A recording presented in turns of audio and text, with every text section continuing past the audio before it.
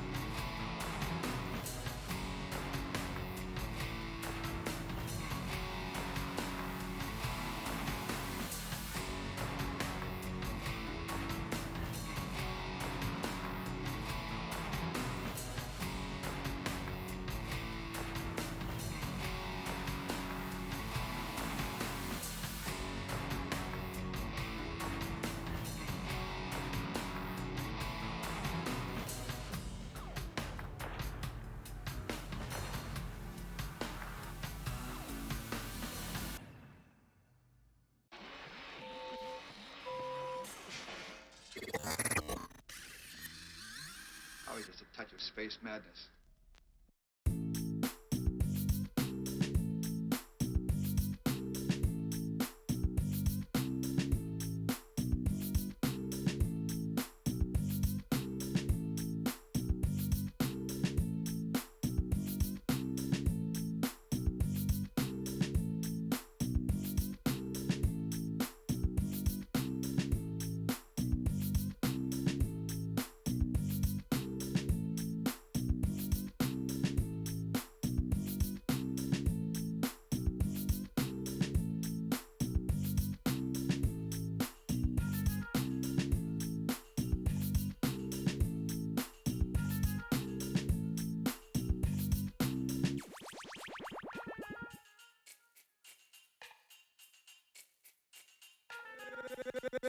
Gangsta Boogie.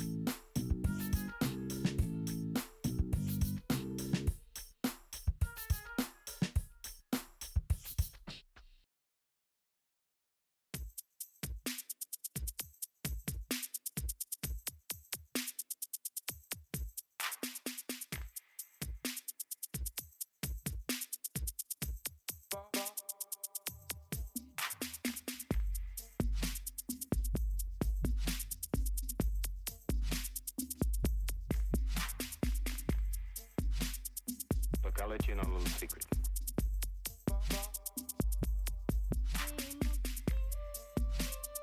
Look, I'll let you in on a little secret.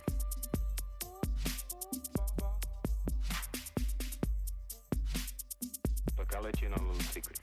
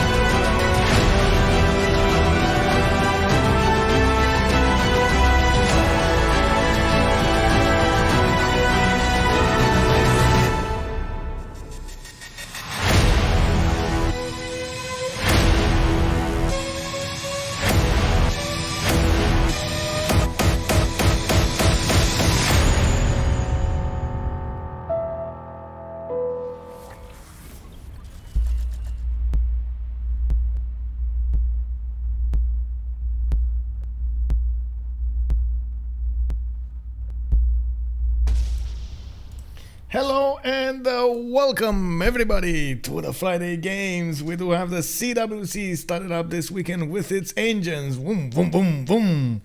Looks like on this night we're gonna see on the Highlands map Forever Young go against Tranquility, two powerful teams that are coming up from different qualifier zones.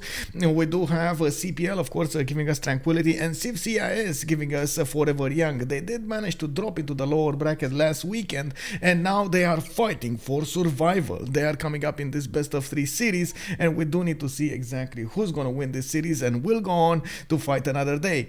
On one side we do have Vladimir with Roy, with Demonar and Swatiqq, SQ, I believe it's Swatiqq, coming up tonight for Forever Young. On the other side, we do have Kaine, PotatoSandwich, Deskra, and UnderTheGun playing tonight for Tranquility. Quite a surprise, actually. We don't see Automation. We have seen him on Tranquility for some time now, in most of the games. Looks like the players did go for the map highlights, and we do have a few active bans over here with 4 of them being chosen. On one side we do have Mali with Basil II, Kublai, China, and Cree. Maori got taken out of the options of the players to actually be picked in the game. Linda is giving us some information. Automation is working. It is the middle of the business day in the US, and yes, it is indeed. Crispy, good evening, sir, and welcome. By the way, good evening, ma'am. Linda, thank you so much for the information. That Lizard the Wizard, hello, sir, and welcome. Borderline, so glad to see you here, and I do hope you're going to enjoy the show with us tonight. And of course, you had a wonderful end of the year and so on. Happy New Year, sir. Phasmoniac, thank you so much for the follow and welcome to the channel. We do have Old Triangle. Good evening, sir. Happy Friday to you too. Cleozine, guten Abend, mein Herr. Bienvenue, or I should say, willkommen. We do have Lizard the Wick. Oh no, what is this? Oops. Yeah, well, I guess everybody Firex is crashed, because it wasn't just me, it happens. Also, that actually gives me a little bit of time to say hello, and a big shout out to Rafifi. Bonsoir monsieur, bienvenue, merci beaucoup pour le message. He was the first one to actually say a message over here, and of course redeem that first promotion over there. That's the biggest question, right, Rafifi? Who's gonna survive? Who's gonna get in? Gaul or Ethiopia? Since they were on the last ban, I believe they will have quite a challenge to go through. Ethiopia has been well known to being the most banned civilization on this map, on the Highlands map, and yes, we do have a confirmation. We got a new lobby started up really quickly. They will just restart Steam and so on and so forth, and we're gonna get going. Definitely need to see what they're gonna choose to play with. I see Russia was the 5th one to actually be taken out, so there still is Canada in the game. In the place, we have seen multiple times how the goals and Rome and also Ethiopia got or tried to get picked over here. We still have civilizations like Vietnam available for the players. I believe also Cree will be one of the top choices, and I'm pretty sure we'll they're asking for the last ban, by the way. Vladimir was asking for the last ban, and it seems like it will be gold taken away, so we might actually see Ethiopia being picked up first. What? And that is by Vladimir, by the way. No, they're gonna pick Cree, not Ethiopia. They're gonna pick Cree in a amazing turn of events over here. We do have them picking Cree. They're actually doing the pick phase over here in I would say in the channels, which is a bit of a interesting development. But I think that actually, yeah, there we go. We're starting up the lobby again. Everybody's starting to join, and we will see the bans by ourselves. Yeah, Spain is still in there. Yeah, exactly. Spain is still in there. Ethiopia. Whoa, not picking Ethiopia first when we can pick Ethiopia first. Okay, I mean, yeah, that definitely can happen. Okay, we see the players starting to come in. I'm gonna need to wait a little bit so I can switch with for one of those top slots. I do want to give the players as much time to get into lobby, and we've seen it multiple times that if you do switch slots before everybody goes in, there is quite a high chance of quote-unquote breaking the lobby, so I don't really want to do that. Sometimes if you switch slots while somebody is joining, you do tend to have overlapping information, and that actually leads to well, not good things. I gotta say, not good things. Give me a second over here. I do have also some interesting news. There were some developments on the Civlan. They're talking about the Civlan, they're thinking about the Civlan, and they are giving us some alternatives for the Civlan. I do want to take a look over here, and I would say give it probably a few more days until it is officially announced, so I can actually talk with something. But I can definitely say there are developments over there, and we will come with news about French Civlan.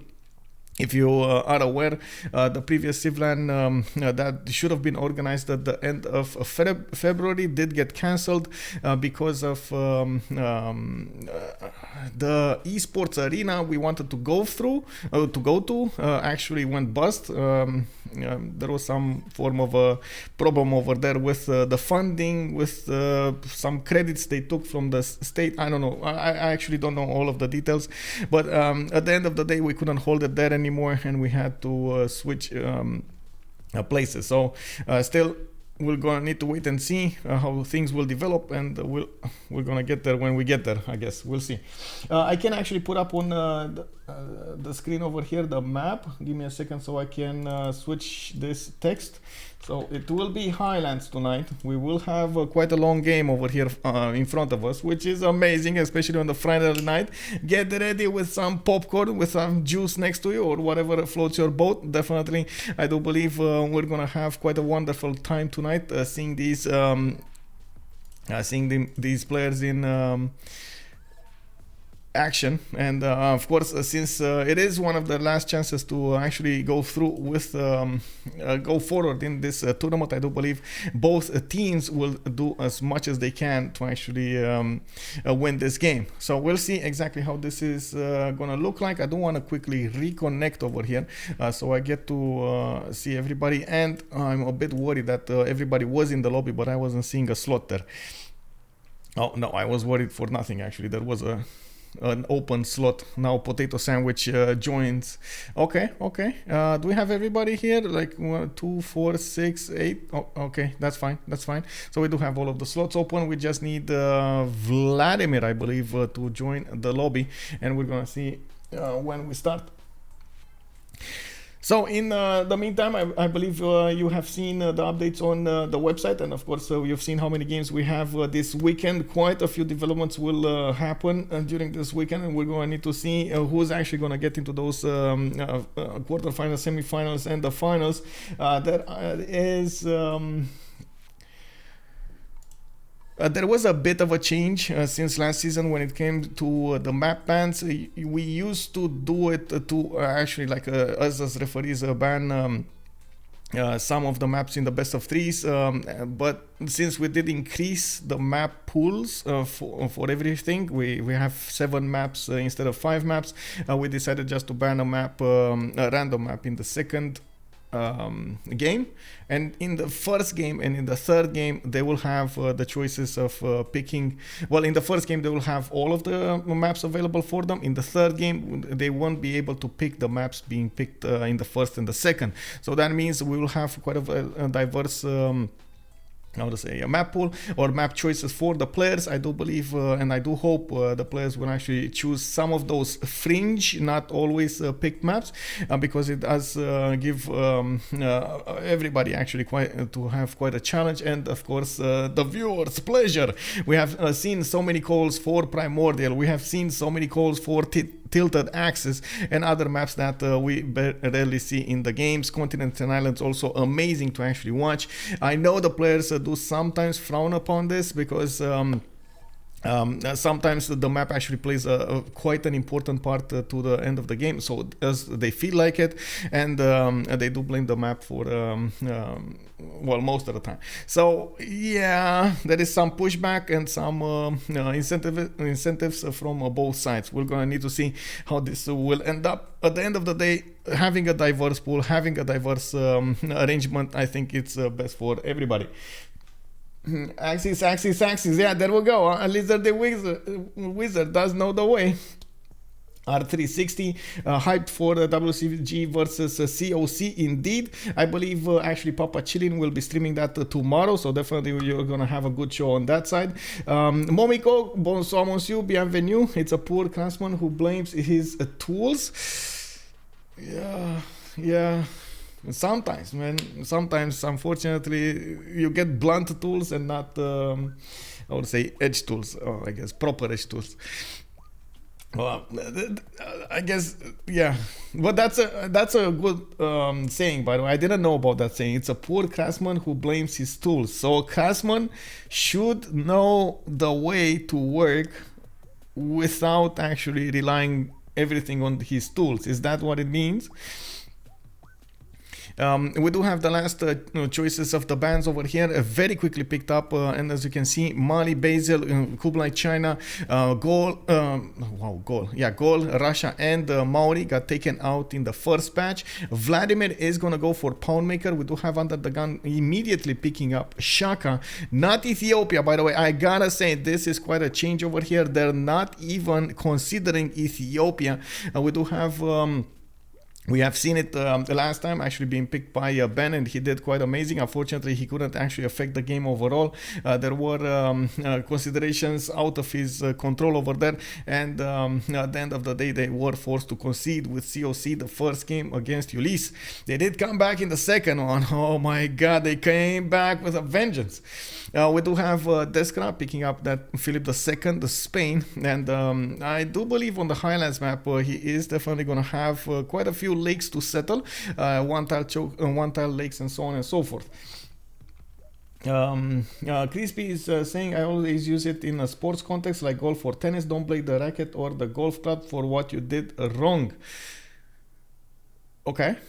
Okay, yeah, I can see that happening. Brody Barhead back at it at school again. Oh yeah, well, what class are you at, by the way, Brody? Thank you so much for joining us, and of course, good evening, sir. Good evening. We do have Canada actually being picked up by Forever Young. Demonar is gonna get to pick it. I don't know if he's gonna get to play it. For a second there I was thinking, well, maybe I should actually say he's gonna play it, but then I remembered, you know, the players are actually picking in order of importance, not really in order of how they're gonna play it. We're gonna have a moment right afterwards in which they do get to switch around and so on and so forth. It looks like they are going for the ban phase. They do have 17 more seconds to go to pick up the first civilization in the second ban phase. You gotta be careful what you're gonna ban here. 4 civs to go to ban, and then they're gonna get 4 picks. You do want to take away the advantages of your opponent, or at least try to create some advantages for yourself here. I do want to also put out as an idea over there, we still have Mongolias available, so you know that might happen, but that might be a thing.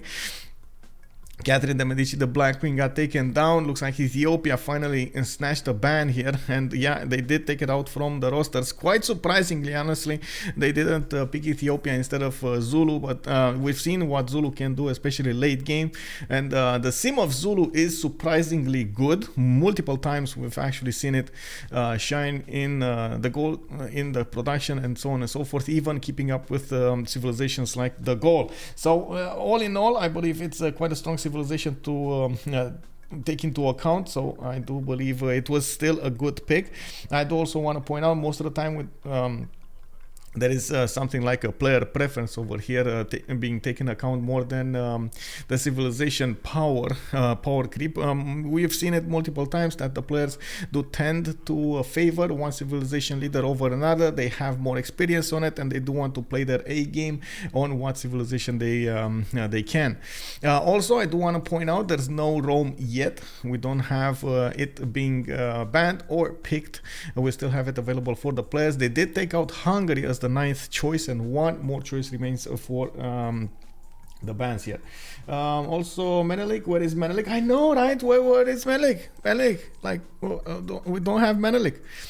PotatoSandwich is I'm gonna need to pick over here the first civilization. Japan got taken out. Of course, Victoria, civilizations like Victoria or Phoenicia can be picked over here, so they can get the gold. I believe actually in both teams at the moment we do have a decent amount of gold available to be generated. Philip II is known for its gold generation. Poundmaker known for its gold generation. Shaka does prefer at the beginning to go for commercials, Ikandas, commercials, campuses, and so on. So also probably apt at doing the gold. Wilfred Laurier is usually getting a decent amount of gold generation from those potential camps that he's going to get to upgrade. So I wouldn't be that worried about the gold at the moment. Now, if they go for civilizations like Korea or very power hungry, very, how to say, gold hungry civilizations like Arabia, yes, the gold will start to have a problem. And that is one civilization actually we haven't seen in a long time, Arabia. It has been fallen from the picks by the players, from the favor of the players here. We do have Potato going for Rome, and yeah, there we go. In the second batch of picks, we do have Rome being picked first. Swatiqq is going to have the next choice, and I do want to actually, yeah, I think Swatiqq, it is Swatiqq, because I see him in the lobby. Yeah, it must be Swatiqq. So it's Demonar, Roy Batty, Swatiqq, and Vladimir. And they do have somebody ready to actually jump in if... oh, wait a second. Christina. Oh, I like this one. We do have a bit of an upset over here. If Roy picks Christina, we're going to have quite a bit of, how to say, a challenge to take a look at its sim. We haven't seen Sweden try to go for that Diplo victory in some time. And of course, we do need to see if that's going to be the choice. Swatiqq is going to pick Vietnam. Of course, Vietnam, we've seen it multiple times with the Tans, with the Voichians. It can do quite a spectacular game. We don't need to see if that's going to be the choice tonight. Roy going for... wait, he switched the pick on Chandragupta, but not actually locked in. Roy over here is just playing with our preferences. Come on. Okay, there we go. Victoria. I mean, that's it. That is a little bit of a down-to-earth pick, right? Victoria, very strong pick. We've seen it multiple times. Last weekend, we've seen it actually played 2 times by Noob64, showing us, oh, Victoria, powerful gameplay. We do have Kaine over here also needing to pick up the last civilization. And yeah, Chandra with Spain, bad idea. Yeah, I'm pretty sure if they were close to each other and Chandra went religion, that wouldn't have been that nice. Oh no, we got Roy disconnecting. Of course, only Kaine will need to pick something over here, and I do hope he's gonna pick something sooner rather than later.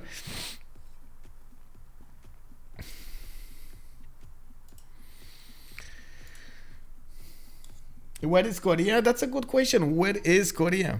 Last pick Victoria on yeah, I think yeah, they just need Kaine to pick something from Tranquility, while Forever Young did pick up all of their civilizations. We're gonna need to see, you know, when Roy is going to get back into the lobby. I'm pretty sure they're not going to start up the pick and ban phase again. They're just going to switch, get their civilizations and so on and so forth. And the last pick from Under the Gun will be Pericles on Kaine. A very powerful pick when it comes to the culture.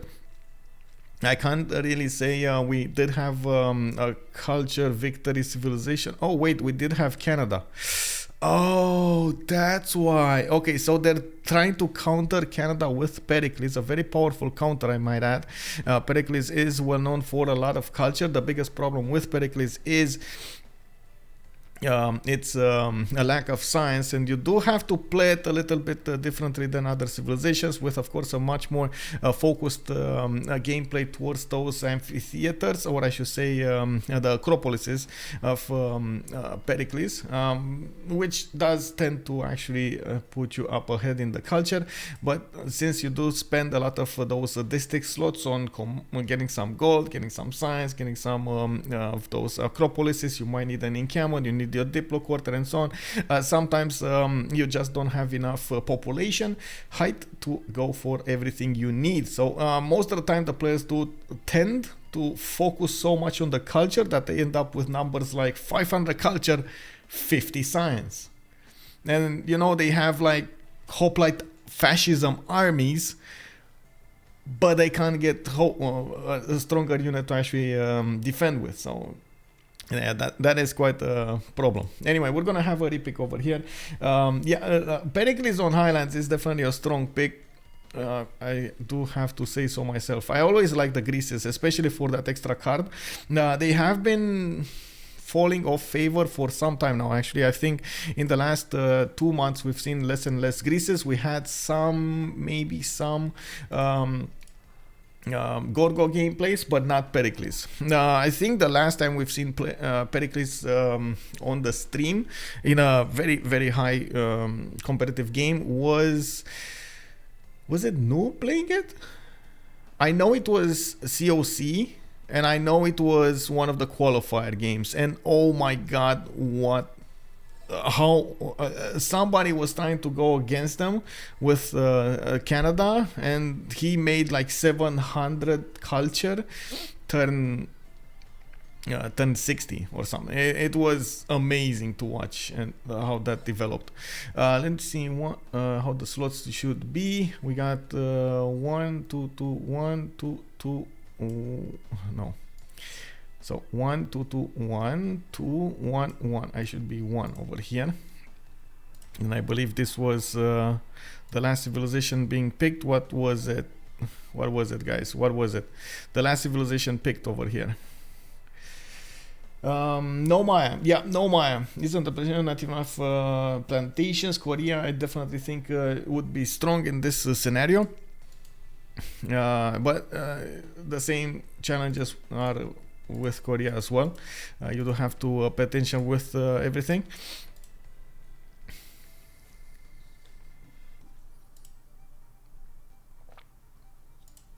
Okay, so like usual, we do have 2 remap tokens available for them, 1 for each team. I do want to put up the submission period on 5 minutes for prediction how many remaps we will see this game.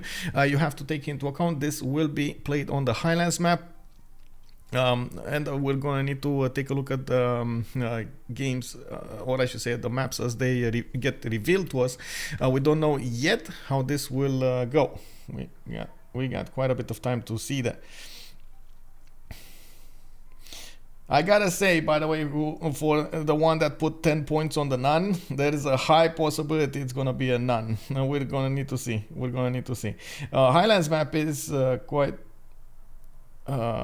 is generating quite good. The distance between the players is going to be enough for them to develop their empires, go for multiple cities over there, even sometimes go as wide as 13, 14 cities.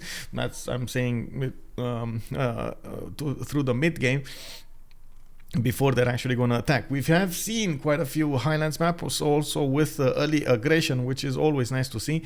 The players are trying to push each other as much as possible, so they too try to get some benefits, reap some benefits from it. Sometimes it's good to disturb your opponents, or I should say your neighbors, so you do manage to force him to build an army, force him to spend some more attention dealing with your units and not actually dealing with his own sim.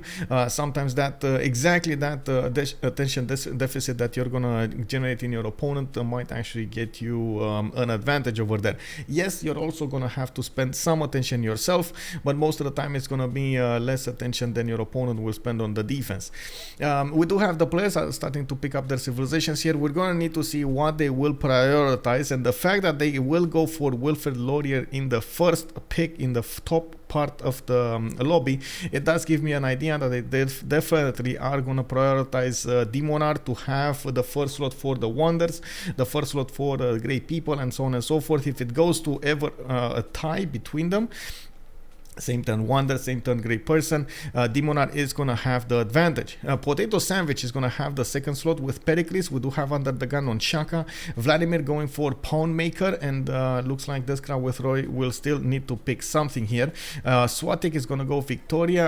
Kaine is going to go Philip II. Roy is going to be the one with Vietnam, and Deskra needs to pick his civilization, and we're going to have it revealed to us.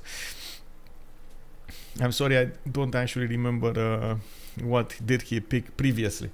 John Curtin completely disappeared. Well, John Curtin on Highlands map is not that great, but on maps like 7 Seas or actually not even, yeah, 7 Seas, yeah, it might work, or continents and islands and so on, the naval maps, it does tend to give you an advantage, giving you a significant advantage when it comes to attacking your opponent. Oh, okay, so there we go. Kaine with Deskra did switch slots, and Deskra is gonna pick up Rome. That makes sense. We do have Philip II also being picked up by Kaine, and of course UnderTheGun with Pericles will finish up with Shaka and Pericles. They just picked the map. It will be, of course, Highlands, and we do have the natural wonders, regions definition coming out. Okay, very good, very well. Just a few seconds so everybody gets its 0 MS ticked on. They need to get there. Oh, I do want to how to say also start up before we actually get into the game. I do want to say, if you're seeing this game from YouTube, thank you very much for joining. I do hope you're gonna throw this video a thumbs up if you enjoy the content, and I do hope you're gonna see each other on the live stream on twitch.tv/OnSpotTV. Most of the time, I do make this announcement at the last part of the stream, but I do want to try to put it a little bit earlier, so of course it can be heard. There is a possibility, of course, especially watching from YouTube and binge watching it, like just scrolling through the video, you're not actually gonna hear the shout out. Thank you so much, by the way, for following me on Discord and on Twitch in the meantime. Korea is better. I do think Korea would have been quite an interesting choice over here. I also think Arabia would have given us quite a show, but most of the time those are quite gold hungry civilizations, and the play sometimes it kind of goes out of the player's comfort zone. Even COC with how much experience they do have on their side, they did tend to stay away from those civilizations, and even if they had so many problems in the gold, you've seen them overcome them with very hard problems to solve. We did have amazing games coming up last weekend. I do hope, especially coming up in this new weekend, we're gonna have Forever Young go against Tranquility with all of their guns blazing over there. All Triangle, has anyone done Arabian monasticism? Seems like they could get really high science. Yes, multiple times actually we've tried Arabian monasticism. It was kind of a meme because there was a time in which you could get to tanks maybe turn 55, 60. So you ended up with tanks while everybody was playing with X-bows, but you didn't have enough gold to give for more than one tank. So you had a tank that was just, taking out unit after unit, but since it only had one single, and series, by the way, it was taking out series, but since you only had one unit, it was extremely hard to how to say, take over empires altogether. It was quite a problem, yeah. And not to mention the gold kind of nullified the gold necessary for Arabia to survive there was quite nullifying every other advantage. Thank you so much, Lukang. 12 months. Welcome, sir, and thank you. A perfect Arabia paired with Mali, Portugal would be amazing. Yeah, exactly. Like I do agree. Something that definitely generates a lot of gold can upkeep Arabia quite nicely. We do need to take a look at the civilizations here in order. I believe we got actually two of them really close to each other. Tranquility under the gun with Zulu is gonna have a choice to move for that stone tile and of course get a 2-2 and working a 2-3 deer tile. Unfortunately, if he does move, he's not going to have that many tiles after he gets to pop 2 unless he starts improving his fish and other tiles. I can't really say that will be the best choice that he can do over here. I think in place might be the best choice. Now we do have him with a second settle there on the cattle tile. He does have one big continent to go for. It is coastal Zulu, so not really amazing Zulu, but he does have some of these rivers to actually plan out his commercial adjacency, and I do believe, of course, Zulu will put down quite a few Ikandas and go for that pen brush and voice golden age. It doesn't have yet an opponent that I can... Oh, never mind, I take that back, guys. He has Vietnam. I didn't see him put down a city here, and of course you do see he's not that far away. Vietnam here with the void chains might be quite an interesting challenge for Zulu to go into. Zulu in peace, void chains for Vietnam. It is going to be quite an interesting development. If they see each other, they might consider throwing a remap or not. Vietnam wouldn't be that comfortable with Zulu so close to him. We do have to the southeast also Spain. That's going to be the ally of Zulu, and it looks like Madrid is going to be on a 2-1 base. We do have him with a scout put into production, a 2-2 style to the east side to work. He's going to need to grow into the other ones if he gets if he wants to get some more extra production and food there, and it does seem like he's gonna have a continent split. He needs to settle at least a city on the green continent, plug in a Magnus, and then all of his trade routes belong to us over here. You know, that kind of a city. He's gonna have a decent amount of land to settle to the south and to the southwest. From what I can see, his a puddle is gonna give him a good opportunity to get a lot of those harbors in. That will be a question that we'll gonna need to answer if he's gonna go for commercials or not. You've seen it multiple times that the players do tend to go for those merchants and try to be as competitive as possible. Multiple players did give us the opinion that they don't really they're not that comfortable giving away all of the merchants to their opponents. That many trade routes can actually skew the game in one side or another. Moving on further, we do have actually Pericles, PotatoSandwich, coming up to the southeast of Spain. So it looks like Spain over here is actually going to be in the middle of two allies. That's actually going to give him quite a bit of time to settle his cities and develop his empire. Not going to need to worry about any kind of attack over here. That's actually going to be quite nice. Athens does have some extra food from rice tile. I see a 3-1 base there. He's getting a scout out in 5, and I do see he's working another 2. Wait, he's on 2 population growth. Is he working for 1 tile? I think he's working the marsh. He's working the food. Man, he's that greedy. PotatoSandwich over here wants to grow as soon as possible. I'm actually quite curious if next time we're gonna see this switch. Sometimes the game does prioritize tiles that you wouldn't otherwise want to use. Looking at his available land here, he does have multiple cities that he's gonna get to settle on the freshwater 1-tile lakes. So 1, 2, 3, 4, 5, and that will be over here. More cities to the west side. A good desert for some pyramid shenanigans, and I do see him with a lot of pastures that could be upgraded. 4 horses, 1, 2, 3, 4 of these pastures on the east, 5. Actually, that's quite an interesting open sky if he wants to. I don't know for what reason. In the last few days, open sky has remained as one of my how to say eye-opening choices. Oh, ping! Oh, watch those cattle, you know.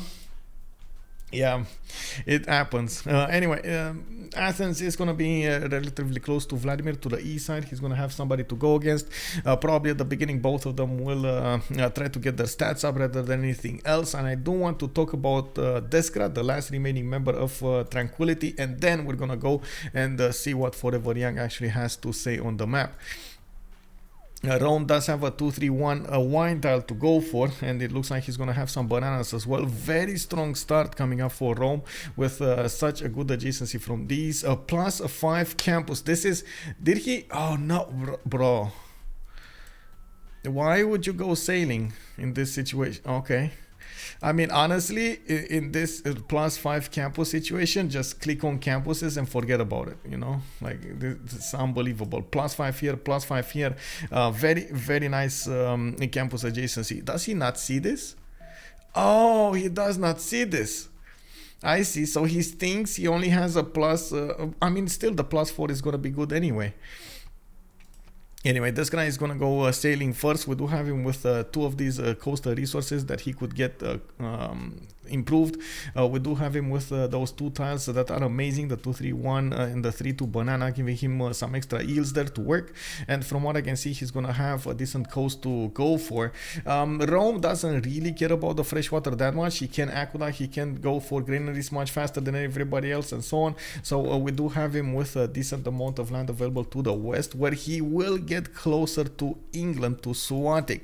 Now, how this is going to develop, how he is gonna get some advantages on Swatiqq, and of course how Swatiqq is gonna get some defenses against him, we're gonna have to take a look. Rome has been showing up as one of the most flexible civilizations, even in the case of have you seen last time, task for fish, 4 encampment opening Rome?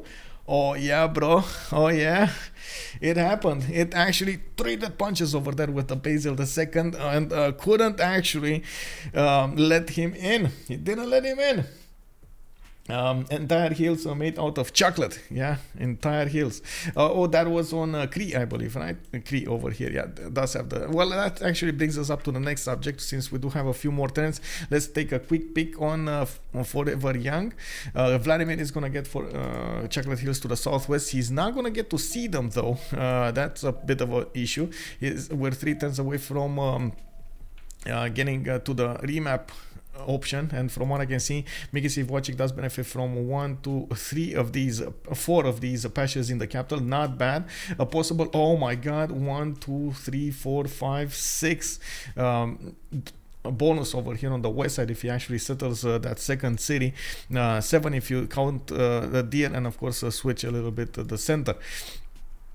Actually, no, 6. It's still 6. Never mind. We do have him with that +4 in the capital. Very nice, very nice. Next up, we do have Roy on Vietnam. We glanced a little bit on his city center. Unfortunately, he doesn't have a lot of fresh water, and this might actually be a reason for them to remap this. Looks like the land kind of forces him to go west, put some cities on the coast. Not ideal for Vietnam. We do have Rome on that same coast, and Roy is not going to know about it. He's actually quite close to Zulu, and he might discover he has a Zulu to trade punches with, and since his vision is not opening up any of these freshwater settles, he might be incentivized to ask his team to use that remap token. Canada, very important for the game here. We do have Demonar with 1, 2, 3 camps in the capital, and I believe that's actually quite a strong start for Ottawa. 4 possible. Oh my god, actually he has so many deer tiles. Oh my, oh my. Okay, so a decent amount of mountains for that later game national park. Not to mention we do have potential campuses over here available for him. He might be working also that tobacco tile to get some extra faith from the beginning. Looking at his faith, yeah, he is on 1 faith a turn, and is gonna try to get the Pantheon as quick as possible. Goddess of the Hunt will give him quite an advantage here in the gold and in the food. We do have one more to look at. Victoria, being close to Rome, is on a coastal setup.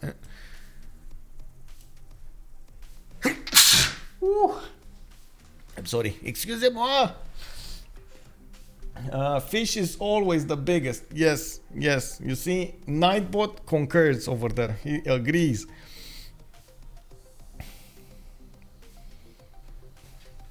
Oh, man. Gesundheit. Thank you, sir. Thank you. I think that's in German, right? That's bless you in German. Man, I need to be careful with this. There's quite Ate Zuhat. Is that in French? Bless you. Thank you. Thank you, sir. Thank you. Wow, we do have a remap, but it isn't from the team we thought we got a remap. Looks like actually the team we didn't think is gonna put a remap did not want. Oh wait, is that bugged or? Oh no, Demonar is. Oh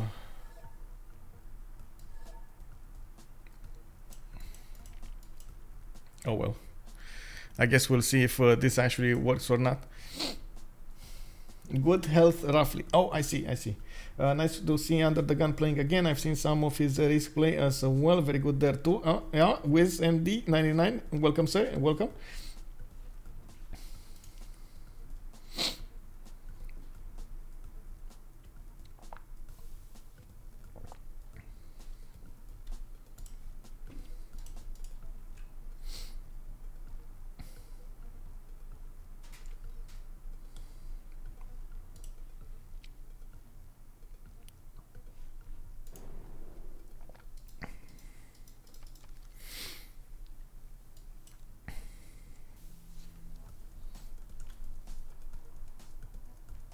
Hello, Tandras. Good evening, sir.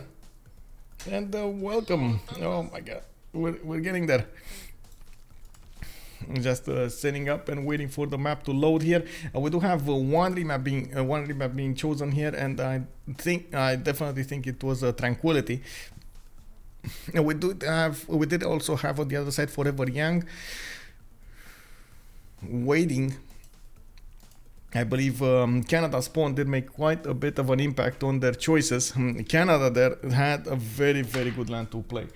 Goodbye channel points. Oh, you predicted the none. I see how it is. Yeah, also UnderTheGun, I would actually didn't get to see him play Risk. Coming back to that subject, I would definitely love to see him play Risk some more. I do need to take a look at those plays there. Everyone loaded. I think so. Yeah, we're here. So we're gonna take it quickly. Let me actually put up the team labels on the screen here. We got Tranquility on one side. We got some time, so might as well use it properly, efficiently. Forever Young on the other side. There we go. So Tranquility on the left side of the screen. We got Forever Young on the right side of the screen. We do have them loading in, and looks like there we go. The game is working on something. Not sure on what. I do hope it's gonna reveal itself right now soon. There we go. There was one more message here. BBS loaded successfully. Okay, with that we do have UnderTheGun immediately moving for his 2-2 base with Zulu. He's gonna be on the top left part of the map. He does have a very strong settle next to the gypsum tile to the north, and I do believe he's gonna need to put some gold if he wants to get there. He does have the fresh water, and he does have a possibility to go for a 2-2 on that fresh water. Definitely we do need to see how he's gonna try to settle the first cities to get the most advantages that he could get. I could see actually quite a few potential second setters here for him quite nicely. I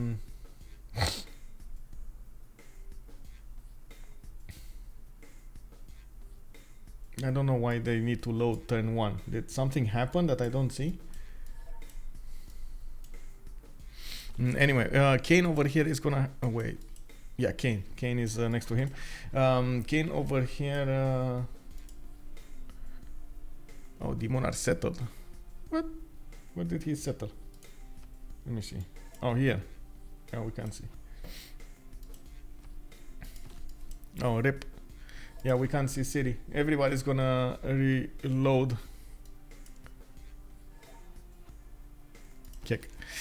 This time he's gonna have some deers to the northeast, but only one single deer tile, not that amazing 4 or 5 deers that he had last time. I see another batch of deers in possible second city over here on the east side. He does have fresh water from the one tile lakes and rivers, and again a decent mountain range. I do have him to the south with some hills and plains, and not really ideal for Canada, but he can definitely try to work it out. He's not close to anybody. That's going to be quite an important fact over here. He will have Zulu to fight with, and I'm pretty sure Zulu at some point in the game will try to push through Canada. Now, both of them do have very good bonuses when it comes to the mid to late part of the game, and I can't really say this is going to explode early. Too much distance for them to actually fight that early. Mazel Chen, hello sir, welcome. Also, Two Left Hands channel. Did Michael just turn off the resources? I know I did not, sir. Unfortunately, that sometimes happens when I switch vision between the players. For some reason, the better spectator mode just turns them off by itself and doesn't load them until the next turn. So just please be patient, and you're gonna see them the next turn. Why is Zulu warrior there? He did start off on the march tile and moved away on the 2-2 base, and he moved his warrior to the west. That's why. Moving on, we do have to the southeast England. Okay, we're gonna come back to that when we actually get to Forever Young. Where is, okay, we got PotatoSandwich to take a look at. He does have a 2-2 base, some horses that he's not gonna know about, and I do see them actually still waiting to load here. Now we do need to see PotatoSandwich's fresh water. Okay, a decent amount of fresh water, north, south, and west. He's gonna have to work a little bit to get to the western side though, but he will get there without that much of a pushback. London is quite far away from actually pushing this coast, and even, well, I guess that's a different continent for England. That is red coatable land for him. Different continents, very nice. Really want to take a look at the next ones. This is Vietnam. We do need to take a look at Spain and Rome. I don't see them on the map, but I do need to bounce around a little bit. There we go. So Deskra is going to be between mountains now. Unfortunately, not going to have that awesome start that he had last time, and it looks like he did move for a 2-2 base. Unfortunately, moving to the southwest does also deny him quite a few other 2-2s around him. You can actually see he's going to need to spend quite a bit of gold to get those tiles to the south. Definitely not ideal. Give me a second.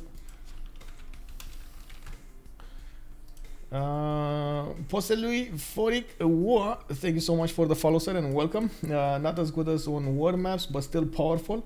Zulu is quite good when it comes to simming. Actually, we've seen it multiple times that it can keep up with a lot of the other civilizations in the game if you plan it properly. Also, Circassian, yeah, with much pleasure. Welcome, sir. Last up, we do need to take a look at Spain. Spain is over here. Looks like Madrid is going to be on the coast. He is going to get some reef to get that extra adjacency towards his campuses, but I don't actually see him benefiting from a fish over there. He does have a reef fish to the south, and I do see a builder coming up in 7 from his capital. He did choose to settle on a jade tile, giving him an extra point of culture from there, and we do have the loading please wait screen. Oh no, it feels like somebody has extra mods on.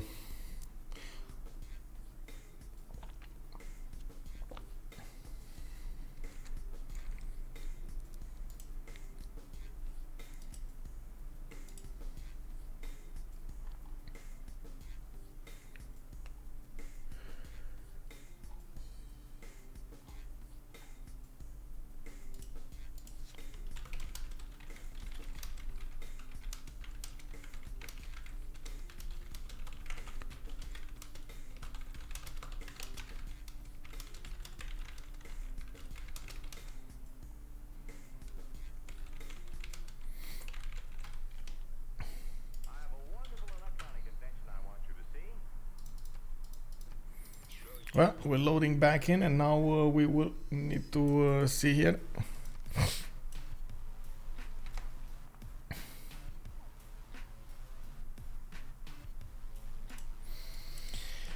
When's the in-house sub huge TSL game? That's the true start location game. Well, yeah. That's a very good question. I didn't plan on it. Oh, there we go. Ottawa did get settled now with a 3-1 base. Now we can actually see the icons also. Deer tile to the northeast and those deers to the east side.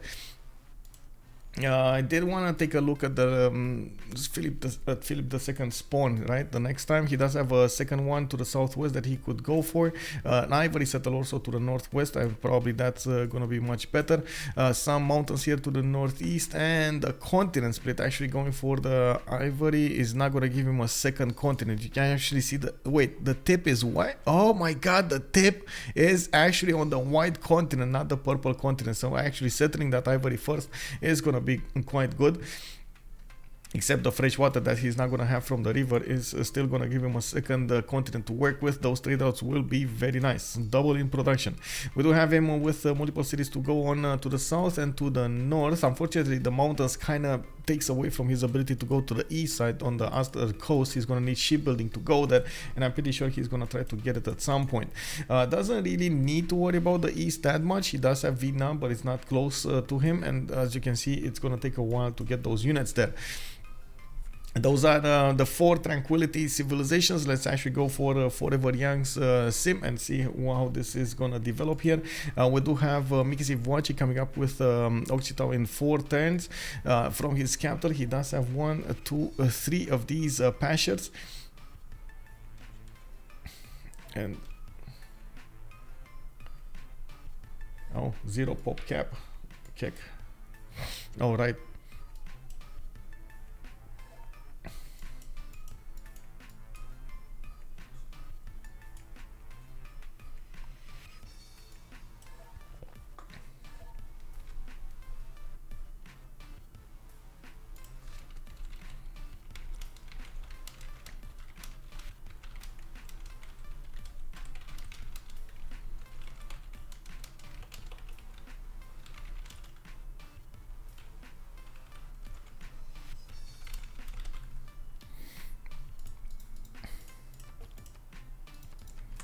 Okay, we're gonna have a quick reload here.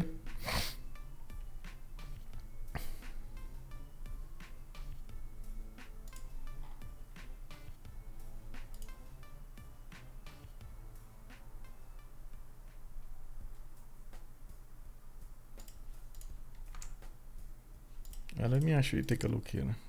We didn't download any stupid mods, right? No. Okay.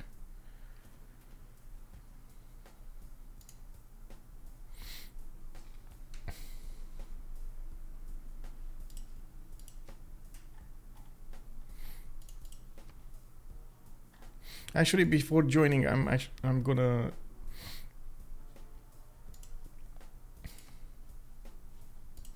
give me a second. Not here. Additional content mods.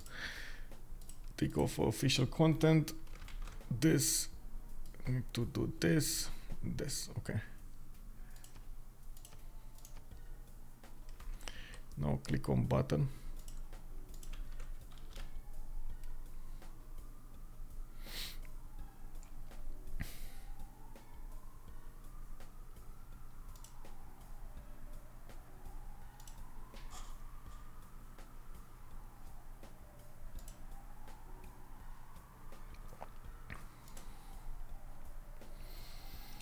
Hey, good evening, Cheesy the Badass. Good evening, sir. And also CC Pyro, not authorized is extend. No, we do not use extended policy card mods or any other mod for that matter. Unfortunately, there is quite a bit of a problem if somebody in the lobby has a mod and somebody else doesn't have a mod. Like even subscribe mods need to sync with everybody else in the game. It's quite a problem if somebody unfortunately has something more subscribed to. And it does tend to actually generate so many of these issues. Well, it's unfortunate, but I do hope we're gonna power through.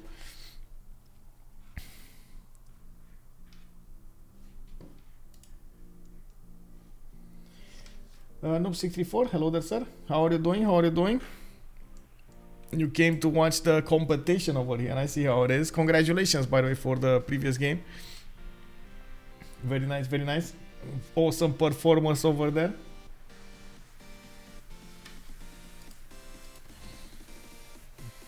Oh, who this?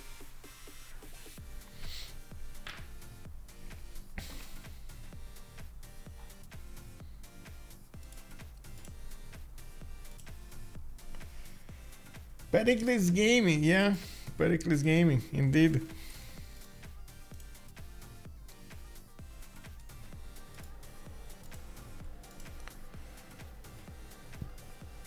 CQY was really good to manage your scenes, but it's not updated anymore. Yeah. Yeah.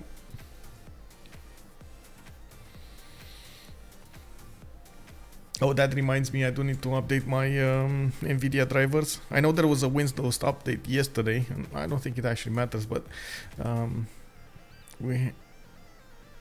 me actually take a look over here. I know I didn't update it. Let me see. Yeah, there is a driver update.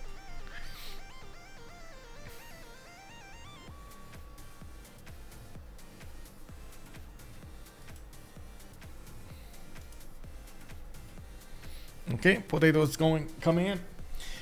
When Colombian warrior monks? Good question. In my head, gaming. Why Pericles is a kid? Gaming means a kid in gammon. Gammon. I mean, okay.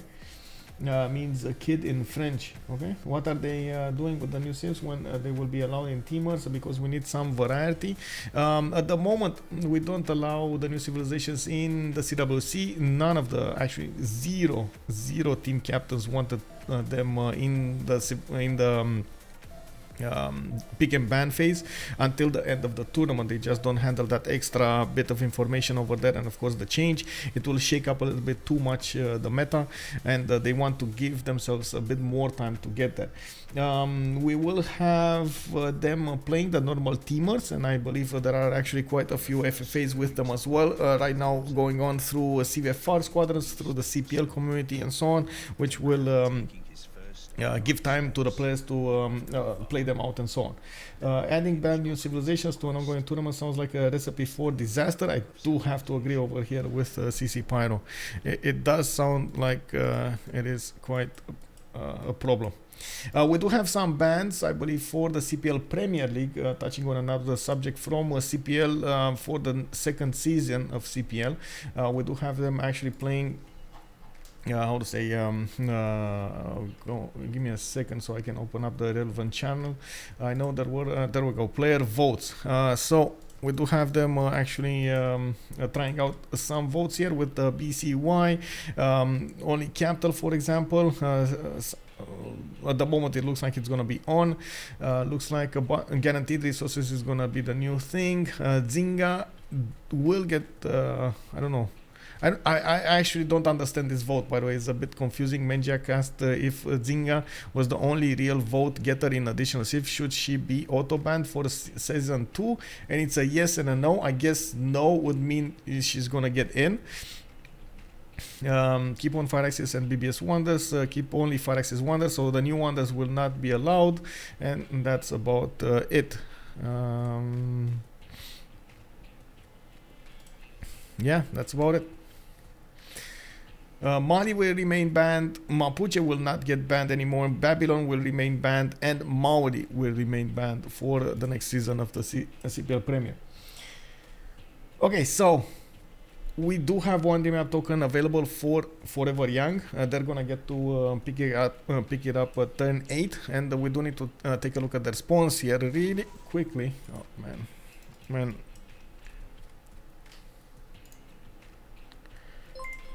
David Star 2020, thank you so much for the follow, sir.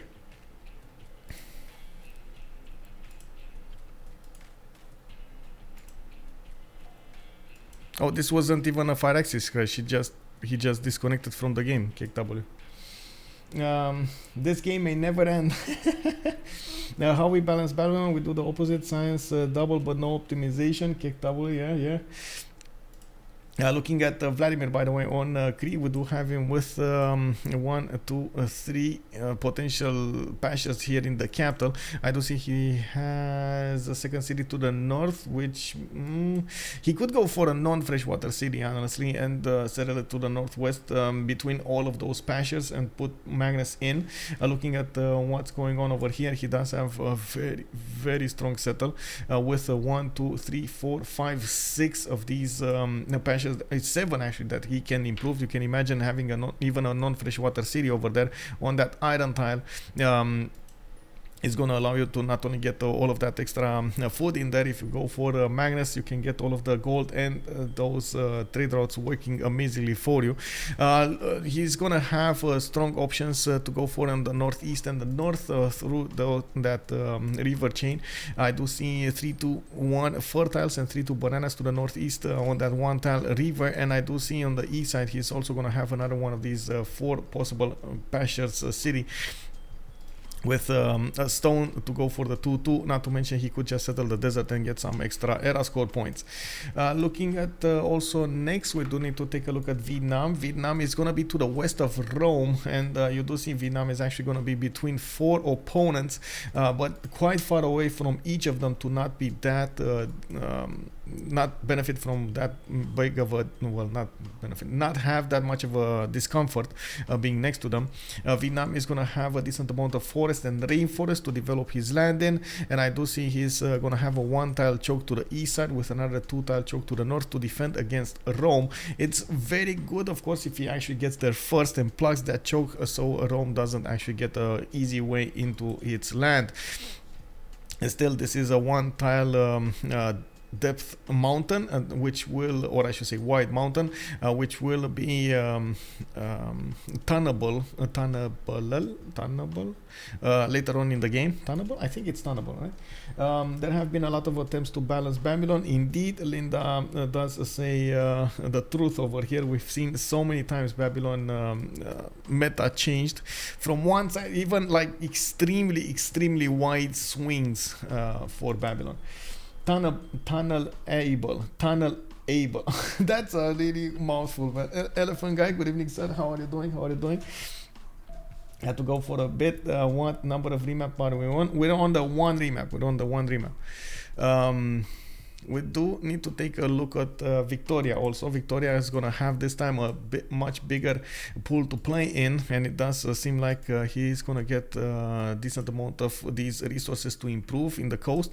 1, 2, 3, 4, 5, 6, 7, 8, 9, 10, 11, 12, 13. Not bad actually to get God of the Sea in this situation. God of War and Plunder might be a good choice also, but he's going to need to fight off Vietnam for that. We do have him with a decent amount of land to also go for. On the west side, he's not going to be that far away from Zulu, and from what I can see, it's the same continent. Now that might be a bit of a problem. Now we did notice at the beginning, of course, he might throw some redcoats at Greece at some point in the game. Of course, later on, Industrial Era unit. If Greece ever expands to the west side, we're going to need to see how the things will evolve during the mid to late part of the game, and even if they keep this map or not, because at the moment it's not that probable. Justin 88 SQ had a bad game with La Table Ronde. You are talking about Swatiqq a few days ago, right? When yeah, they did lose against La Table Ronde. Now, La Table Ronde did manage to pull off such a great victory, by the way, in the CPL Premier League in the first season. Very good team to watch, and not to mention very good players. Wasn't he also England that game? If so, yeah. No, I think Noob64 actually played England 2 times, if I'm not mistaken, or a player from COC. They actually played England. Who is it? Demonar. We need to talk about Demonar on Canada. Is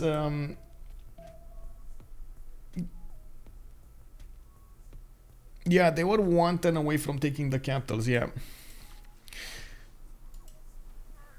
We do have a 3-2-2 deer tile over here in Ottawa being upgraded, and it seems like Demonar is going to get quite a few cities to settle. Unfortunately, by the looks of it, he's also going to be forced out of the tundra at some point. Good amount of amenities. He has a decent amount of breathtaking tiles to use, especially for the late part of the game when he's going to need those national parks. Not close to anybody, that's going to be quite important. The closest enemy is going to be Zulu to the southwest, and I guess he does have over here southeast Spain, which might be a problem. You could say that he's between 3 opponents, but not close to either of them to make that much of a difference. This is how Highlands rolls. Most of the time it's going to give you the chances to actually develop your empires for a long time. So I wouldn't be surprised if at the beginning the players will more fight each other when it comes to the big brains, you know, their ability to settle those cities, their ability to get the maximum out of their land, their districts and so on in the stat screen rather than anything else. Now looking at what's going on here in Ottawa, he's pumping out the settler in 4, and he does have another scout, I think bot from the capital.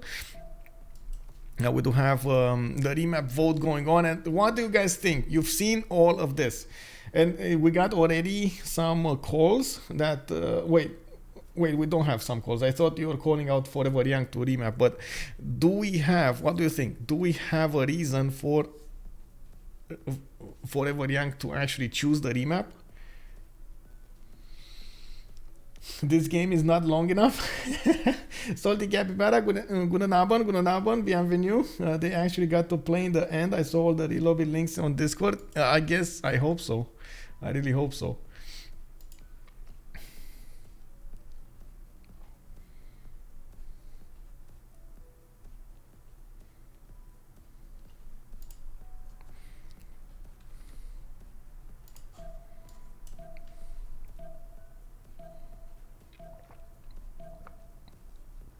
Okay, so the nays have it. This is gonna be the map. We got one remap going on. Now, for the prediction over here, manage prediction, choose outcome. It's one remap. And I think, actually, my opinion, I don't know if you guys think the same, but Tranquility, I think, messed up actually choosing to remap the first one. Even if Canada did have a decent spawn over there, I'm pretty sure Pericles would have kept him from getting a culture victory. And oh my god, the spawns on Tranquility across the board were actually quite nice. We do have them right now in a different position, quite far away from their opponents. It will be a little bit of a different type of game since the first map, but we're gonna have to see how this is gonna evolve. We do need to take it again one by one for the civilizations to see their strategic resources, to see their available on their first moves, also their pantheons, and we're gonna get closer to that classical era when they will start to choose their golden ages. I'm pretty sure they're going to get that golden age, but sometimes it does happen and they miss it. Okay, so let's actually start from the right to the left. We do have Demonar here with Ottawa with 2 strategic resources on the west side. Both iron and horses are going to be 2 tiles out. He does have some mountains to get those campuses going, and I am seeing him going for mining and foreign trade. He's not going to open up with a monumentality over here, and it does look like no holy sites will be built. We're gonna have probably a pen, brush and voice start from him, but we're gonna need to wait and see. Maybe this will change. With the 3-2-2 deer tile in the capital, with the 4-4 mine, you can imagine he's getting quite a decent boost in his food and production. We do have him getting that settler out in 1, and I do want to see where is he going to choose to settle. Probably the east is going to be his best choice at the moment, and yeah, that's exactly where he's going. He does have this river to go and settle on. He can settle on the coast. At the moment there's no Spanish city over there, but that could always change, so he needs to be careful. They did not see each other, by the way. They did not see each other at all. That might be a problem, and I'm pretty sure it will matter quite a bit in their choices in the game. We're going to need to see what will happen here in the next turns. With that, let's move to Swatiqq. We do have London actually putting a city off the coast on the west side. He's going to actually use that 3-1 sheep tile to get some extra food with the production available from the other cities. Is he going sheep or is he going 2-2? That is a question. That is definitely a question. Going for a settler in another settler in 6, he did manage to get a builder, and it's going to start to improve his resources. I do see him discovering his south is going to be full of hills, and I can't really say this is a marsh tile, right? So that's not a flat tile. Oh my god. Well, I guess at some point maybe Petra will be an idea here, but in the meantime he's gonna have to make do without. Probably will put a city maybe on the maze tile and buy out those tiles. He has a good harbor there, and we'll see what kind of a city that will be like.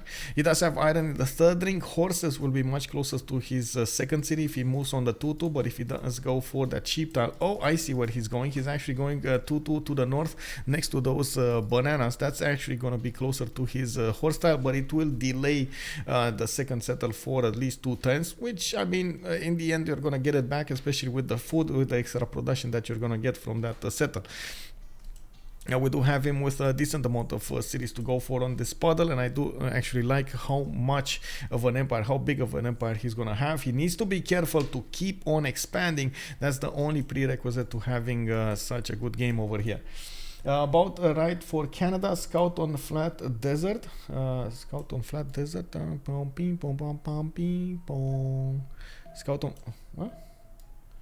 Sivcon, good evening, sir. Hello.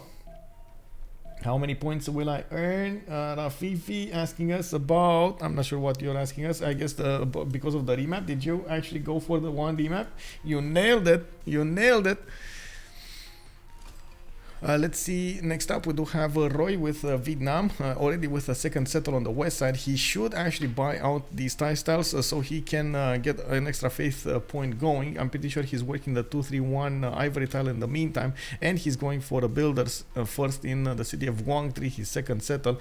Could actually overtake La Venta at some point in the game, which is going to give him an extra city center to work with on the west side, and just to spend some army in.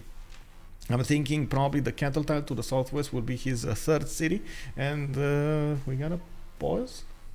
Wait. Yeah, La Venta feels like it's gonna die. Yeah, La Venta seems like it's gonna die.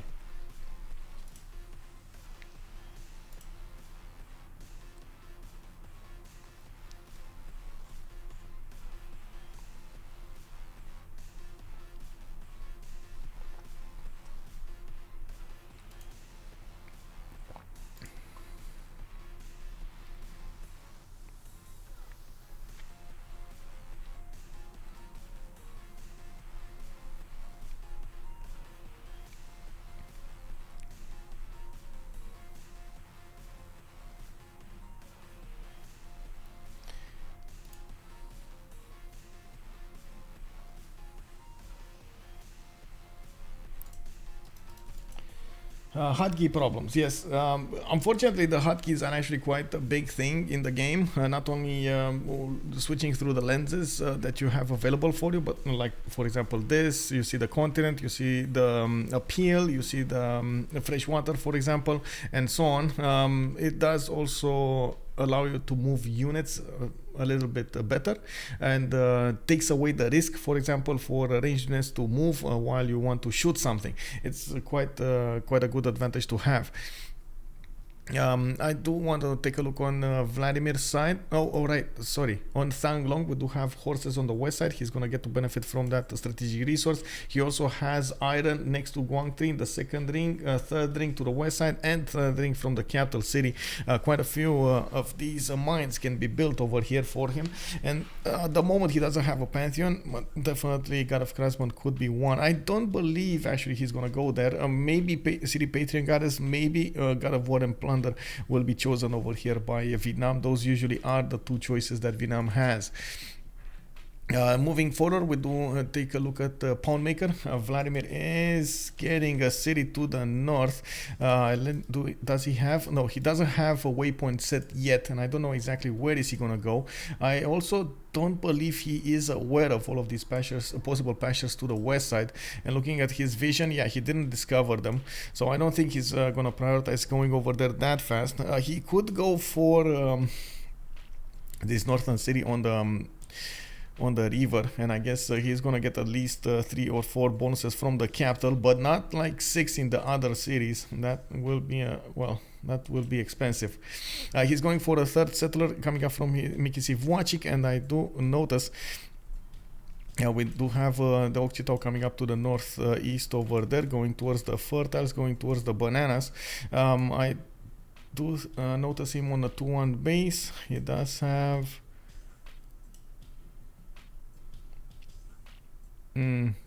this city to the south doesn't actually seem settleable, does it? Maybe some coupling between the rice and the gypsum, but I don't know, I just don't like how it looks like. But anyway, he's gonna get some freshwater cities on the northeast. One of the big advantages of Cree is of course the Mickey Mop, which will probably be settled here. There are very good spots for it as well. For example, over here on the 1-2, he's gonna get the extra food, he's gonna get the extra gold on that one tile, he's gonna get the extra housing as well. So overall, a very powerful tile, a very powerful advantage that Cree can benefit from on the Highlands map, and we've seen it, we've heard it multiple times from the players. They just don't care about this housing with a Cree. Cree can just get big without. We do need to take a look at his strategic resources. The iron will be 3 tiles from his capital at the moment, while of course he can settle it and settle next to it, and it does look like that's gonna be his choice. Moving forward on the iron tile does actually put him 2 tiles out from that city, so I do believe the 1-3 will be his choice to go for, getting a city next to the fertile and giving himself a possible 3 bonuses there. I'm pretty sure he's gonna use the capital for Magnus. By the looks of it, he's gonna get those 3 tiles improved here. The 1, 2, 3 pastures, no camps though. That's a bit of a bummer, but it is what it is. Deskra coming up with Rome. On the other team, of course, we do have him on Tranquility. This time he's gonna go for a 2-1 base next to the mountains on that geothermal fissure, and we do have him getting a powerful campus there as well. Settle coming up in 3, and it does look like he is getting a 2-2 base underneath his capital. Since Vietnam is scouting his land with this unit, we will see him needing to get an escort for that settler. He did manage to get vision on Mount Kilimanjaro to the east side. That is a bit too far for him to settle one of the first cities, and it will be quite hard for him to catch back up after he settles it. Now we do need to see exactly what his choice for a pantheon will be, and it does look like he's gonna have a bit of an issue at the beginning of the game with the fresh water that he's gonna need to overcome. I do believe, of course, in the flexibility of Rome over here, and since he's gonna have 3 monuments out of Rome's ability, I'm pretty sure he's gonna get to use that extra production, extra time for something else, maybe granaries, maybe some builders, and improve those tiles. I would settle on fresh for that. 2, 3 sheep and 1 horse settle. Yikes, on the water. Yikes. Yeah, good and urban justice. Hello there, sir, and good evening, good evening. Sugar, you got here in time. How many remaps? We had 1 remap, sir, and it was from Tranquility. And it stays in the back of my head that, oh my god, I gotta say, I don't think it was a good choice. I honestly don't think it was a good choice to remap, but anyway, it happened. We got Kaine here with Spain. He is gonna get his 3rd settle to the south. He did settle Bilbao to the north, which does put him with a city on another continent here, and of course giving him those double traders. Mechanic Ando, thank you so much for the follow, sir, and welcome. I have to watch the vote to see the first map. Oh, yeah. Madrid is pumping out a settler in, pumping out a builder in 3, and looks like he did manage to put 3 of these upgrades going. 1 fish and 2 of these sheep tiles did get improved, giving him some extra food, some extra production. Very nice advantages. Didn't get to upgrade his horses, nor did he get to upgrade. Of course, he doesn't know about his iron. His iron tile is gonna be 4 tiles out, a bit out of reach, and we do have this settler going here. I'm a bit sad that actually he didn't go for the ivory settler over here. It would have been so amazing. But anyway, it happened, so we'll see when that happens. God of the Sea got picked up. Quite important over here to take it away from from England. Spain is gonna get that extra production on all of his improved fish tiles, and since he is gonna get another builder there, he could improve the horses, he could improve his fish and the crab tiles, giving him so many good tiles to use in the capital. The extra food from the fish will allow him to grow much faster. He's gonna benefit from that advantage, having multiple tiles worked at the same time in the capital. I think I forgot to say on Rome, his strategic resources. We do have horses to the northwest of Rome. No iron at the moment in the capital for Rome. That's a bit of a bummer. He does have an iron tile from Aquileia, which is going to be 3 tiles out, quite expensive and out of reach. And I don't believe he's going to be incentivized of settling that geothermal fissure on the desert hills anymore here to the north. We do need to see what's that going to be like. He can have a good game, yeah. Yeah, sure, yeah. Let's go Justice Cocast. Give me a second so I can move down in the channels. Wait, where are the channels?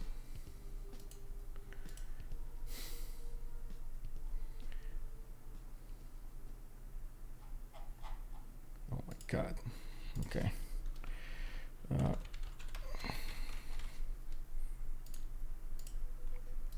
Give me a second.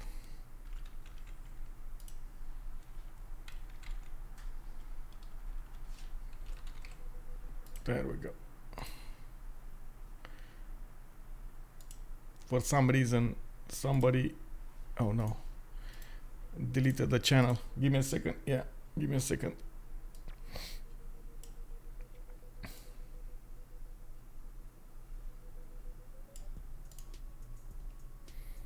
Voice casting. Okay, there we go.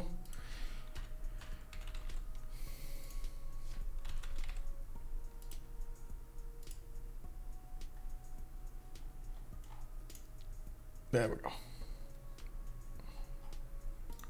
And now I need to invite people. There we go. Oh, hello there. Good evening. Hello, Michael. How are you doing, sir, tonight? I mean, to be honest, I'm a bit tired. Wow. So, like, I don't know if I will stick it through on Highlands. Definitely too stressful. And Like, definitely tired enough to not play a game on my own tonight, so... you saw Under the Gun and you couldn't resist. That's what happened. I know it. I know it. Yeah, I mean, of course, I'm not gonna lie. I think it's very known that I'm pretty close with him, yeah. Yeah. Well, I was just about to finish going through all of the civilizations. Actually, yeah, I had Philip II to finish over here. He just got Valencia, and with the God of the Sea, he's gonna get a decent amount of production. Going for 4th and 5th settler quite quickly here from the capital in Bilbao, and then we do need to move. Guess what? On Under the Gun, 2 cities opening up campuses with Zulu, and we do have England moving a few units to go and bully him. We do have Under the Gun getting those traders going. Iron tile in Pulawaya is going to be available. He did settle the gypsum with the 231, and I do have to remind what you said about Under the Gun. This guy definitely prefers amenities over everything else. If he can get his people happy, he's going to be very happy. Yeah, definitely. But to be honest, I don't see that much here. Like, Yeah. maybe going straight for currency, like the double campus opening indicates a discount strategy, like pretty much just playing vanilla safe, right? Yeah. I think I would be extremely surprised if there would not be a double commercial or even triple commercial discount, depending on what he does in the 3rd city. But he doesn't have Pantheon yet, right? Yeah, of course, No, he's an not urban yet. planner. Yeah. Yeah. He by is the going to way, get the tobacco though, and should actually get an advantage here. I see Kaine also got a relic. Oh no, the trade routes. Never mind, the trade routes. It's giving him the faith. by the way, Arguably. can you put up the Discord stream, please? Yes, sir. Give me a second. There we go. on Under the Gun, we do have horse tile to the southwest of Ulundi, and yes, those iron tiles will be easy for him to acquire and improve. At the moment, he's not going Ikandas, which might be a bad thing when it comes to... No, never mind. He actually got the necessary era score to go for his golden age. It's all good. It's all fine. Next up, PotatoSandwich, 5 and 5, 5 science, 5 culture. He's on Pericles, 3 cities over here, Mycenae, Athens, and Pergamon. And I do see him already improving his horse styles.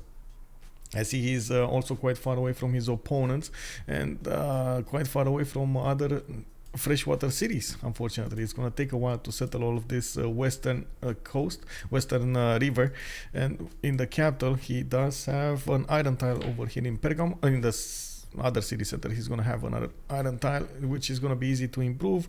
So both strategic resources available for him. No Pantheon yet, going for early monuments and going for another settler from Mycenae. Now, also, what Pantheon did Vicky get? That's a very good question. I don't know if he actually got a Pantheon. He did. God of War and Plunder. Took it away from Vietnam. Well, what do you think Vietnam's choice going to be here? If God of War and Plunder got taken, is he going to go for a city Patreon goddess? Honestly, I don't know if he will, but I would think it's very bad here because he already built up his tons. Which is, by the way, I don't really like on Highlands to go for straight ton opening. Okay. I don't know.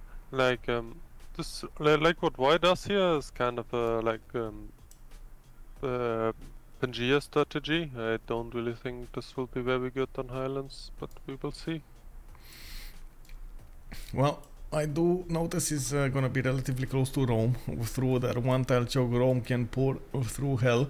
We're going to need to see how many cities Vietnam is going to get faster here. La Venta is an open choice for him. He can settle at least, let's see, with La Venta. We got 1, 2, 3, 4, 5 more cities around him, and putting him at least at 8. That's gonna give him quite a few districts over there to couple together with the distance he's gonna have between those cities. Yeah, it always depends. Like on Vietnam, you kind of like on Highlands, Vietnam, you really wanna optimize his sim. Like, disregard on every tip, you wanna optimize his sim on. But on more Highlands, on Vietnam, more pressure on Vietnam. I mean, we already see under the gun. Like he wouldn't obviously do that on like Pangea, for example, like opening campuses on Zulu. Yeah. I think on Highlands it's completely fine to choose like it's not necessarily a slower start, but rather than a more optimized start. Yeah. I did see what was being talked here in the chat about a possibility of Spain connecting his economy with Greece. That could happen. Greece, unfortunately, is not really commercial prone. It's definitely going to prioritize going for Acropolises, and we do need to see if he is actually going to get on this coast. I think actually yes, it should go on this coast. Probably Wisselbanken though will be the moment they actually switch their trade routes, and this will be their economic zone. Well, is there split between them? I didn't see. No, it's Madrid is on this one white tile over here, and Valencia, and I guess he's gonna have at least a few cities in the north. Vietnam is trying to keep that from happening. I was a bit surprised of how he settled the cities here, but I guess it's fine. In the end, just a few minor differences for optimizing. Yeah, also it's going Magnus and Cap, which can indicate that you want to, like you probably want to settle the purple continent and trade with Cap, and as you said later on. Like, is there any split close to Potato? No, he's not at all. Yeah, he's gonna be on one big continent. Really not his preferred partner. Zulu is miles away, and Rome as well. So I guess they will just have to trade with each other at some point. But yeah, as you pointed out, like, would be surprised to see externals before Diplo service here. Yep. Let's take a look if they actually picked any more Pantheons. Earth Goddess was picked up by Demonar, and actually I was at the beginning when I saw him go for animal husbandry and mining, I wasn't expecting him to actually switch towards holy sites. It looks like he did switch to holy sites, and he's starting to get quite a few of them. With Earth Goddess, he's also gonna ramp up his faith generation from his tiles, and we do have him at the moment on plus 10 faith a turn. Temple of Artemis opening here from Ottawa, with the Moksha establishing in one turn. He did improve his horse tiles, and it looks like he's defending his territory quite nicely. I gotta say, I really like the positioning of Canada. What I don't like is his tundra over here. I don't imagine he's gonna get to settle that many cities unless he keeps on going to the east, and he's gonna bump into Spain. Spain, you gotta take into account that extra +5 that Spain is gonna get against a civilization that is converted to another religion. If Spain just gets a holy set and gets his own religion, he's gonna get a free +5 against Canada. That is gonna be quite tough to deal with, and since he's also gonna have Zulu on the west side to deal with, he might be in a world of hurt. Yeah, I agree, and I'm actually surprised that I didn't remap for Canada here. I know, right? That's what oh my god, yes. Like I was definitely thinking for Canada, for Vietnam, for like I was thinking remaps, but no. They didn't want to. Vietnam? Oh, Vietnam actually is a very good spawn, no? No, sorry, not Vietnam. I was thinking of something else. I'm sorry. I was thinking of something else. Yeah, okay, I mean it doesn't matter, but on Highlands you definitely pick Canada to just freeze them and have a pretty unstoppable culture victory. And for this, you don't actually even care too much about like how much they have and stuff like this, but just from map position, you just want to space and to freeze them, so you can do your culture victory. Yep. And yeah, like this is one of the few cases where I actually want to remap on Highlands. Because everything else is pretty adaptable. I'm kind of surprised they didn't. We will see if it will bite them. Okay. Brody is saying that he's kind of concerned how much Canada can actually see me even with this land. I mean, it's actually a very good tiles they have now. Like, he has decent amount of deers, some copper, also the mines. Like, Canada is generally speaking a very good temperature. Like, you just get, like, obviously you get extra food and extra production on your mines. Yep.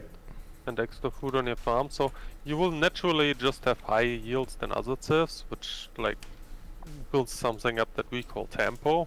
Like, you're kind of ahead of the curve, right? And you can use this in any possible way, like, you know, I mean, probably in this position, Demonar kinda has to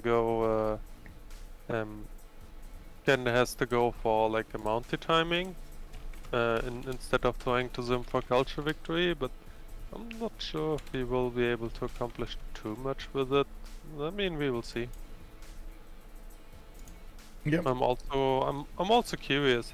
By the way, going animal mining astrology is very standard on Canada, as you just want to have the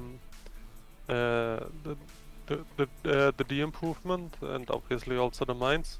The extra advantages that you get from its abilities, the extra food, the extra production on the mines, but it does take away from your holy sites at the beginning, and he did have a good chance of coming back with Arcades, but I believe he still would have been a bit further away in the faith generation if he would have gotten this faster. It doesn't. As like on this light holy sites of play, I would call it, like you're just going through holy sites for the discount pretty much. You go double settler anyway, so you don't need astrology beforehand. So because you simply don't build the holy site before the second settler, right? So you get the astrology in time if you go animal mining first, assuming astrology is boosted, which is pretty much always a Sun team as a third tech. Yeah, because you get a wonder view. Yeah, someone will find a wonder. And there we go. CD Patreon got us, by the way, on Vietnam. He picked it.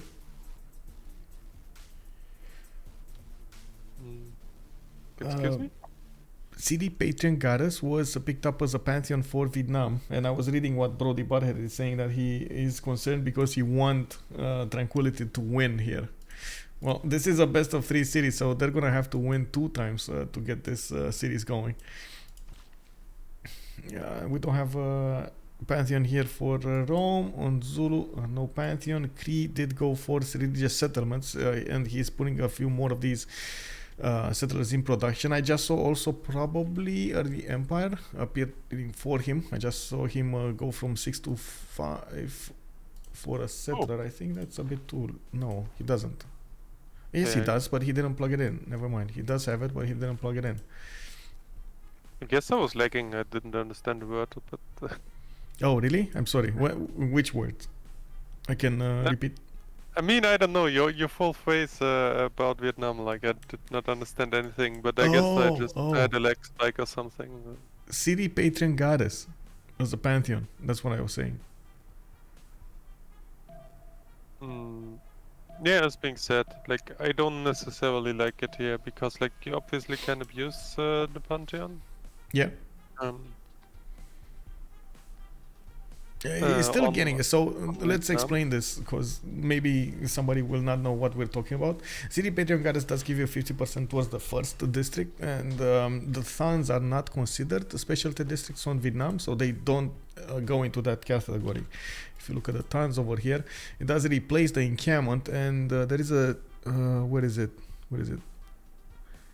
There was a line that said it's not. Yeah, there we go. And it's not a specialty district. So you get basically two half-cost districts.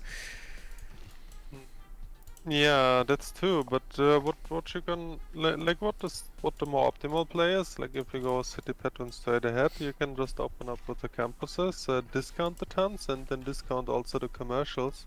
Yep.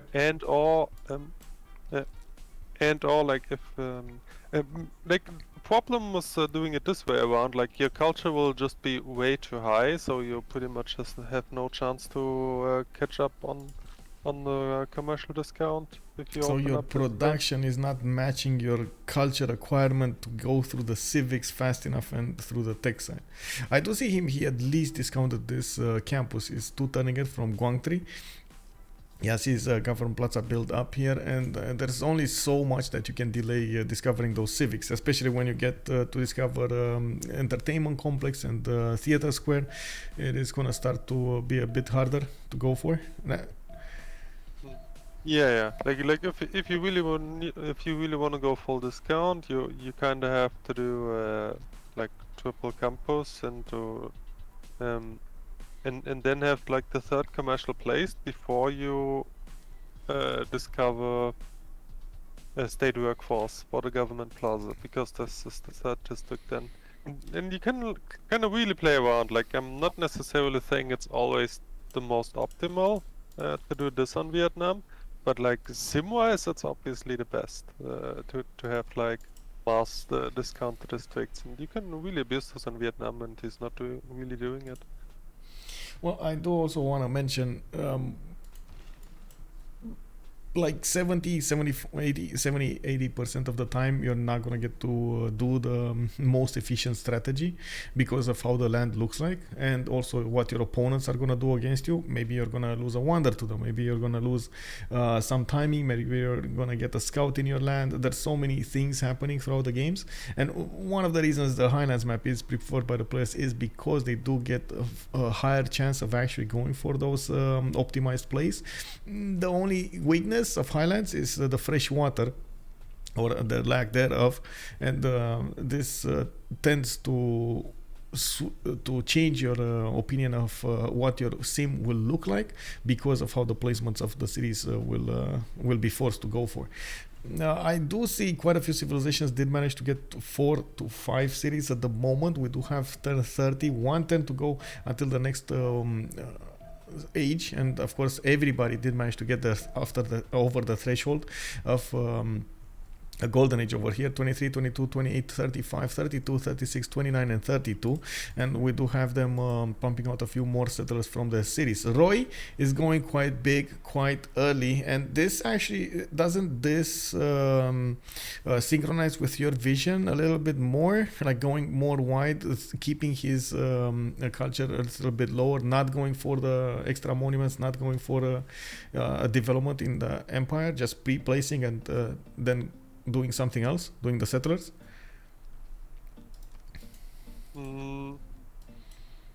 Yeah, well, I mean, on Vietnam you never build monuments anyway because you get so much culture from the tons. It's too much. Too much.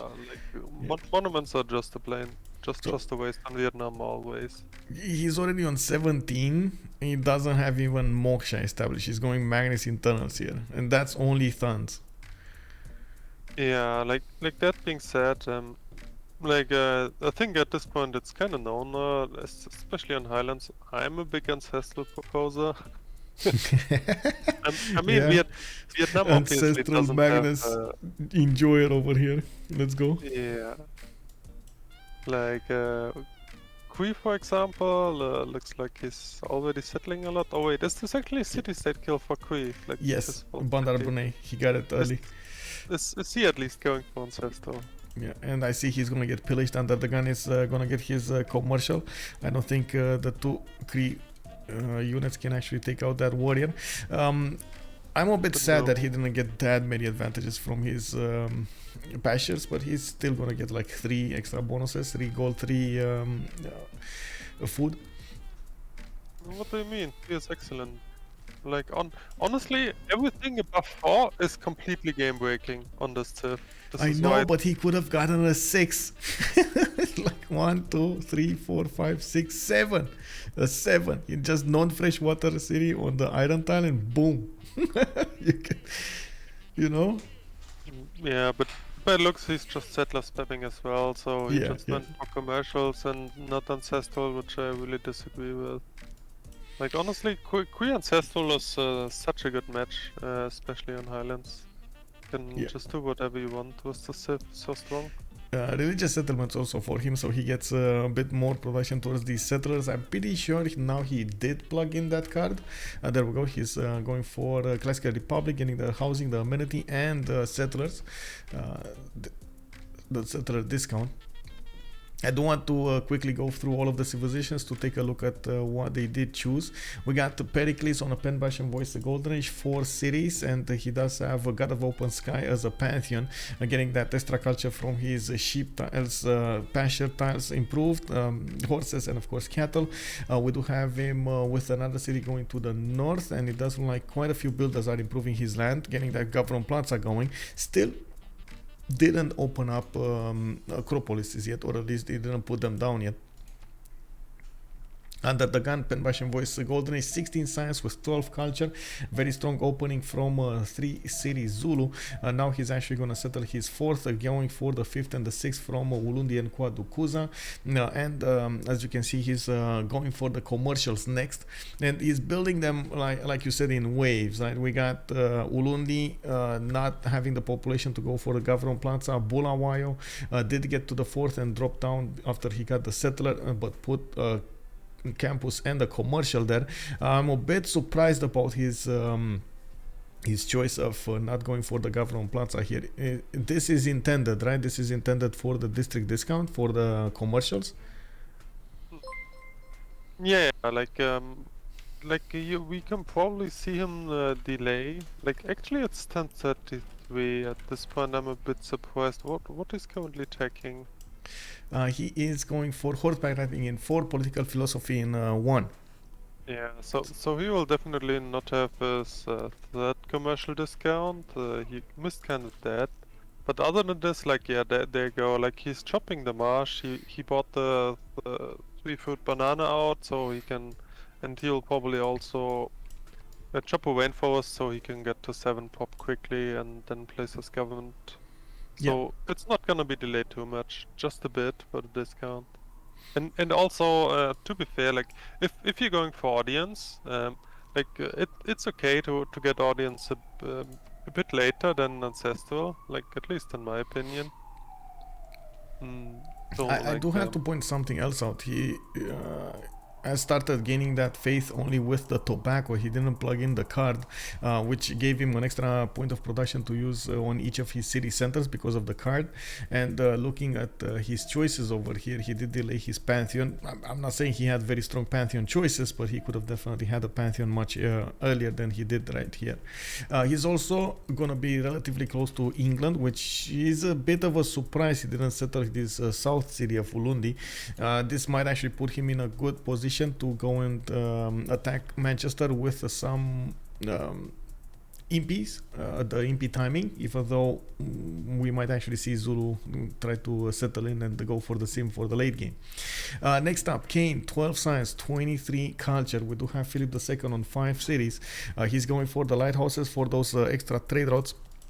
And I do see him getting more harbors out. There we go. Valladolid and Barcelona got settled north and west. Moksha established in Bilbao. Governor Magnus in Madrid. He has 3 cities that he could trade with the capitals for those double points. With Valencia, the only one that's on the same continent of that city center. We do have also Potato delaying the coastal settle over here to the north. I'm actually quite curious, where is he going to try to get that coastal settle so he can get the trade routes going later on. It is usually much more efficient to go for coastal trade routes when it comes to the gold generation, and there is a minimum that you need to do, if I'm not mistaken, for some extra gold. What do you get? An extra 4? No, it's 1 gold for 4 tiles of water or something like that. There's a ratio of how much distance your trader travels on the water to how much gold it generates. It's just percentage based though. Like it can go up to like plus 50% based on the tiles it walks on water. Or like, for example, if it goes through a tunnel, like the full bonus is instantly applied. This is why Inca tunnels are so good for trading, by the way. Okay. Or like if they go over whale road, this is also the same bonus, which for naval trade routes. So the base yield is just multiplied, like basically by 1.5. Okay. Versus the distance or just going through the water. I know there was some talk and there was some explanations of the water tiles they go through.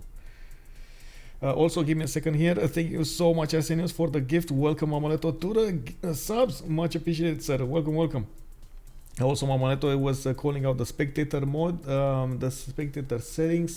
Shirley Rocks is telling us that was actually curious why the strategic resources are already visible. Is that a map setting? It is because we are a spectator in this game and we can see many more details of this. And wait, we already have a win. Freritos 1-0 Civ Australia. Bam, bam! Oh my god, that was like splish uppercut. Oh my god, fatality. Civ Australia needs to get back into this. Unbelievable. What do you think of this, guys? What do you think of this? Everybody, what is this happening? Civ Australia coming up in the top part, in the upper bracket, fighting Freritos, got taken out quite early by the Frenchies. Justice? Yeah. You have the microphone. I guess I will have to check it out and see what happened over there. Like, I don't think the game was too long, no? No, I think it's like 1 hour and a half or something. Maybe just a settler steal or quick city race or something like that. But well, yeah, I guess we have our own game to attend to, so may as well not speculate about this. Unbelievable. I just have to say unbelievable. I'm sorry. Beautiful setup by Potato, by the way, here. With the Hanging Gardens and the Gulf Plaza, you will have the biggest Acropolis. Yeah, +6 Acropolis over there, another +6 over here to the north. He's setting himself up for a lot of culture, definitely. 32 culture already. He's not the biggest of them all. Demonar is actually on 33. We're gonna come back to Potato when we're gonna finish everything here. I guess I'm sorry, I deviated quite a bit, so I'm gonna keep on going really quickly. I'm sorry. Deskra, 4 cities. Rome did try to settle the best cities that he could, delaying a little bit his settles over here. We do have the builders coming out to improve his land, audience chamber in his government plaza, and he did go for multiple campuses. A bit of a different take that we've seen multiple times. For example, campus to the south instead of campus to the west. I don't know why this happened though. This is a geothermal, so he would have had a +5 instead of a +4. I guess he really wanted a +1 on the commercial. Personally, I don't think that's that worth, but we're gonna need to see what he's gonna pull off afterwards. I think actually a bath over here and industrial zone, exactly where the builder is, would have been a bit better.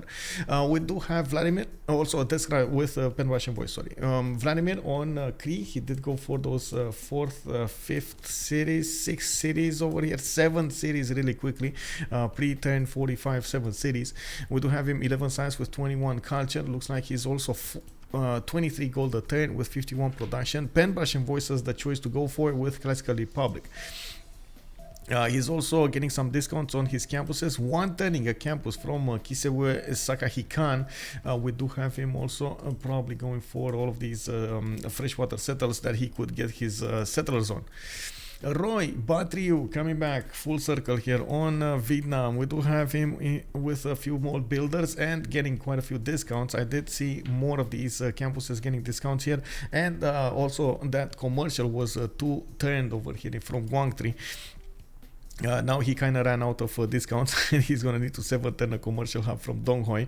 Still, you know, like it was good while it lasted.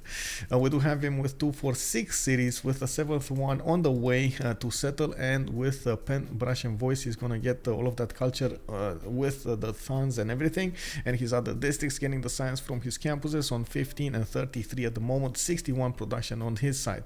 Swatiqq, Victoria, 4 cities with Government Plaza coming up in 3 times from his capital. It's gonna take a while to build.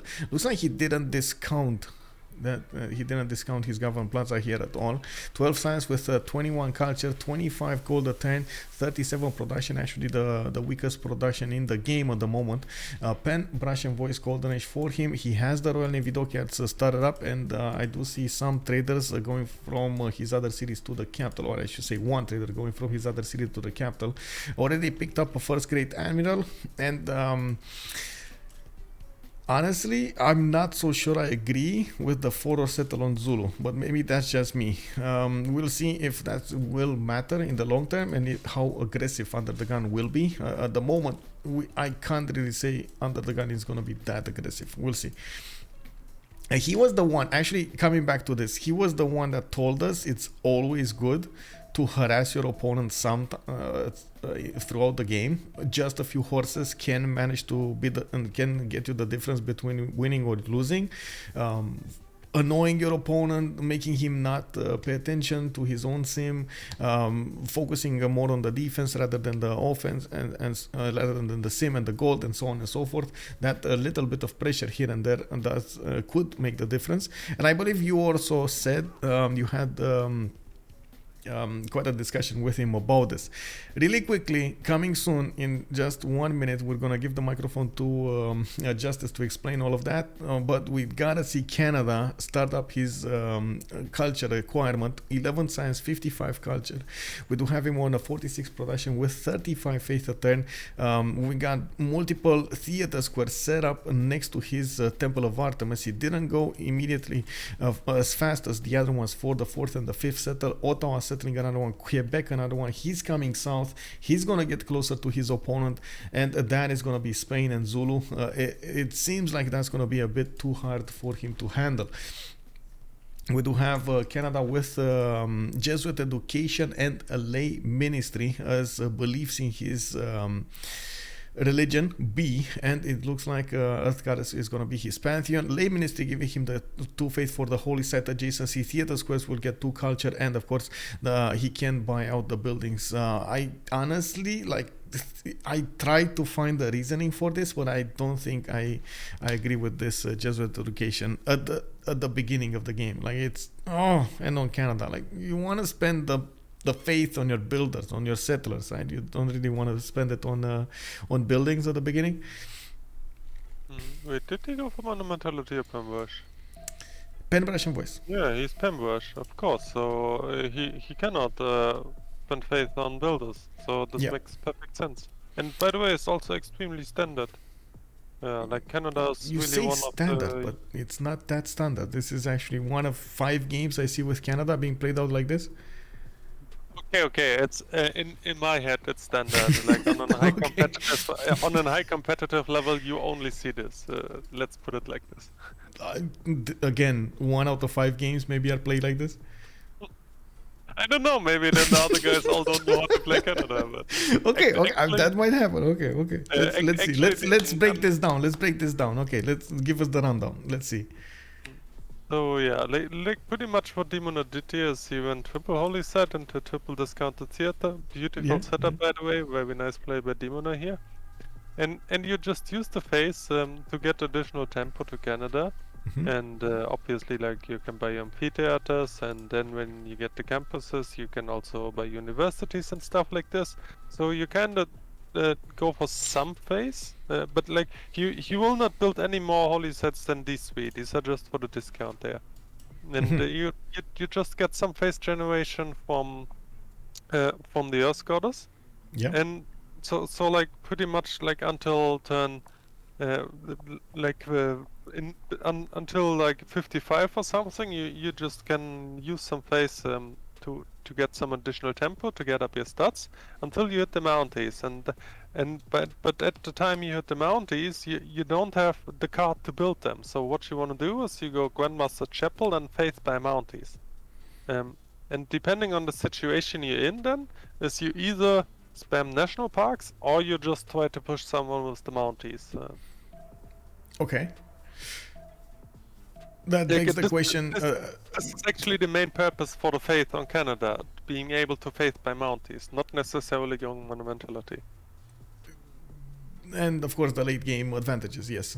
National parks and so on and so forth, rock bands, potential rock bands and so on. I would like to point out Monumentality does give you quite a few advantages when it comes to developing your empire. Yes, Canada does benefit from a lot of food, a lot of production bonuses throughout his land, but it doesn't look like he's going to be quite big. And even if I do like the idea of him buying Mounties, it does seem like even with this setup he's going to have a hard time expanding to 7 to 9 cities, so he can actually get a good sim going for the late game. This is Highlands.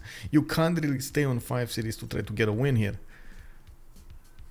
Oh yeah, I mean like if you're a purist, and actually Trinity used to do that, but I think these days he prefers the Mountie push as well. But as I read in the chat, like you never buy a walkman on Canada, you just don't do it. You just spam national parks all over the place.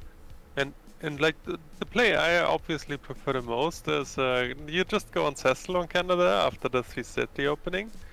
You stay kinda tall, like 6 to 8 cities, like fully improve them, and then in the late game, like in the late game, you just keep spamming out a billion settlers as much as you can, and pretty much don't improve them at all, but rather just use all the builders to plant a lot of woods and plant national parks everywhere.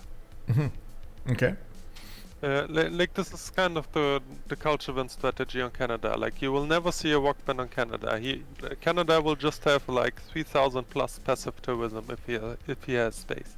Yeah, I think we've seen it on Trinda, but and we've I would say we've seen him win that game in the previous weeks. I don't know, like 4 weeks ago, 5 weeks ago, we had a game with him. I do see in this particular game he's gonna have Pericles to contend with. One of the immediate decisions that I see him also doing is he's trying to go for as many of those early writers as possible. And we do have 9.2 great writer points a turn already for Greece. Canada is on 8, but he already recruited 3 of them, if I'm not mistaken. Let's see, 2 of them actually. 2 of them? Yeah, 2 of them, Ovid and Valmiki. and he's gonna come up on the third one, while Chris is only gonna get one at the moment. We'll see if it's gonna happen with some more. We got also some raiders in the house. Bienvenue à tout le monde. Pulp, thank you so much. Merci beaucoup pour la raid. Thank you so much, Pulp. Amazing, by the way. A big shout out to Pulp. She has started streaming for some time now in this CWC season and previously in the qualifier. So definitely a big shout out. I do believe we do have quite a few French viewers here, and I do hope you guys are gonna also follow her, because she is doing quite a good job over there on her channel. Every time there's gonna be room to improve, but thank you so much for your works. We do have at the moment, actually, since we did go through all of this, so we do need to take a look how each of the empires are improving right now, and of course they're specializing points. Great merchants coming out here. Koleos with Rome coming up on 3.4, Zulu on 2.3, Cree on 5.7. Looks like Vietnam is also competitive there with 4.6. They're trying to get those extra trade routes, and it does seem like at the moment there was no extra trade route being picked up, nor was Hypatia being picked up, even though in the center screen Zulu is 3.4, Vietnam 2.3, and England with the Cree on 1, Rome on 2.3. So quite a few of them do have those campuses going. Also Roy getting up his army to go against La Venta. That's going to be an easy city state for him to take over, specializing in the audience chamber. I forgot, actually, you know, you're talking about the Government Plaza. Canada didn't actually put his Government Plaza when we were talking about it earlier. He just got to 7 Pop, and now he placed it down on that western side on the iron tile. And even though I definitely respect the Mountie push and the Mountie army and everything about the Mounties, I'm very concerned about this particular map and his adjacency to his enemies, especially Spain and Zulu being so close to him. Yeah, I agree. That being said, like I think if Canada spawns this isolated, you should remap for him. Yeah. But like obviously, everything I was just talking about is just sim theory, right? Yeah, exactly. Like the best of the best, the most optimized strategy that you can get on Canada, and not actually adapted to the land we're seeing. Yes, totally. But honestly, this is pretty much like the only way you can play Canada, and this is why I personally don't like the Civ very much, because it's extremely one-dimensional. Like you cannot do anything else on that Civ. Oh no. Okay. So there's very I'm not sure I agree with that. Honestly, I'm not sure I agree with that. I've seen different plays with Canada, even like War Canada from the beginning, and oh man, he did manage to push his opponents greatly. So kind of old games that I have in remembering in my mind, but definitely I've seen it in multiple positions, getting to adapt to the land very nicely. I've seen it also fail multiple times, even with very good land, because of Pericles on the map. Just Pericles being on the map, being played by a strong opponent, was enough to totally demolish any of the dreams of Canada to get a culture victory. Yeah, and by the way, just to end up with this point, you already noticed that Canada already had 3 writers. This is obviously only possible with Jesuit as well, because you buy the amphitheater straight away with Face and Project instead. Yeah, and that gives you that early culture, it gives you that early tourism, you get quite a big boost, but it's also kind of pushing the game a little bit faster, going through the civic tree a little bit faster, and also giving you a disadvantage when it comes to that. You get this discrepancy between how much science you're making and how much culture you're making. For example, Demonar, 14 science, boom, 75 culture. And even so, he's not keeping up with Potato. His Potato is more stats on both sides, 26 science and 90 culture. We got him on 76 production also. Of course, that's not taking into account the faith that Demonar is making. I believe they will probably be tied in the production if we convert that culture. Linda is also asking, what building does Greece have in the Government Plaza? It's audience chamber. He is working audience chamber here. So taller cities with more amenities. He's going for Oracle in Pergamon where he does have Pingala. He's taking a much more settled down approach to his culture than his opponent, and this is one of the tricks we need to see on Pericles, and if he can manage to make it. One of the most challenging aspects of Pericles is to try to balance out your culture generation with your gold and your science. Most of the time the science will be the least amount of that you get out of your team, which is quite a problem. I'm actually looking forward to see how he's gonna get that going. On Rome, I'm very, very concerned about all of this, so very concerned. So I want to hear your opinion before I actually give mine, because I feel like I'm a bit too negative about what's going on here.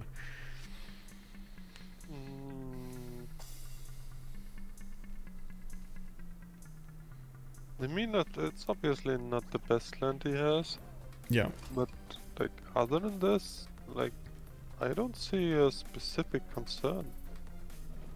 Like the only enemy he's facing pretty much is like Vietnam. And he's behind the mountain chain, already Victor established, so he can pretty much ignore this guy if he tries something on medieval. So I guess Rome will just have a bit slower game than usual. Like he will not be the biggest guy, but other than this, I see no problem. Okay. So too slow, much slower than usual. When we see Rome, I guess my main concern here is with the district placements. I would have seen them totally different over here, and I do want to see exactly what's gonna develop here in the next part with that Gavron Plaza being in the middle. I feel like maybe he's gonna try to go for some next up theater squares, maybe some industrial zones for it. But even so, I would have seen the bats and everything, the campuses in different positions to get more yields at the beginning. Yeah, like especially the campus in Aquilea seems extremely confusing. Like on the left there, and then you can just use the government plaza for some industrials or stuff like this. Yep. Generally speaking, I don't really understand the government plaza in general. Like, it obviously gives him nothing right now, but he may have a plan for it. Yep. But that being said, like, I don't really see the values of Rome here, especially on a low tempo spawn. And so it can pretty much only be industrials on Gov Plaza, which, like, he doesn't even have any possibilities to aqueduct it up right now, so I don't know about this placement there. I agree, this is pretty sus. We're gonna need to see exactly what's gonna happen. We've seen it actually on other plays as well, when the players just give up on placing a good Gavron Plaza. They just go with the flow and try to get the and forget about specializing their empires, getting some extra yields there. Sometimes yes, you can get a little bit like from your Gavron Plaza placement, maybe a 5%, 10% sometimes yields on your total empire, but the players do find ways of getting that with other methods. So maybe this is going to be the case here today with Rome. I did see 2 city-states taken out. First, La Venta by Vietnam. He did manage to push through with 3 horses and took over another city. For him, he's already on 2, 4, 6, 8 cities on Vietnam with a lot of culture, and he's starting to ramp up his science generation. Definitely much stronger here if we compare him to Rome, to the northeast, but like you said, Rome has extremely defensible land. I did see also Mitla taken down, but I don't know where Mitla is. So let me actually, there we go. So Mitla was here on UnderTheGun, to the southwest of the Zulu Empire, and we do see UnderTheGun did get 2, 4, 6 cities over here. Still ignored that southern position. Maybe the problem is he doesn't know about the land here. He doesn't know if there will be a connection on the water. Let me actually check. Does he know? Yeah, actually wouldn't be surprised if not. He knows. Okay, now he knows actually. Does? Now he knows. Honestly, UnderTheGun is such a horrible scouter. Like, if this guy can build anything else than a scouter, like, I mean, I'm not saying that it's necessarily bad, but like, this is an obvious point to meme, right? Yeah. Because like, he'll pretty much always just go one scout, and like especially on Highlands. And then if his team doesn't have gold to spare, like he will never scout anything.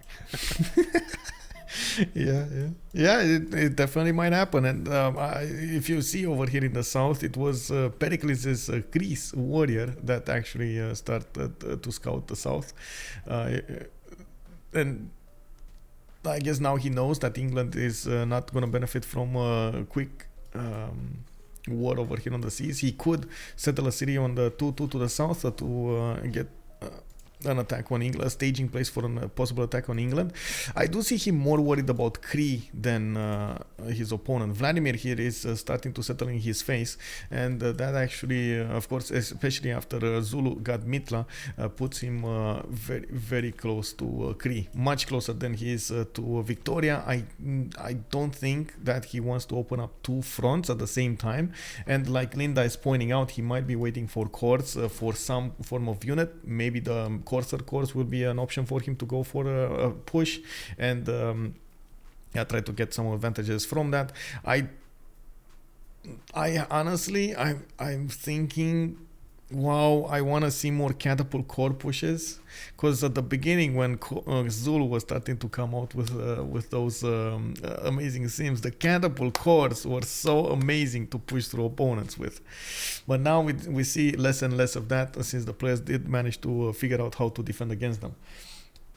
You Wesley, hello there, sir. How is my friend Demonar doing? Is he owning? That's a very good question. We're going to need to come back to Demonar's 23 and 97. Now he managed to equal the culture of Potato. Still has a bit of an issue with the science. He's getting there, putting down a campus here. And I do see another, a theater square here. Okay. Wait a second. I don't know. I think I'm gonna try reconnecting because like I keep lagging even though my ping is completely fine. Give me a second. Maybe one sec. I think I can change the. Okay, so first is this, and region. Let's put it here. There we go. Is it better now? Do you hear me better now? Yeah, actually I do. Well, everything is better now because like the stream got blurry. It kept lagging. Like I don't know. I thought that I just had lag spikes, but my ping was fine all the time. Yeah. Okay. Or was there it some problem with? It was the region. It was set on automatic on the channel, and it might have been that you were playing on. We were like on Eastern US or something like that, and it just caused issues for both of us. Oh, wait. Why is he chopping at Menanki so fast on a no bonus city? He's not gonna get a single tile over here. I guess he can have two. But I mean, sure, but is there some swamps and? Is this a deny from somebody? I don't know. Maybe it's a deny. Maybe he just wants golden. Maybe he just has some marsh where we didn't look at. Trying to figure it out, but well, how many turns? We got 6 more turns. Okay, I guess it makes sense to try to get golden here. Another, oh my god, another religion. Oh, Spain late game is gonna be so happy. By the way, he has both of his neighbors have a religion here. He's gonna be yes, I'm coming for you guys. Oh man. Well, yeah, probably. Okay, so coming back on Demonar, he finally got over that 100 culture. We do see him going for some commercials here for those trade routes. Doesn't have a single more settler coming out of his cities, but he did manage to get 3 amphitheaters working, and I believe he has 6 books already, so that's the reason he actually has so much culture. Looking at the overall tab, he's on 27 tourism. I gotta point out the books don't actually give you that much tourism, and you do need to work for it. We do have him with magnets established to the south, also Victor over there in Bradford. He did go for audience chamber as a specializing building of choice, and has a very powerful campus if he gets to 10 pop in his capital, which he will have. I gotta point out the fact that he put Apadana in the south did take away that farm from him. He had like a 4-foot farm here, which was allowing him to get a faster population. The good thing is he does have Temple of Artemis. Also, Histy was asking us if they are on the same continent or a different continent, and I believe you're talking about what are you talking about? Are you talking about England and somebody else? Are you talking about Spain and somebody else? Like Xifi, bonsoir monsieur, bienvenue. If we reach late game nukes, Spain South will tear up Canada. Yeah.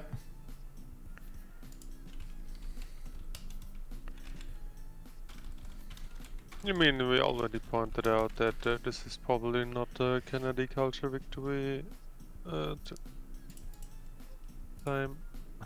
So what do you think is the Canada gameplay here? First, is gonna try to deny a culture victory. Second, what is he trying to do? Because he definitely pushed culture as hard as possible.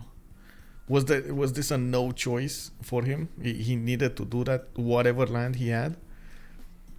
I don't know, I guess like building up Adana right now really indicates that he wants to go for culture victory, yeah. So I guess he will just sit in this corner and like tell Cree to try pressure Zulu so Zulu doesn't go for him, and maybe he doesn't know about Spain.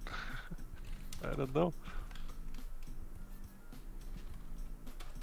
But yeah, I agree, like Demonar is really pretty much all in to CV here, like just doing textbook Canada play. I'm not sure if it will succeed here, but I mean, we will see, right? Maybe maybe Spain has something else to do and Zulu is busy with Cree and Vicky, and yeah. Linda can hope, right? Yeah, I mean, yeah, that is definitely something that might happen. I do have to point out Spain did start to get the cities on the east side, and you see two of them got settled over here. Cadiz did get put on Mount Vesuvius. He's getting relatively close to Vietnam, even though honestly I don't think he's gonna move an army there, and I do see him settling more cities on the west side. Cordoba and A Coruna did get settled quite closely. Madrid is almost 10 pop. He's getting his Colossus, and looking at the era score, just like Linda is asking us here, we got PotatoSandwich 1 point away from getting the golden age. UnderTheGun has a bit of a problem to get there, and I do see him starting his spearman production. Military tactics coming up in 2. He's gonna get impies. At least that's easy 4 points. And I think he also doesn't have Ikanda yet. He doesn't have any Ikanda yet. Where is his Ikanda though? Did he not? Oh my god, no Ikanda Zulu. This is quite a surprise, I gotta say. It sounds like you see at least one Ikanda on Zulu. No Ikanda Zulu is kind of sus, honestly. I mean, he will like. I believe in UnderTheGun here. Like, if he actually wants gold, then he will get it here. Hey, he got Hypatia, man. He got Hypatia. Snatched it away from all of the big boys in the lobby over here with Zulu. That is a win in itself, I gotta say. That is, like you have to take a look at these small victories, victories. Now we do have Kaine 9 points away from getting the golden age, and of course 4 turns out from getting this Colossus. I do see him getting a few classical units, or at least that horse here. He should actually look into upgrading warrior into a swordsman as well for 1 extra point, and looking at what he's doing, he definitely prefers settling everywhere rather than anything else. We do have he's also gonna get the first upgrade on volcanic soil, I believe. Deskra 5764. Sorry. But as being said, like most of these players are obviously extremely good, and like they have a plan. Like I've seen people going from dark to heroic in 1 turn, like more than 20 points in a turn. Like these guys actually know what they're doing. I kind of believe here. Okay. We do have Rome coming up next with 59 out of 64 or 4 points. He just needs 5 more points to get that golden age, and should be coming up, especially since he should have Legion to upgrade. That's 4 easy points that he could get. He did get the baths going, and I do see him getting a few more of these campuses. We do have Vladimir, also 3 points out from getting a golden age with quite a few builders. Did get that Etemenanki with no bonus Etemenanki, by the way, still no, oh my god. We do have also him getting an entertainment complex with an arena, but I gotta point out, Cree was building it faster, and I do think he has been preparing for this a little bit better with Magnus in that city and quite a few builders to chop. He is probably gonna get that Colosseum next turn, or the turn after that. He does have a chop ready over here. Potato Sandwich just getting those points in of production. Roy with 56 out of 65. He needs 9 more points to get there. He did put quite a wide empire and got lucky with the takeover of La Venta. We do have him needing to get more of these points going, and I guess he should be on Voichen soon. No, he's going sailing. Okay, he wants a boat at least, and I don't know if he has. What is this? Archer? I can't see the upgrade button. I guess I see an upgrade button, but I don't see if he has expose or not, like Voichens. Anyway, Swatiqq 55 out of 58 needs 3 more points, still on 5 cities over here for England. We do have him getting some more swordsmen out, and I do see him getting the builders preparing for that feudalism timing. He just got it. Yeah, he just got it. He got a splendid theater square. That's how he got it. He chopped it out from the capital. Also got the religion of one. Zen meditation with sacred places, while Buddhism did get, oh, look at that. Buddhism did get upgraded by Spain, the religious community with defender of the faith coming up for him. So there we go. Like Spain over here. Religious community is such an underused belief, by the way. I really like it here. Yeah, but that kinda needs somebody to have holy sites, right? What? No, it's Origin City. So you just send all your trade routes from the city with the holy site and just get +6 gold for every trade easy route. peasy. So but you need to spam those holy sites, I guess, from the cities. You don't need to spam. You can just set your send them trade from routes, Barcelona. Okay. Yeah, I guess. from Barcelona and list is in Madrid. Like I don't know. You just stack the trade routes in the cities which have holy sites. Yep.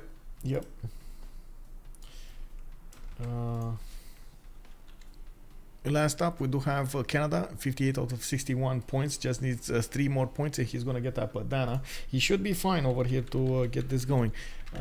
Just give me a second so I can give Frederitos de la Vega and Civ Australia the map for tomorrow. I do need to get the picks here. This randomizer, there we go. And I think Standard Ridges was... did they play on... yeah, they played on Standard Ridges, right? So, let's see.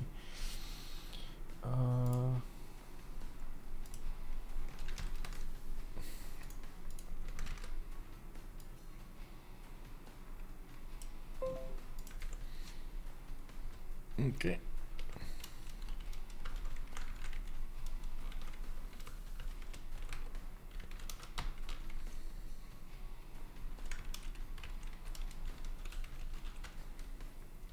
Okay, there we go.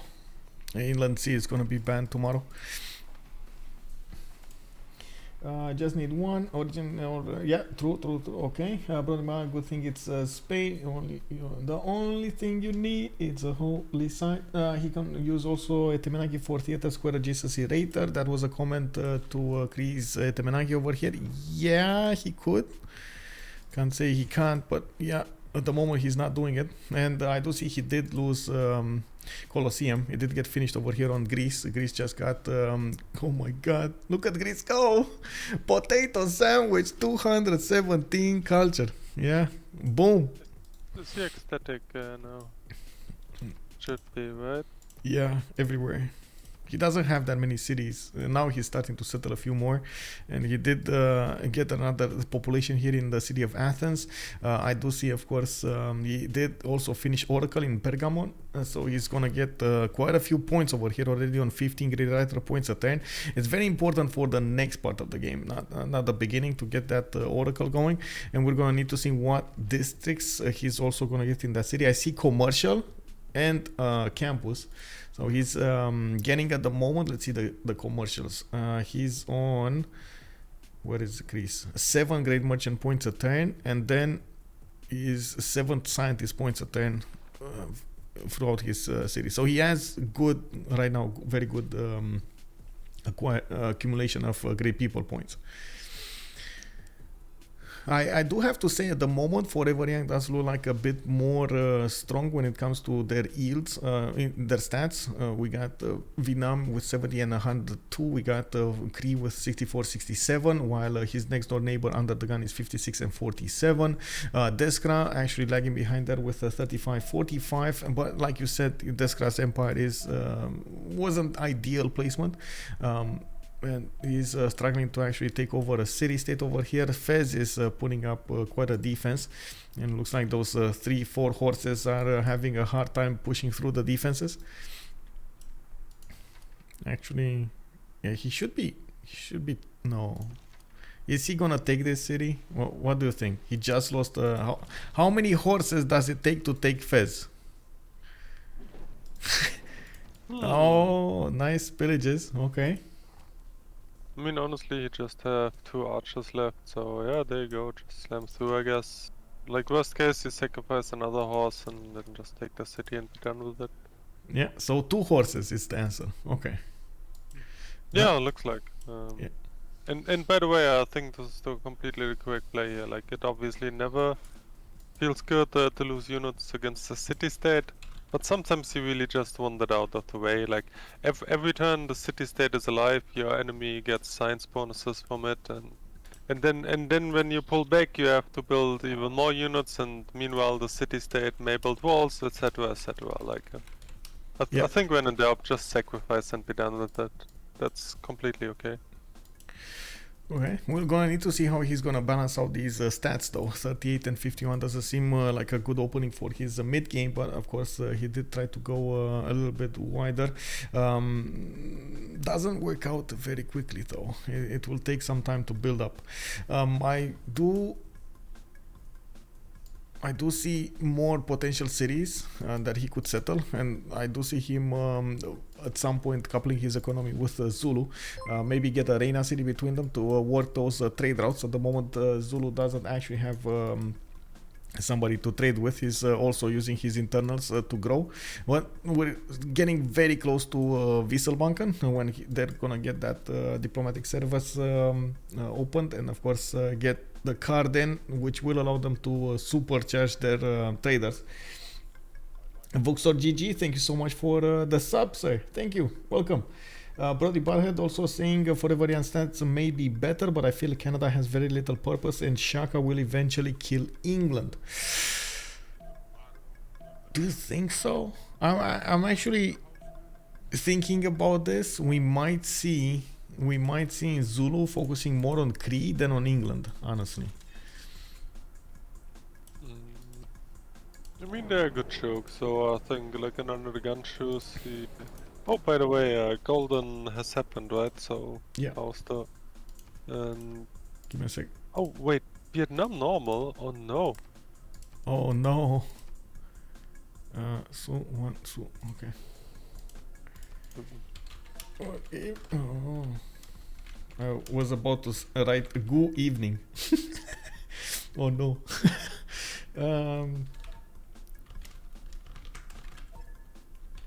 You want catastrophic for Vietnam here. Yeah. Okay. There we go. So, really quickly, let's see. Golden Age, PotatoSandwich, Pen Passion Voice. Yeah, 2, 4, 5 cities. Now he's going for his third expansion phase. UnderTheGun, he's Classic Republic, and I do see him Pen Passion Voice. Okay, not bad. With decent amount of science and culture, decent gold also. 145 production does seem like a little bit lower than everybody, but it's still gonna need those Ikandas build up in the next population wave in his cities. Kaine, free inquiry, golden age this time, 88 science and 50 culture. This might be him trying to get some form of an advantage to attack into Canada. I gotta say I don't think I agree with this early free inquiry, but sure, it might be interesting for him. I would have loved to see him try to go for nationalism a little bit faster with pen, brush and voice, and as you can see, he's gonna have quite an array of campuses. I think he would be able to couple his nationalism discovery with conquistadors, and of course get enough missionaries to work with those conquistadors at the same time. Core conquistadors with the extra +5 against an opponent that has a religion is just so hard to deal with, almost impossible sometimes. We got Deskra with pen, brush and voice golden age, 1, 2, 4, 6, 7 cities, 135 production. Vladimir also pen, brush and voice, 73 and 76, 71 gold also, very very important on Cree. He's one of the gold generators here of Forever Young. On battery we do have a normal age, and this is where we kind of had a shock. Roy did go normal age, 72 science, 73 science with 80 culture. I don't know how he missed it though. Did he not build a Voichen, a single Voichen? No, he doesn't even have the tech. Oh no, I guess, yeah, it happened. Oh well. Swatiqq, pen, brush and voice golden age, 113 production. Unfortunately, it does seem like 5 cities England is not gonna do it. He's very worried, extremely worried about Zulu, and Zulu is just ignoring England. This is honestly unbelievable. Like I see him putting so many units on the map while Zulu is just like not even watching him. Yeah, and this is actually one of the interesting things about when you're not like a meta slave, quote unquote. Yeah. like especially UnderTheGun is like the perfect prototype for this. Like he doesn't necessarily care about meta or what others do. He will just do what he thinks is good, right? Yeah. And yeah, so but people are like including the viewers, right? Yeah. Like everyone is so used to be Zulu being aggro that like everyone is putting units at the front and to be like, where are the Zulu units? Yeah, where are those Zulu units? Yeah. The interesting part about this is like, so it's pretty much a win-win for Zulu because like he just zims and everyone is still afraid of him. Yeah. But you must see this, like you must see the lack of Ikandats. Definitely it should be up for everybody's vision to take a look at the Great General, and you see like one point, it's definitely Zulu did not push his Ikandas that hard, even though he could have, he didn't.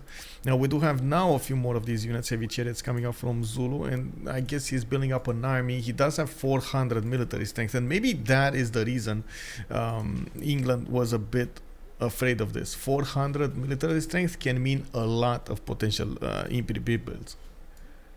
Yeah, I mean he also has the chariots out and stuff like this. Like he slowly starts to ramp up a bit, and honestly, like you mentioned imps before. Like yeah, he's really completely ignoring imps. Well, obviously imps is a very all-in push, and like this is not really bought under the gun, but on islands you don't really want to commit to an all-in push on like medieval timing. With also such a slow-moving unit like the Impi, right? Yeah, I tend to agree with that. Knights, though, might tear apart Cree if he gets the correct timing down. He gets the goal to upgrade those units, and the core ability, of course, the early core ability of Zulu. He should already have them. No, he didn't. Oh my God. Okay, he didn't get the core ability yet. It doesn't look like Cree is gonna have a defense against him in the south compared to England. So I guess looking at the juiciest target over here, it does seem like Cree is presenting himself up to Zulu. He's really just trying to secure his chokes if you look at it closely. Like Cree doesn't have much military as well. Like he's just securing his chokes and also be extremely defensive. Yeah. Which in turn kind of makes Vicky build the units, because like if everyone keeps waiting for Zulu instead of going in and checking out what this guy's actually up to, pretty much every neighbor has to prepare, which is like pretty much mind gaming on Zulu here.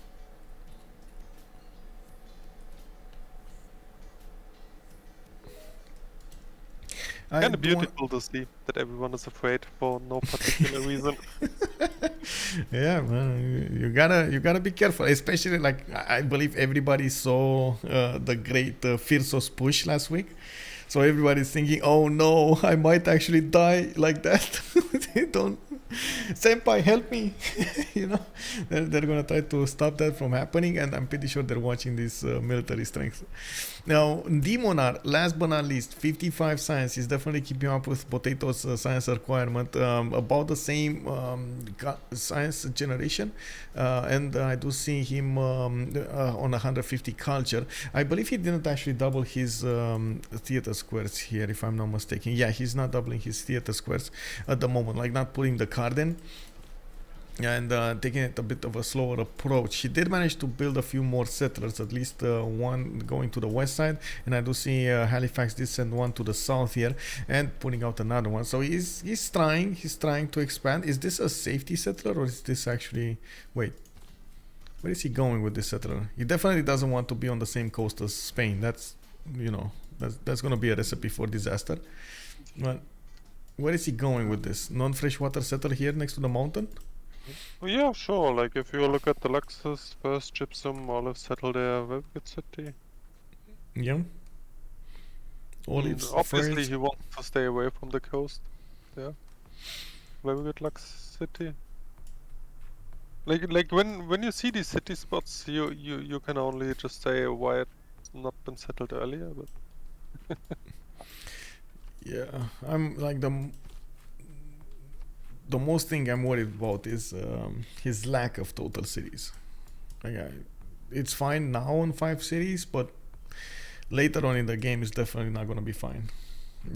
Highlands is such a problematic map if you stop expanding, and the same we can see over here on Greece is trying to get as many of these settlers as possible so he can get to the next part of the game with more stats, develop his empire much better. He needs the capacity of getting a lot of production going, getting a lot more of these acropolises to put those great writer works in, and of course the great artists and so on. If he wants to go for any kind of warfare, he's going to need every city that he can get his hands on. Vietnam though, how is he going to catch up in the next part of the game with no golden age? Penbrush and voice, he still has very good stats, 84, 85. I can't say it's bad. He has the most production in the game with 250. So definitely he's not out of the game. oh yeah, I agree. Like especially on a civ like Vietnam, like he would have like, yeah, I don't know, like obviously a Latai culture, like went for another Penbrush here, pretty guaranteed. Yeah. And I guess, I mean, in the end, it doesn't hurt that much as Canada's boosting the culture tree as you need it. So, yeah, so I guess he can just sim through this and not be hurt that much. It's obviously still not preferable to be a normal ager, but I guess it's okay here. Yeah, looks like he's getting a boo. I do see him improving some more of these tiles, getting a lot of universities so he can get his science going. Doesn't seem like he has a direction for his war, and Vilnius just threw a curveball. Vilnius just got walls, and those 3 horses won't get anything. This is a subject we didn't actually attack here. I do want to take a look exactly what's going to... let's keep the vision here on Zulu, and let's take a look at the city states. We got Valletta as the single military city state. Vilnius, Caguana, and Kumasi will be the ones providing the culture, and it looks like Potato has 2 of them. Of course, with Acropolis, with the great ability of Pericles to get more culture out of the suzerain city-state. It's very good for him to actually keep that up. We do have also all 3 of these being kept by one team. That's going to give him strong advantage coming up in the next era. Cinquetti, only one faith city state at the moment is being contested, I believe. Demonar and Kaine are fighting for it, and it is quite close to Canada. We do have Mexico City as the single industrial city state in the game. Samarkand is still alive and kicking. That's the single trade city state being contested by UnderTheGun. Vladimir still has 2 more over there, and that's about it, right? We got to the end of city states. Most of them got killed. Got killed quite early, I might add. 2, 4, 6, 8 remaining. Hattusa pocket. Like I assume Hattusa's pocket for Tranquility. Yes. Yes, they're keeping it as much as possible. Also, one other thing that I do want to take a look at really quickly is the World Congress resolutions. Victoria not growing via culture, that's going to be expensive. And we do have players condemning 1, and then Wilfred Laurier did get the 2 Diplo points, which of course he will have as an opportunity to try to get later on in the game. He could try to get those that Diplo victory going. He does have a coast, but oh man, Spain is just throwing a wrench in his whole plans over here. Yeah, it gets really interesting. Like Forever Young just keeps acting like Canada was completely freezing. Like he's going for culture victory, they give him Diplo. Like yeah, Grandmaster Chapel coming out. We got those ice hockey rings. No military on the coast on the east side. He's not spending that gold per turn. Okay, in the gold generation, it looks like they are relatively tight. With Kaine being the biggest producer at 126. I also see UnderTheGun upgrading, just as we were talking about this. I see him going down in the gold. Yeah. Just saw the musician pop in Canada.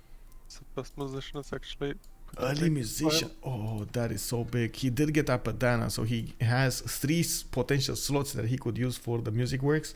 This is Wolfgang Amadeus Mozart. It would have been amazing if he got Dimitri Cantemirto. It is what it is. The 3-1, still early acquirement of tourism is going to be important. He's on 48 tourism per turn, while at the moment I don't think he actually got through any of these tourists. Yeah, no, he didn't. On the other side, we do have Potato on 35, and you do see the culture is a bit better on Potato. I want to see how the culture will change when Demonar is going to spam these ice hockey rings everywhere. I guess the biggest weakness here is the lack of tiles for the ice hockey rings. He doesn't have all of his cities in the tundra. Yeah, I agree. And I do believe these ice hockey rings get like the yields based on how many tundras no tiles are around them. So building them on the edges also very suboptimal. Yeah. So he will probably just have 4 of them. Yeah. Greece runs away in culture almost every other game. Yeah. Also, Trojan Man, good evening, sir. Greece running away with culture. Indeed, feels like we've seen this before. Yeah. Yes, this is what Greece does. Like, it's similar to this is like saying, oh look, Maya or Korea are running away with science again. Like, yeah, this is what the CIF does. Indeed. I'm wondering, how should Spain approach this attack if he is going to attack Canada? I feel like he should be, like this should be his mission, especially with so much science advantage. He's getting his encampment training projects. We can see A Corona did building an encampment, so he's definitely up to some shenanigans. I do see him converting most of his empire with missionaries and putting some more of that faith to work. At the moment, he is on 44 faith a turn, so not that big. He does have 200 production.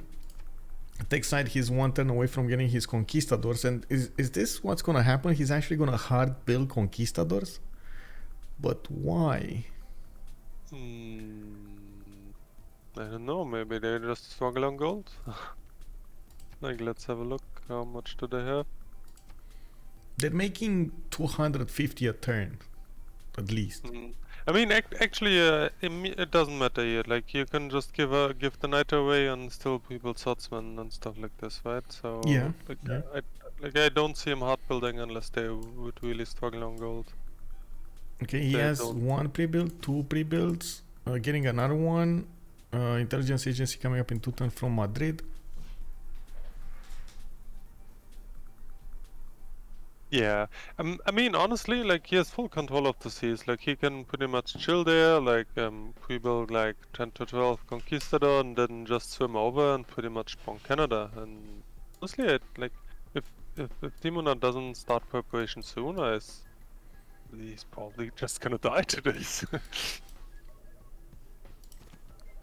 Well, you're talking about those Mounties. I don't know, man.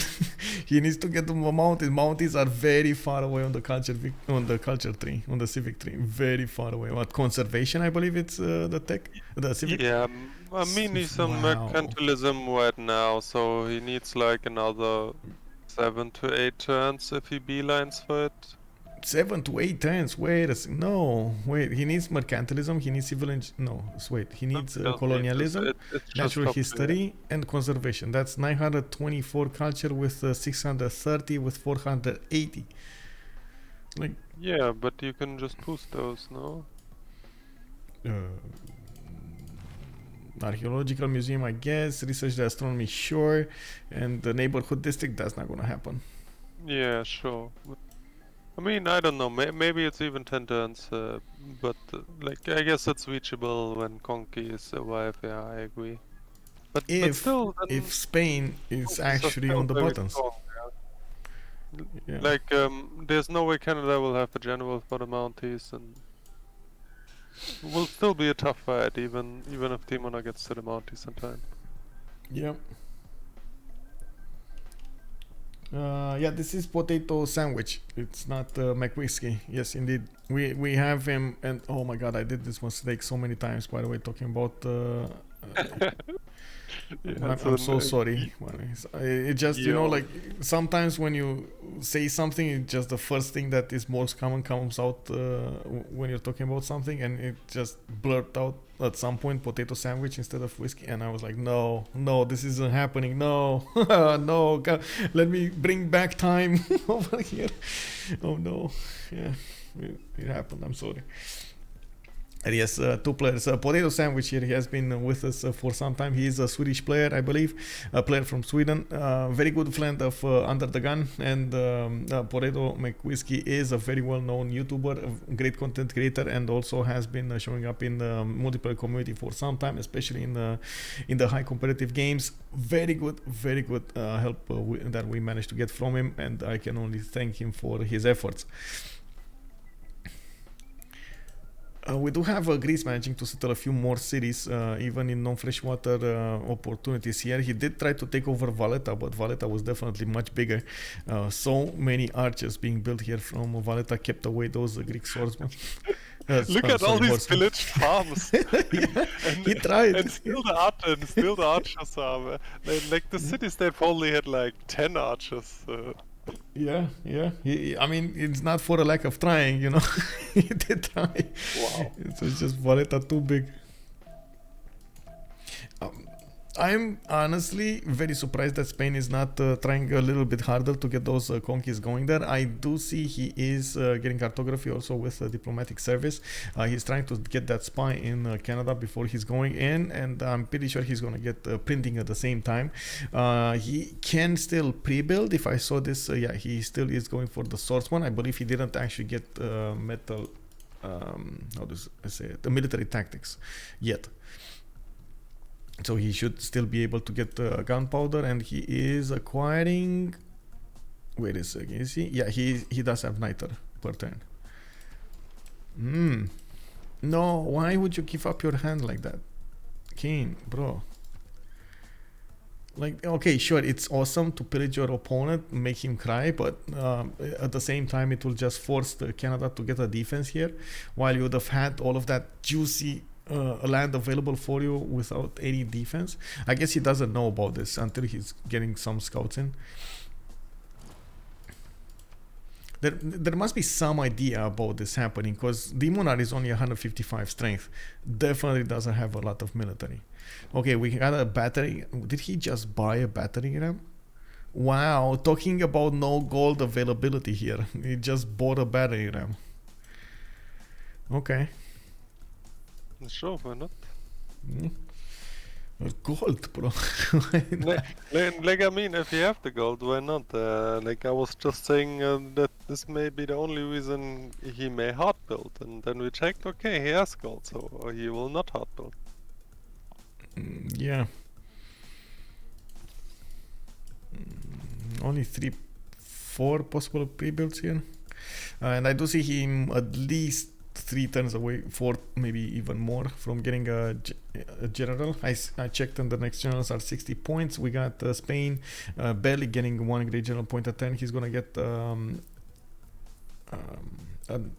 how to say, the points coming up from a training project. And I do see Zulu and England are starting to go crazy with the great general points. England on 5, Zulu on 7. Actually have vision on Spain cities. Who? Forever Young in general. Like, No. Okay, they do. Well, they do on 3 of them to the north, but they don't know the mainland. Yeah, the question is just like you just need vision of 1 city to establish a spy, right? This is why I was wondering. Like, if you see no city at all from the enemy, you cannot establish a spy, and you can assume the guy will have +3 or even +6 on you. Yeah, true, I guess. Although, what I should say, Canada is going to need to hard build that spy, because at the moment he did go for GMC, and I do have to point out Spain just one-shot the archer on the coast here, gave up his position, and immediately you see Canada buying those knights out. Of course, I don't think knights will be able to handle the conky cores that are going to come against him, or I guess conkies. He's not going to get to cores. He's diplomatic service in 1. He needs nationalism. Nationalism is a little bit further away over here. Yeah, it doesn't seem like it's going to be attainable. The 1000 culture to go through with only what, 80 culture per turn? Yeah, 80.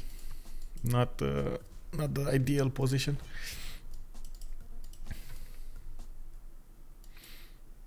Yeah, I guess. I mean, that's okay. Like, he has good harvest, so this is why I obviously went for Cree. Yeah. Like, it's really just a sim decision. Oh, Zulu going for the pillages. He did bamboozle us all.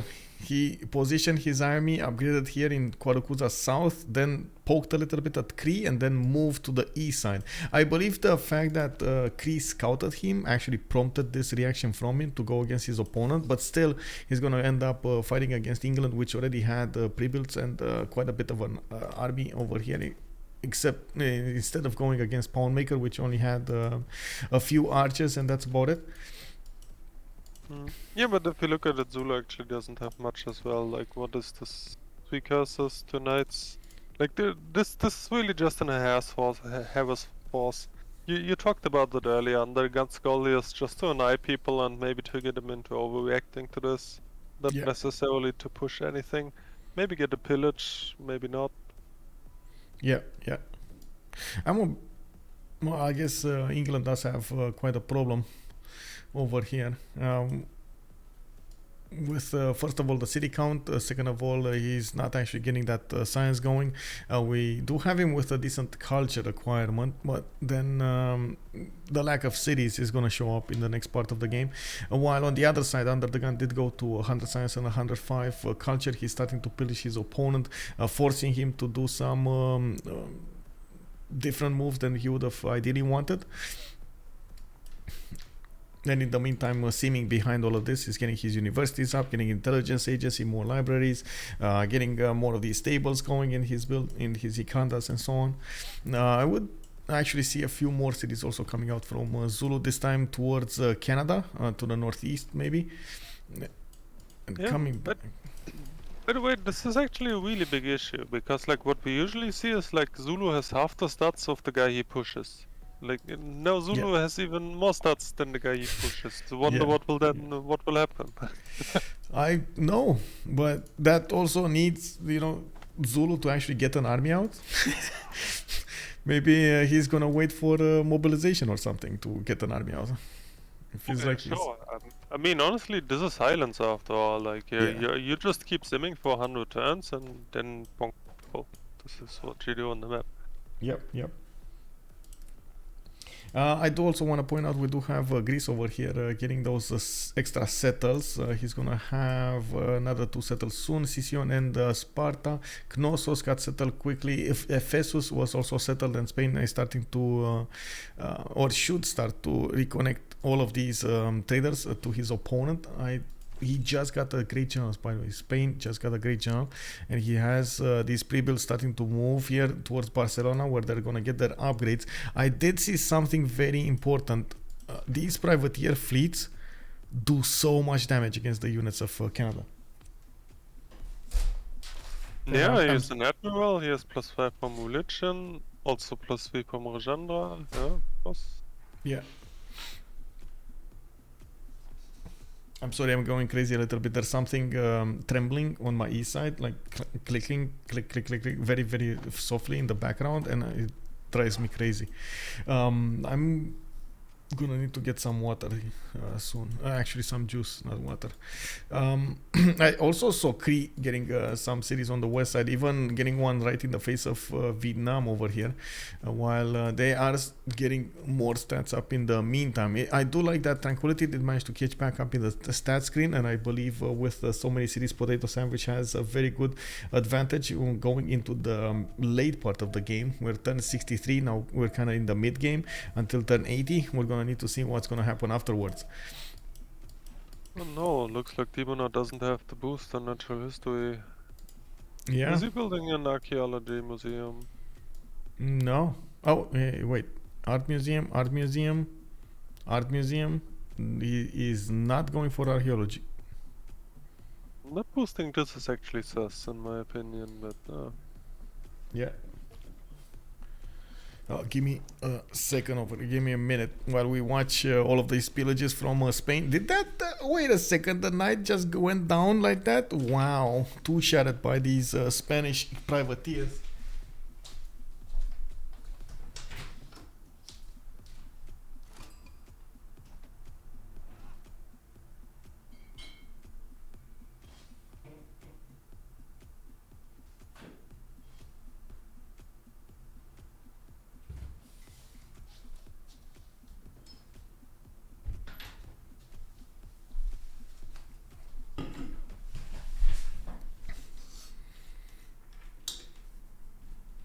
There we go. Sorry about that.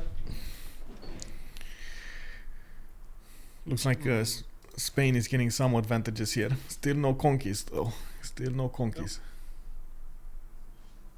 yeah, but also no additional effort put into any defense from Demonar here. Yeah. Really starting to get worried. Why Like, I is mean, he? if he turns natural history without the boost, he will probably need it like at least another 4 for conservation. Yeah. So like we're looking at like in the 70s. This is not a very good result, to be honest. Now we switch to opera and ballet. Not. Whoa. Okay. I actually don't understand. Like, I mean, they keep acting like Demonar's threesome all game long. I guess he will just continue the story and hope his opponent will believe, right? Well. Don't push me, I'm freezing. Yeah. Why you do this to me, bro? Why you do this to me? I had such a great game. Where? Yeah. Well, I mean, I obviously don't want to over criticize Demonar here, but I don't. I think he's underestimating the situation. Yeah, I'm also a little bit making fun of the situation because we've seen it quite a few times in the FFAs, and I think the major problem here is the lack of vision, by the way, and this is gonna pose quite a problem if he doesn't know the vision. I do also want to point out something else. If you do keep and upgrade your units in the water, it does mask your total strength. So Kaine over here with he has 365 strength, but these conkeys are only registering 30 milli strength while they're like 70. So there's at least 150 points that he's missing from his total military strength, and that might give Canada a reason to underestimate his opponent over here. which of course is going to be a problem. We do have more conquests coming out, potentially 2 more, and I do see he's going to benefit from a few of these coursers. The conquests, I was trying to do some drop downs here. The conquests do benefit from a +5 combat strength when there is a religious unit on the sex, and he does have of course those missionaries. We do have him benefiting from an extra +5 strength against civilizations in with a religion, I should say, with another religion than him, and he's going to benefit from a general as well. That is going to be massive. An extra +15 on these units, while Canada at the moment, I didn't even see him get pikemen. I did see him go for machinery. I saw he has knights. The knights are going to be like what, 60 strength, maybe 65 strength. Yeah, well, I mean, the hovers from the water do exactly the same thing you just talked about, right? Like, they're calculated with 30 base strength, so, like, realistically, we might very well see the Conky 2-shotting the city. Yeah. And now we're just a few turns away from seeing what exactly is going to happen over here. In the meantime, we do have those units, those privateers trying to get as much gold from his opponent as possible. He's basically using the mines of Canada against him. He's just ripping the gold away from with those mine pillages and upgrading his units. This is such an efficient way of getting your army out. Also, Lukang, he has a horse going for pillages to Spain too. Don't worry. Wait. Spain? Oh, I see. Canada is trying to get some pillages here. He's not. Well, I guess he's gonna get a mission pillage, but that's about it. I think the mission pillage is Faith. Yeah, Faith. GG before 1070? I don't know. With Canada dying here, it definitely feels like it's going to be a hard time for them to catch up. We do have Vladimir that did manage to get quite big, and I do have to shout out his efforts over here. 134 science, 121 culture, and 116 gold. 235 production, definitely doing quite well, getting those extra science points and more industrial zones for the production. I do see him getting very good industrial zones here and building up his next up districts as encampments. He's going to need to wait a while until he's going to get everything going against Zulu. Zulu is going to be the hardest one to go against, especially since UnderTheGun didn't sacrifice his sim to go for an attack. That means he's going to get science, he's going to get the culture and the production to work with. He actually has more production than Poundmaker. Can you imagine Zulu more production than Poundmaker? Wow. Okay. Yeah, that's gonna be a tough one to crack here. Zulu mobilization fascism is gonna be extremely hard to deal with. Yeah, he's only second to Vietnam in the lobby. Yeah. Okay, and last moves coming out. I believe these conquests, as you can see, do have the forward movement. They can get next turn. So last move will get to the coast. Next turn will disembark on Canada's land, while Canada is still waiting for all of this to happen. I think Demonar has been playing his chips over here, trying to bluff his way to actually ignore the fact that Spain is gonna come and attack him, and he tried to do his best to get that culture, get the faith generation going. It looks like it's not gonna be enough to help him defend against this. Lukang talks about Mounties, but he switched to Opera and Ballet, so he will not even have Mounties anytime soon. Like it's at least 7 turns for him to get to Mounties. Yeah.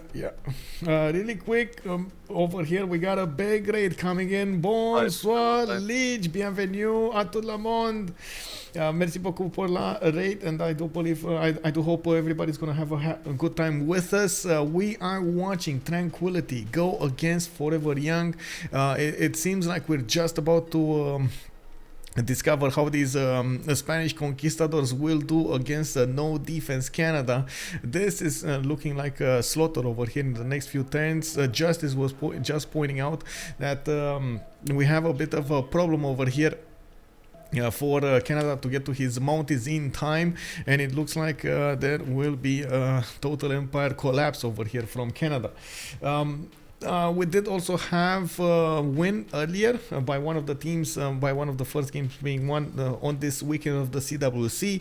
It looks like Civ Australia did succumb to the pressure of Freritos de la Vega. The brothers were just a bit too big tonight. Canada will end like Aztecs indeed. Rafa, good evening sir and welcome. Luke Yang is saying loses 2 cities. We'll see. Also Brody Barhead, also Canada only had a culture going for him, but now he can't focus on it. Rebel Galaxy Eric, thank you so much for the resub, sir. Much appreciated for the 5 months. Thank you. And we do need to see the last moves. I didn't see the last moves actually.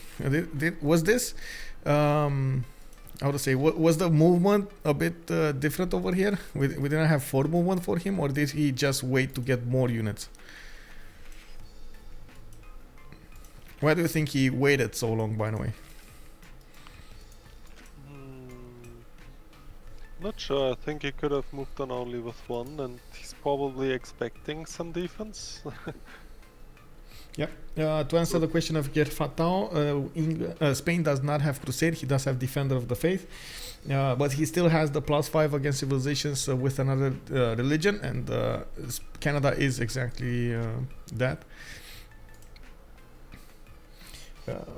How much faith is saved up? Luke Yang is asking us. Conservation in 3, by the way. Do you even think Mounties will save him here? Like, missionaries will still have the general and the +5, so effectively +10, so I think if the Mounties get away with the stalemate, they can be happy here. Since we don't have Spanish core conquistadors, nor do we have a lot of them, he's gonna have oh, yeah, yeah, that's true, but like I can totally see Spain raising 1 or 2 cities here, even with this low amount of units. Yep.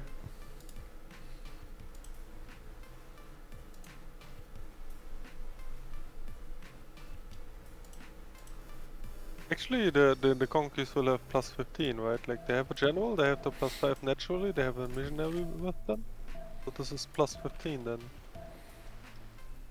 Okay, so 3 conquests, yeah, +15. 3 conquests will disembark next turn. He didn't move his general though. That was a bit late on this. You cannot pre-build Mounties. Yeah, you need to buy them, GMC, or hard build them. Unfortunately, they don't get upgraded from anything. Let's wait until the general moves in, and then you can have a over the city. Like, I wouldn't be surprised if the city is too short. Yeah, I want to see ancient walls. You see the battery ram is preparing. We do have conquistador 79 strength, while the city is 49. And yes, even with the ancient walls, it's going to be a problem. The knights are also getting too shot by these conquests, and not to mention the privateer fleet is doing so much damage from afar. I do have without the general. Oh, now it's 82. Oh, kick W. This is 84. without missionary and without general. No, he does have the missionary. He got it next to. It's here. Oh yeah, the white one has one in the water. Yeah, the yeah, bottom yeah. one not. It's fine. More of them are on the way. It's just gonna be in a world of trouble here. We're also coming up on the next era with 5 more turns until the Renaissance era. We do have PotatoSandwich here with 82 science and 351 culture, managing to get his pen brush and voice, and I do see him unfortunately not benefiting from that many points. Such a big empire developed here. We got 2, 4, 6, 8, 10, 12 cities from Greece, and it looks like he's gonna start getting those acropolises from each of them, ramping up that culture generation. He's also putting as many of these campuses with the buildings in them as possible, has to benefit of 250 production. Under the gun, 174 science, 123 culture, 32 gold a turn here with Zulu. Looks like he's forcing his opponents to build military while he is not that how to say concentrated on this. Is more concentrated on the production and on the stats. Kaine, 225 science. He was in a free inquiry range. He still is actually, and gonna lose it probably the next few turns. Is not gonna get his next golden age for a possible reform the coinage. Deskra also quite far away from a golden age, but at least he did manage to catch back up in the production and his stats, 137 and 97. I see him with a gold per turn, and I gotta know the answer. What is this Governor Plaza for? Still nothing. Oh, one compass, to be fair. Maybe yeah, I guess maybe theater squares when he's gonna get 13 pop, but oh man. Yeah. By the way, I see a lot of campus projects. Is it Newton time? 1 second, let's see the first moves. Kaine, first moves. One-shotting the horse, no? He's look at that, he doesn't even care about the first moves. He's just, okay, casually, I'm gonna attack you and I'm gonna take over your empire. You can't do anything against me, bro. Just gonna walk in and make everything mine. Okay, interesting. You were asking about, sorry. Newton. Newton. I saw campus projects taken already. Yeah, Zulu again. Zulu got Hypatia. Zulu got Newton. Ape Khaldun by Rome, and I see Isodor also taken by Rome. Very nice, very nice. This just win-win for Tranquility. Yeah. Very nice domination here in the Great People screen. We do have Roy. I gotta point this out. We're still the most production in the game. He has a hard time converting that production into actual bonuses, and from what I can see, he's trying to get some more of this economy going. He's going down under. He did put a lot of these stunts and developing the armories, the stables, and everything in them. We do have him getting more trade routes, and as you can see, he did put cities, or I should say, he's gonna connect his empire with Vladimir's. Now Vladimir at the moment is just building up his infrastructure there, and he does have 159 gold per turn with 257 production. Might be in a world of hurt if Zulu is gonna get to mobilization faster than him, and I'm pretty sure that's actually gonna happen here. That is gonna be a problem, major problem for him. Fascism, mobilization, Zulu, not something you wanna deal with. I will get a snack while we go through them. Okay. In the era score screen, Vladimir is going Dark Age, Roy is going Dark Age, Swatiqq going Dark Age, Demonar going Dark Age. Everybody looks like he's quite far away from getting a golden.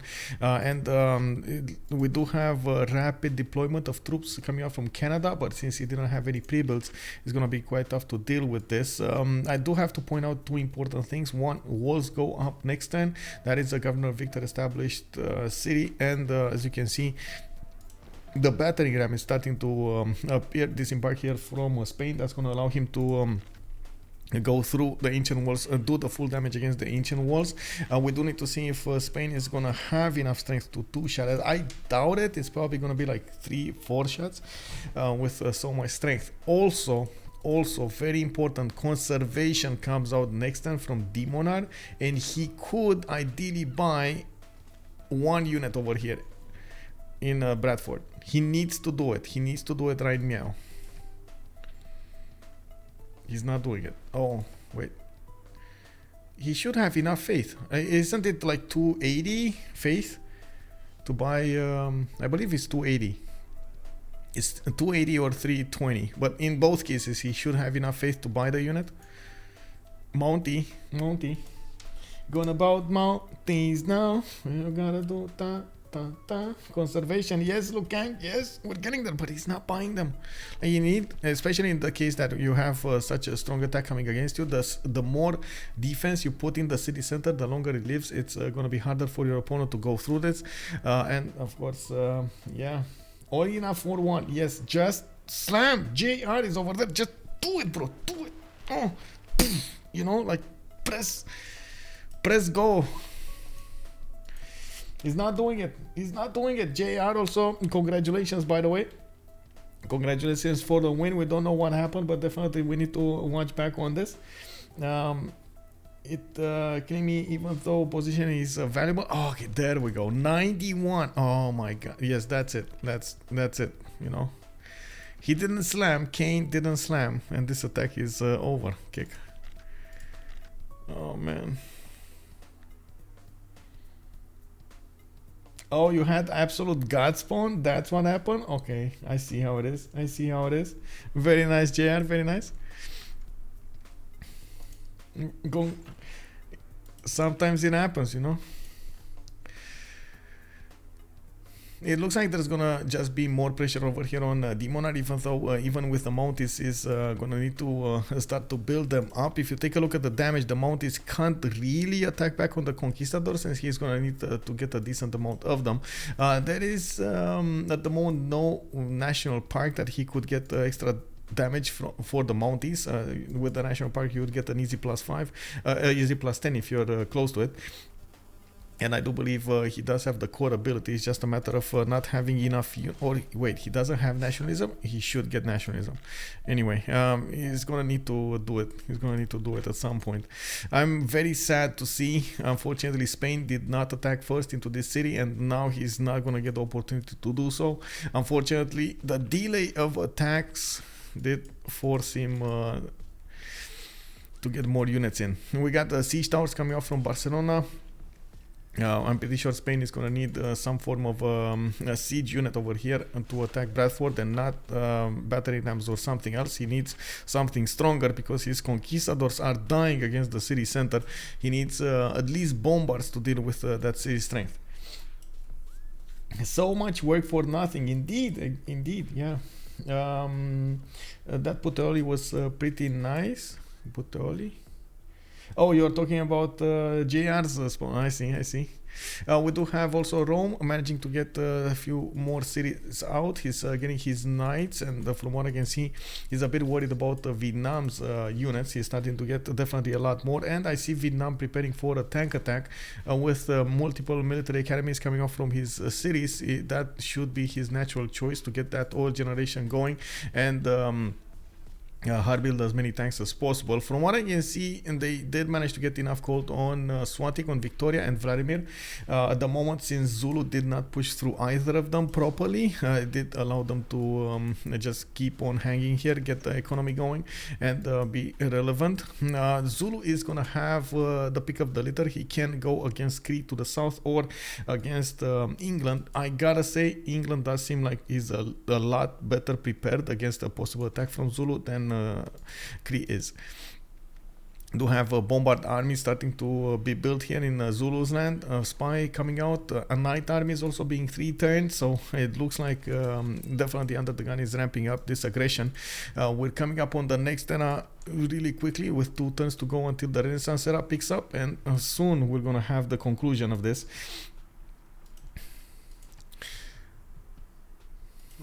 Yeah, by the way, I want to point out I mean, Demonar obviously did well defending here, but I also do think Kaine misplayed. He slammed for killing a horse, for example, where he could just slam the city. Like Brentford definitely should be dead here. I think this was definitely not optimal moves by Kaine. Yeah, not optimal at all. I agree. That 91 garrison defense strength cities, though, it's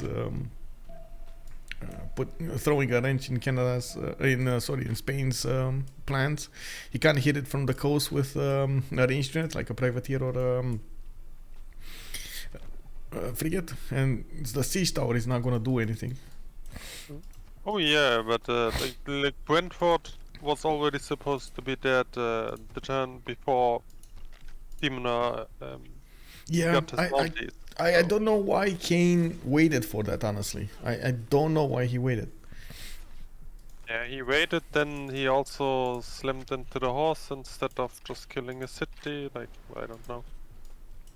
Yeah, he prioritized getting the city under siege, and then the city was too strong to take over.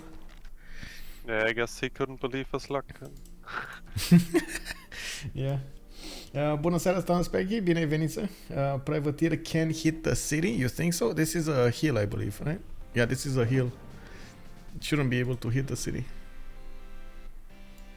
Can he?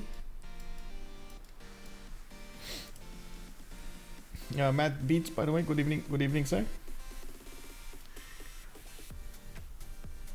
Looking at the other sims, by the way, I'm really looking forward to see how PotatoSandwich is going to develop this after. He is trying to get zoos in Athens. I do see he did manage to get all of those cities out on 106 science and 466 culture. Yeah, almost 300 production. We got him on mobilization 2 turns and square ringings. He's boosting everybody to mobilization. Zion, good evening, sir. Also, can Canada hold? It looks like he's going to hold for a while, but from now on it does seem like he's gonna focus everything on Spain, and that actually leaves PotatoSandwich to freeze him over there. Demonar is 7 out of 98 of these tourists, and it looks like Potato is 3 out of 76. Definitely defending quite nicely here. Easy peasy. Now we do need to see if Spain is gonna manage to push through the next ranges, the next units. I guess we're gonna see a lot of pillages. Oh, 10-minute break next time? What?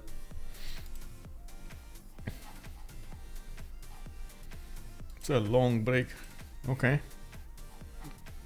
I mean, to be fair, I will break as well, so fair enough to the players. Yeah, I guess so. How much tourism on Canada? That's actually a good question. Looks like, yeah, we're gonna have the break right now. I do want to answer the question though. He's only on 113 tourism a turn from Demonar, but he has been having this tourism from the beginning, from an early stage of the game, and he did manage to get the first musician early in the Apadana. Yeah, also to be fair, like these tourism values pretty much tell you nothing. Like Canada tourism really just happens with the national parks. Before it's how do you say it? Negligible? Neglectable. Neglectable, yeah. Yeah.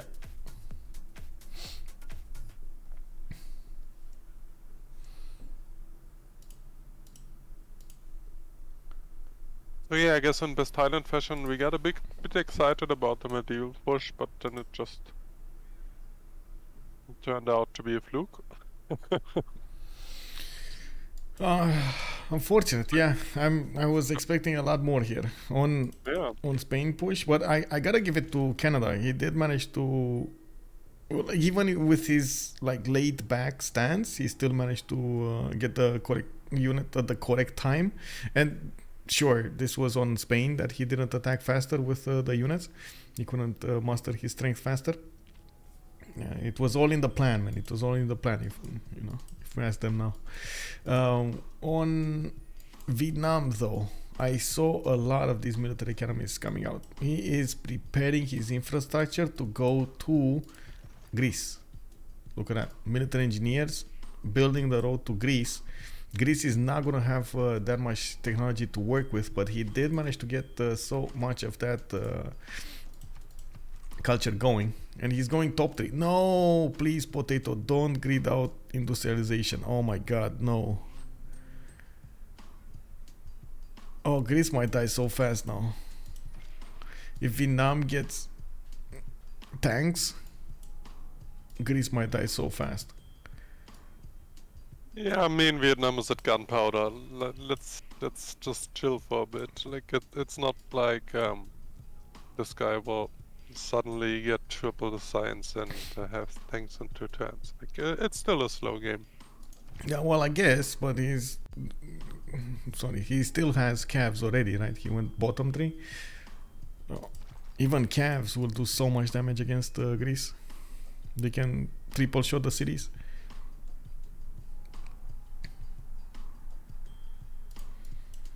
I guess you will probably see Vietnam's military engineers, or at least a road being built. You can see that even through the fog of war, and I'm pretty sure the land is discovered here. So it's just a matter of Potato realizing. Yeah, there we go. You can see the roads. Exactly, I was about to point out. Like, I mean, maybe on tanks or helicopters they will happen stuff, but before that, I think Potato will just adjust accordingly and have at least some defense. Like, I mean, we just saw how quickly you can get up a defense in Canada's land, right? Yep.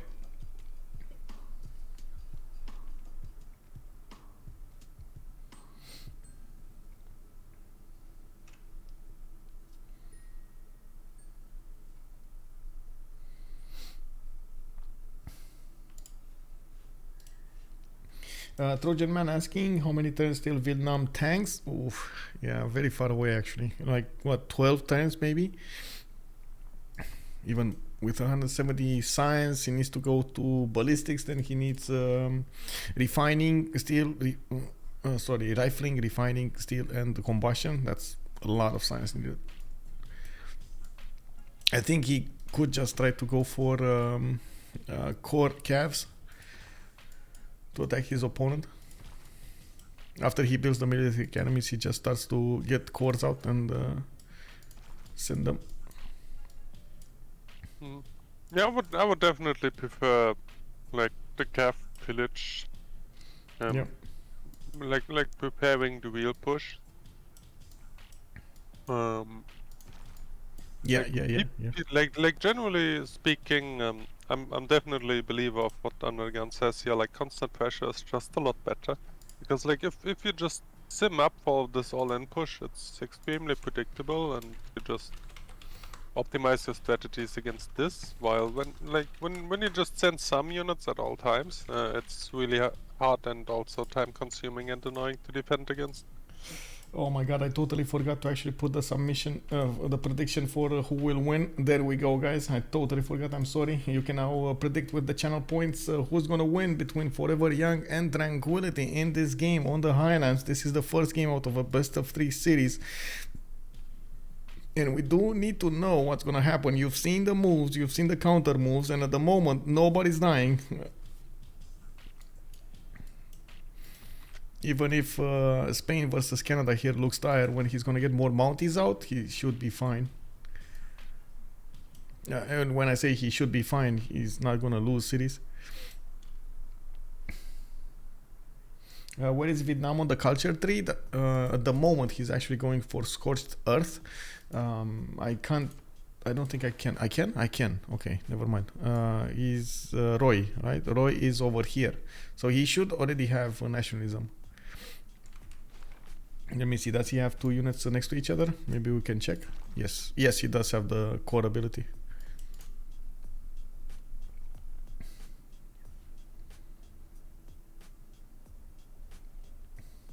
Wow, everybody putting points in Tranquility. Okay. Like no trust in Vladimir here, no trust in Roy. Swatiqq also getting bigger, getting the size going. Okay.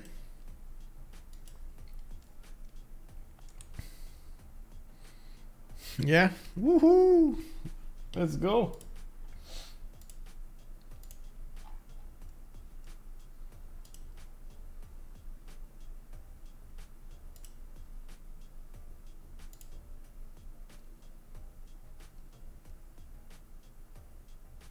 Okay, we have the professional gambler and Trojan Man here. Right.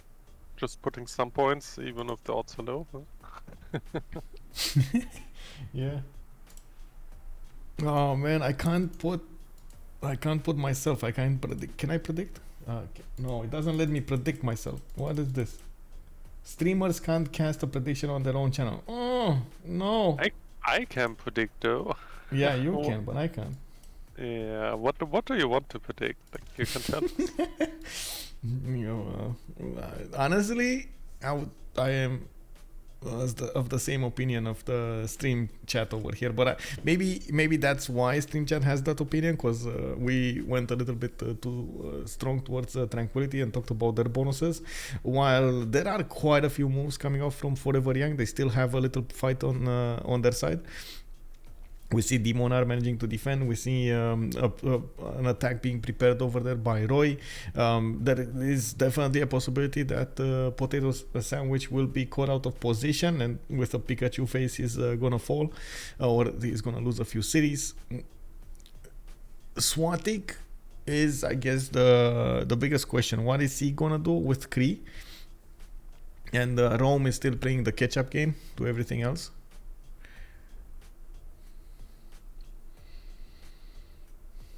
Well, yes, but like the thing is, even the guy playing the catch-up game has higher science than Forever Young. Yeah.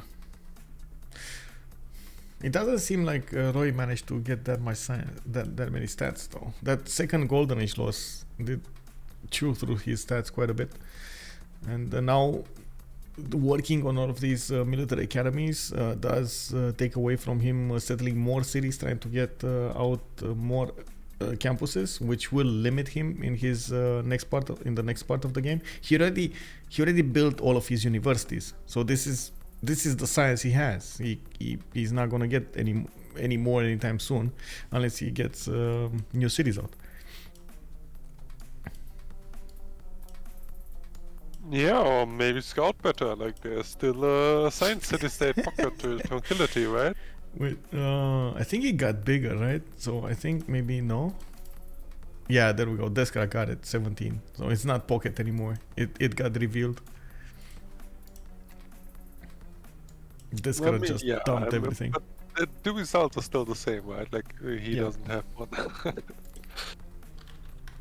The biggest concern is exactly what Sivcon is saying here. With Pericles going top 3 and trying to maybe grid out industrialization, he will definitely make a Pikachu face when Cav cores are coming against him.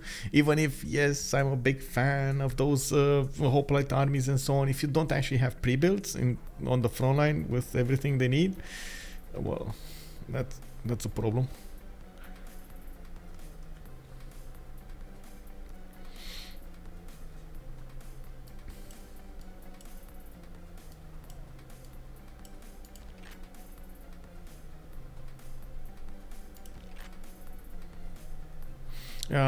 Spain did manage to get the core ability, by the way. He just doesn't have enough units to play with, and I believe if he starts scoring up these units, he will have chances of attacking the Mounties head on. Of course, the same can be said about Canada. He can get Mountie cores, or even he should be close to armies now. He's 250. He's going civil engineering. It should be closer to mobilization here. Civil engineering, urbanization, and scores us to mobilization, right? Yeah, like I'm reading chat right now, and Lukang's pointing out that he doesn't think Vietnam will push to things so early. And like I do see that on again. Like I kind of keep talking about this all game long. Like going 8 cities Vietnam, prepare for proper push. This is a Pangea strategy. If you do this kind of play on Highlands, you will just derail yourself. Yeah. This is kind of what we see happening here. Like across the board, Forever Young just gets out sim, to be honest. Well, except Cree. I like Cree. Don't get me wrong. I like Cree. He's on 2, 4, 6, 8, 10, 11. He's getting big. He's definitely getting big.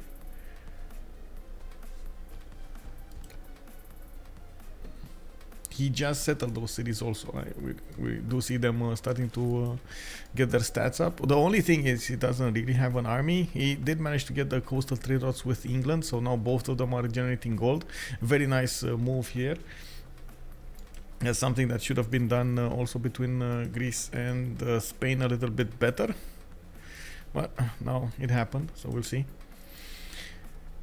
PotatoSandwich did manage to put a lot of those campuses on the map, and now from his cities he's building the libraries. He's gonna get a lot more science up, and if he does manage to get more science than Roy, because like we were pointing out, Roy doesn't have any more ways of getting stats up.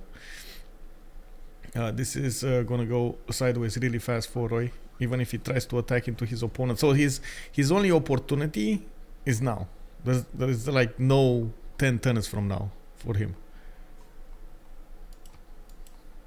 Yeah, I agree, but if you look at the melee engineers, those need already like what 6-7 turns to build a road, and then you need to bring the units down. So But even there's if he 3 of starts them, this right? turn, So. yeah, but like what can they really do? Like 1, 3, 4, yeah. So it's still 5 turns for them to Yeah. Pericles borders. And then you also need to bring the unit, which don't really exist yet, other than 2 cavalry. So I don't see Yeah. much happening there. And Vietnam is going square rigging. Yeah. It happens. So under the gun industrialization coming up in 2 turns. Kaine industrialization as well. We do have Potato going mass production into industrialization, while Kaine is pressuring Canada as much as he possibly can. You do see the city of Bradford did go down considerably in the garrison strength after the Mountie got out of the city. Now Kaine can't really push through that city center even with the strength that he has on the conquistadors, and at the moment, even with that water tower coming, siege tower coming, is not gonna change anything. We do have also Spain maybe at some point getting a battleship, but that's so late. I'm not even sure it matters at that point. Well, at least he's gonna get more production, and we did go through the next Terra. Let me actually take a look over here to this. Okay. So alright, I finished my snack. Now I'm fully here again. Okay. I forgot to say bon appetit. I don't know how to say. It's actually Hope exactly you had a the good same meal, I German. guess. If you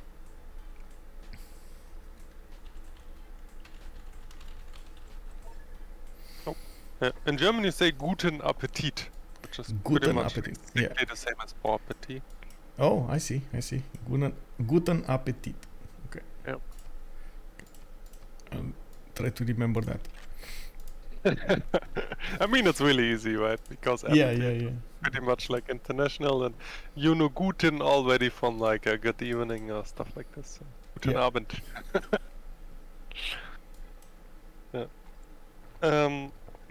By the way, I keep seeing that people keep talking about like weeding out industrialization. I can really only reiterate, like, going industrialization first is on Highlands the complete standard play. Like, doing anything else, you really need a very, very good reason for this. Especially in Highlands with this many hills, with this many mines.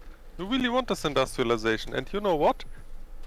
No one can punish you for it. This is why Highlands is by far the slowest map we can play.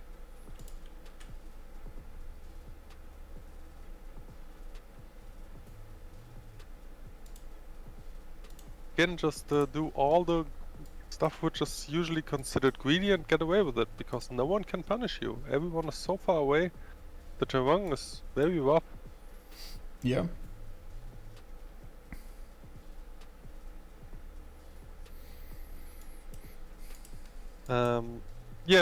Jeff Tau, I'm native German, yeah? Oh, yeah. Oh, look at that accent. Look at those words over there. Bist du ein deutscher Sprecher, Justice? Yeah. Like, honestly, like, actually, this keeps popping up, and I can really agree with that. Like, whenever there's like a YouTube video, Yeah. and there's something in it about Germany, like the Yeah. commentary section is immediately like, okay, this belongs to Germany now, and everyone starts speaking German in the comment section. Like, Oh, this really? is such Wow. a weird thing, and really only Germans do that. Like, I have no explanation for this. Like, I myself do never do this, but I keep seeing it happening. Like, I don't know. Man, Germany converting YouTube one channel at a time. Yeah, I guess so. It's fine. I do have to point out every time, like, this is like every time I hear German or I see it, it feels like it is such, like, you speak it with such an aggressive tone. I don't know why. It just sounds like that. I know a lot of international people actually say that, and I can kind of see it linguistically. Like there are a lot of just from pronunciation, there are a lot of words which sound harsh. Like Yeah, they beast, are not beast, necessarily you know. harsh. Yeah, like It sounds like you're hitting something, you know. yeah. Generally speaking, pronunciation in Germany is like let's just say I can see why most people think German sounds hard. Okay. Yeah. I have actually quite a few friends that maybe you should meet them. So they went to the German school in Bucharest, the German high school in Bucharest, and they have been specializing in German. And they, oh my God, when they talk German, it's such different because they don't have the accent, you know, like Germans people do. They have the Romanian accent. But with them, I do usually play like games like Satisfactory or Escape from Tarkov and so on. And they also fix my computer if something goes wrong. I can only thank them for helping me with that. Gerfatao, have you ever heard some Swiss person speak? If you find a German brutal, you're not ready. I have actually. I have Archetype, right? It's Swiss, but he's from the I guess French side. He was more French speaking than Eastern speaking. I understand in Switzerland you have like multiple sides with different preferred languages. Sorry, yes. Yeah, I wouldn't say that Schweizerdeutsch is like this is how we call it when like Swiss people speak German. Like this is a very special dialect. And I actually think it sounds more like Dutch than it sounds like German. But like they're not necessarily like they're not the same at all. But just like from the pronunciation thingies. Yep. It's not as hard as like core German. Oh, and now, by the way, look at that. Surprise, surprise. Vietnam is actually going for the Cavs, and the Cavs are mirroring these military engineers going to the southwest. It looks like Greece is going to get pillaged at least over here. And from what I can see, he's not giving up on getting industrialization first. We got multiple Cav cores in the production queues of Vietnam, and all of those are probably going to get on the road towards the Greek capital. Now, Greece, in the meantime, did manage to get quite a few other acropolises going. He's on 26 great writer points a turn, with also 16 great scientist points a turn, and I do believe he has, there we go, a good number of merchants, 14.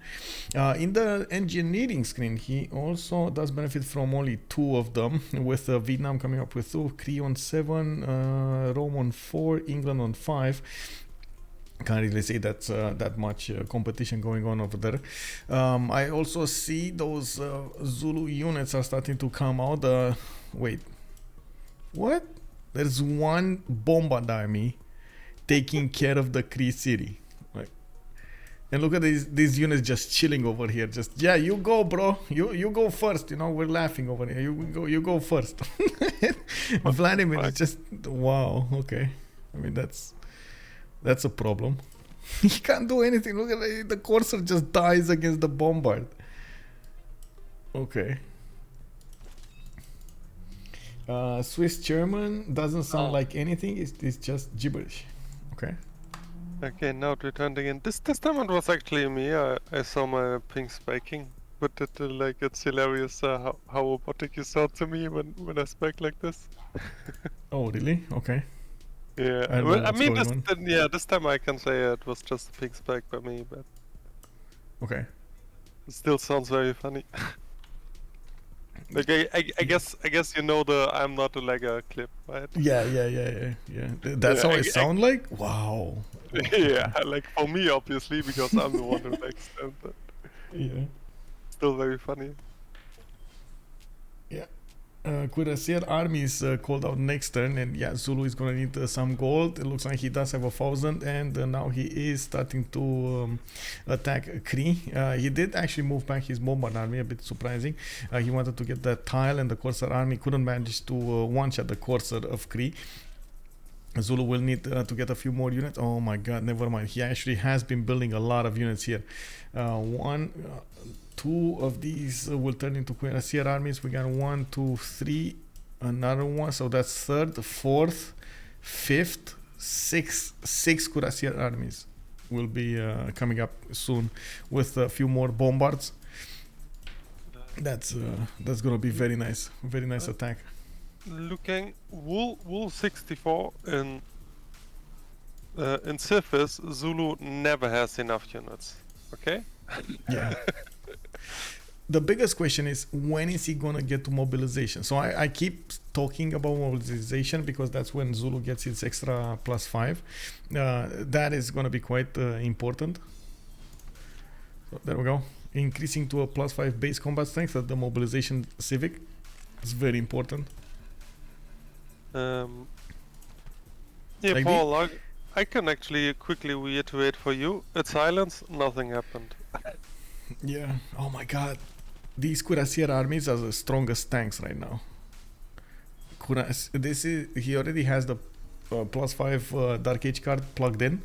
6 intel on opponent's movements. These are dealing on the Corsairs and on the Skirmisher. They're like 115 strength. Cuirassiers. Oh no. Vladimir, what are you gonna do, bro? Oh, I see what he's gonna do. He's gonna try to get... No, that doesn't work. Wait, no. Like, he's trying to get Statue of Zeus. He's gonna upgrade into Pike shots. Pike shots don't actually defend Cuirassier armies. Of Zulu, of course. Not to mention tanks. They get two-shot by the tanks.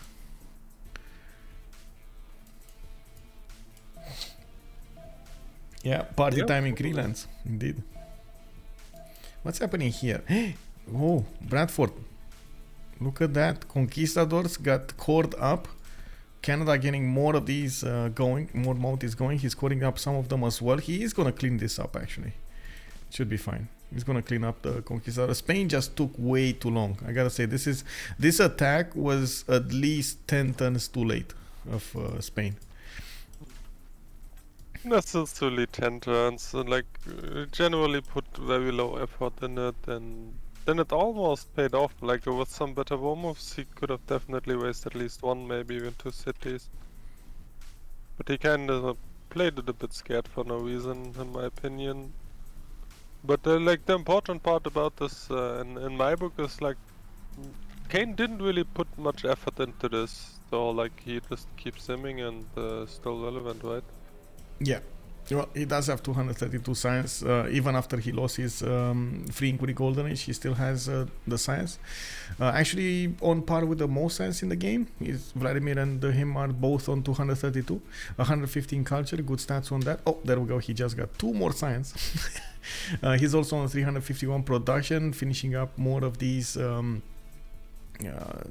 shipyards, which will help him get the production. He's getting quadrims, and I believe he's actually going bottom 3 right now.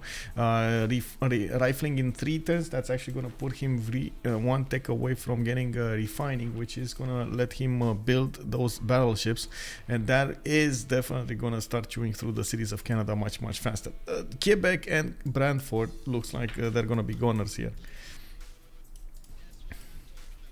Well, I say looks like, but then I think, but wait, more Mounties coming out means these Conquistadors are gonna die, and that's just gonna get cleaned up, right? Even when the battleships arrive, there's not gonna be anything left to take the city with. The thing though is, like, this Conquer attack actually still deals huge damage, because all these Mounties are there to fight and not build national parks, what Canada actually wants to do. Yeah. Like, this is still very considerable damage, yeah.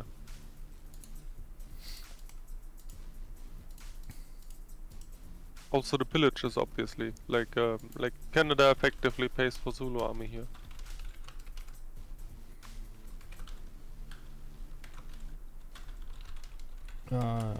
Wait a second, I need to respond for something on YouTube.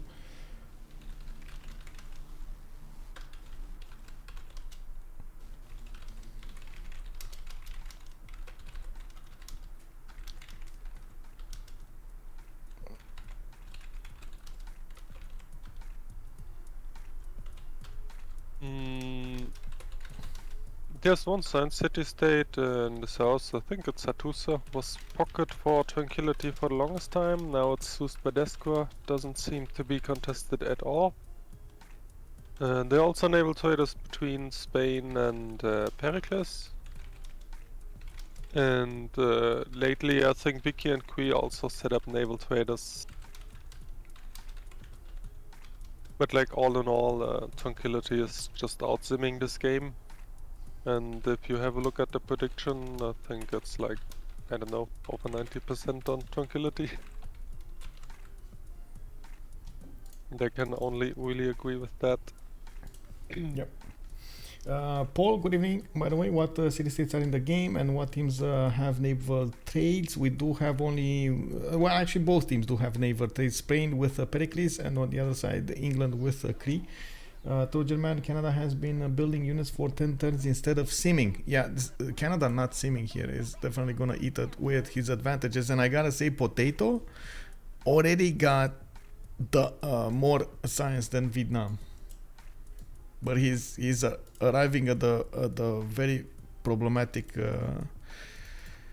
place over here. He has armies, but unfortunately he doesn't have enough units to deal with the initial units of Vietnam. Vietnam did push those cores over here, and Corinth is gonna one-turn pikemen. Now he's probably gonna try to put the pikemen in the front line as much as possible to withstand the damage, even though you do see the pikemen are not enough to withstand the damage of the calves.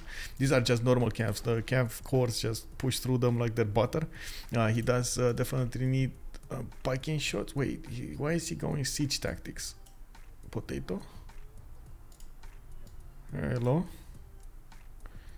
Here's some knights out. What do you know why he's going siege tactics? Totalitarianism, by the way, fascism coming up in 2. Actually, probably UnderTheGun ate up all the iron in the team, so he has to go for calves. You can have a look at the strategics maybe. Like, I wouldn't be surprised if there's 0 iron on Tranquility right now. No.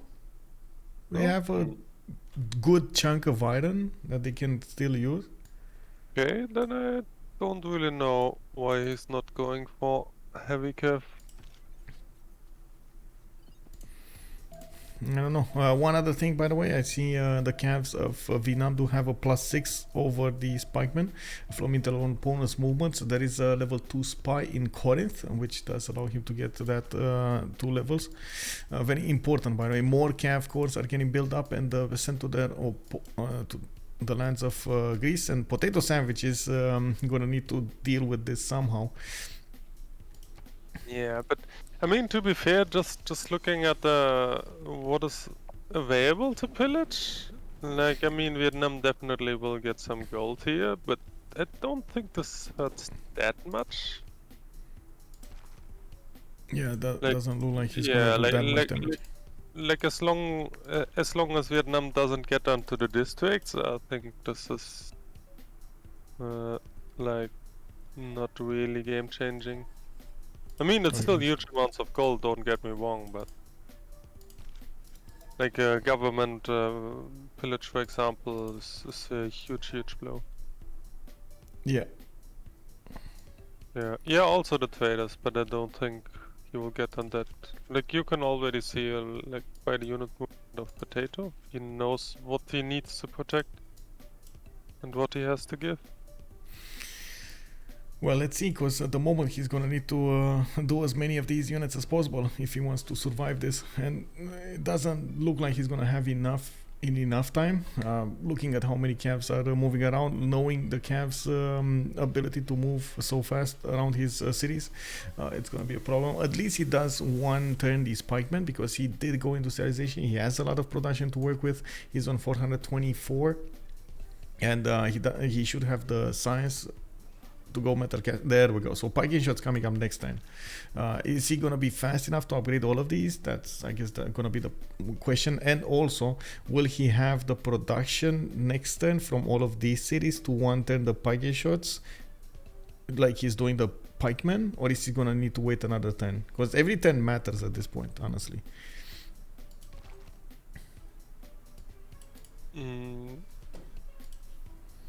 Pebbleton, hello there, sir. Good evening. Good evening. Linda is also calling out Piking shots don't need iron. I think the comment was more towards heavy calves rather than anything else. So it was. We were wondering why he's going siege tactics, which is on the bottom tree, which does allow it to actually get. Give me a second. To actually get over here on military science for the calves, while the middle tree is gonna allow you to discover Piking shots and then go towards the cuirassiers, which do require iron.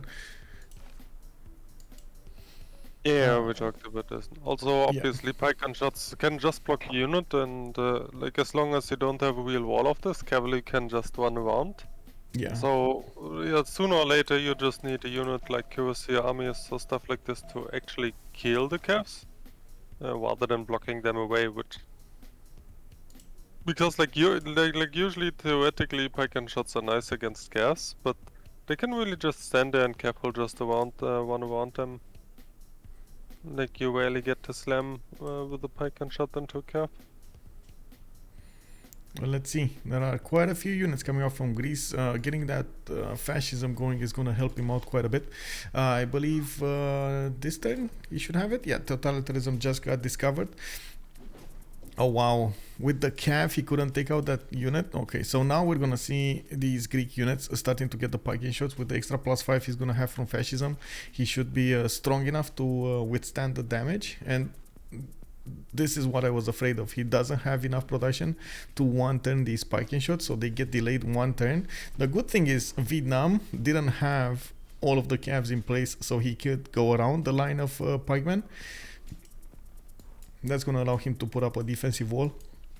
That's why he sacrificed the horse on the industrial zone, by the way. Yeah. Make sure. One turn. That's all he needed. One turn. Let's take a look at what's going on here. It looks like the cleanup is ongoing. There's only one conquistador corps remaining, and he's going to need to retreat. Even if we're going to have soon quadrims turning into battleships. Actually, next turn from Kaine. They're gonna just need to go through the mountain line, and it doesn't seem like at the moment Spain is gonna get a good way of taking down Brantford and Quebec City. Rome did manage to get quite big, and now he's getting his cuirassier corps going for those coal power plants, and multiple factories starting to come out, getting some water parks for the extra amenities, and did build up a Forbidden City. Now he did actually put this industrial zone, a +3 industrial zone here, and wow. Yeah. Let's not talk about it. Okay. Let's just not talk about it. Yes, let's not look at that. Let's take a look at in the south here. We do have Piking shots. Oh, there we go. So Zulu got the first kill, got the first city from an opponent. He did manage to push through Kapeyak something that just got raised, and it seems like Vladimir is gonna have a hard time pushing back into this cuirassier. And I gotta point out that was just one cuirassier army with a bombard army. That's it. Like look how many he has just walking around. This is gonna be massive. And did he step on it? No. Okay, so he stepped on this after it got built. There are multiple field cannon corps coming around for Cree. That encampment looks like it's dead, and so he can push through directly into the field cannons. He can one-shot field cannon, or almost one-shot field cannons. Extremely important. You have to deal with these units quite fast. Don't allow your opponent to build up the promotions on these field cannons, because they get scary. They get really scary.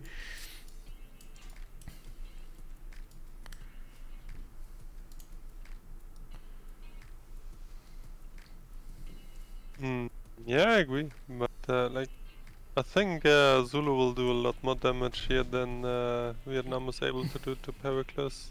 But I think this is actually the most interesting point to look at right now, because remains to be seen if Vietnam can actually do real damage or quote-unquote just get some gold. It looks like more caps are on the way. He's just going all in. This seems like a mistake, going all in. Minus 85. Well, this is kind of a scream over here from Vietnam. He needs to do something to come back into the game, and this is how he's trying to do it. So yeah, this is what I was about to point out. Like, I actually like it that he goes all in on that, because this, like, in my opinion, this is really pretty much his only out. Because if he just keeps simming, he will just lose. He will get out sim. Like, Potato at the moment is way too big. Even getting pillaged, getting that, like, even now actually, the fascism advantage, the +5 he's gonna get from the Dark Age card is putting him at an advantage here, and Vietnam just doesn't have enough strength anymore to push. 4 mines pillaged, the full commercial.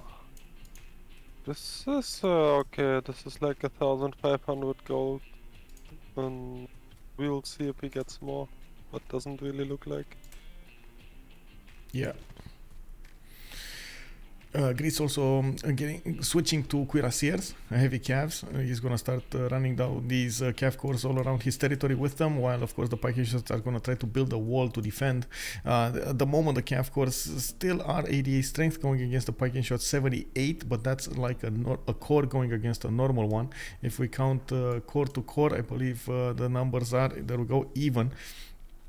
Pikean shots can definitely hold their own against these calves. I do see in the stat screen we do have 2 players from Tranquility over 200 science, 242 on Spain, 227 on Deskra, while on the other side Vladimir is 265. The biggest issue is Vladimir here is gonna start losing more units, more cities, more ground to Zulu. Zulu is on 193 science, 80 culture, and it looks like he's also trying to go all in here. Oh no, he just switched back to production. Okay, I'm not sure if I really like this, by the way. He's also going for the pillages, going for Cree to keep him low in the stats, rather than taking his cities away from him. We do have Alhambra finished from Nongoma, and I saw the comment. I'm sorry, I saw the comment, by the way, Paul. I'm so sorry. He was asking us earlier to give him a quick rundown of what has happened. Do you still want that, or did you catch up with the early beginnings? I mean, I actually kind of talked about it. Okay. Yeah. Like, I think Paul trusts me that I kind of do know what's relevant and what not. And honestly, not much happened. Like, the important thing is Tranquility controls the only science here. Nothing else special in the game. Quick Spain push kind of failed, and other than that, it's just simming decisions.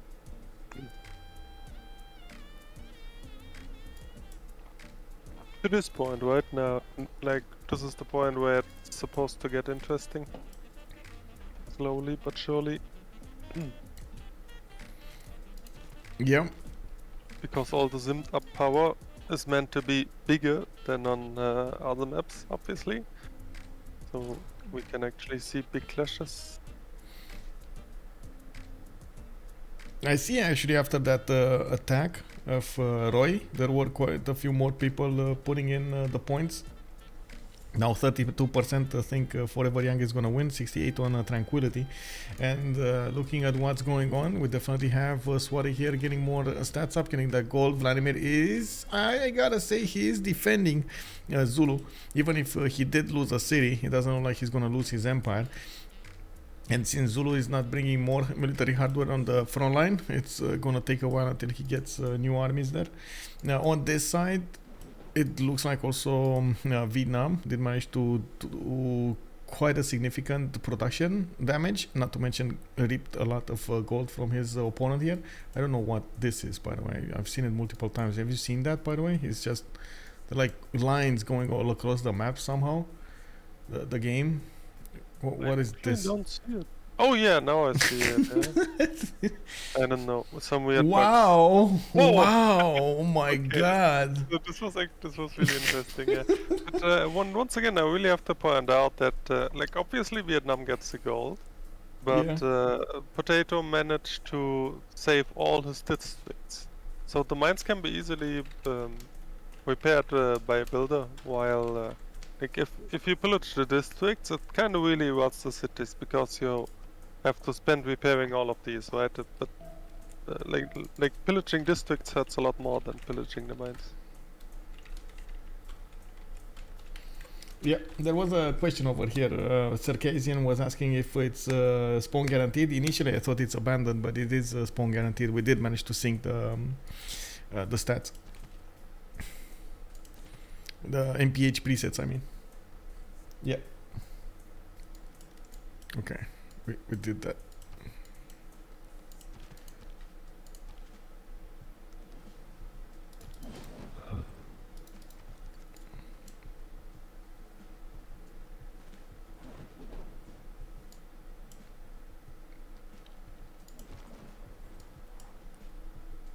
Okay, so more mines are beginning pillaged. You can see Potato is slowly tearing apart these Vietnamese calf cores, but he's paying the price every turn with his mines.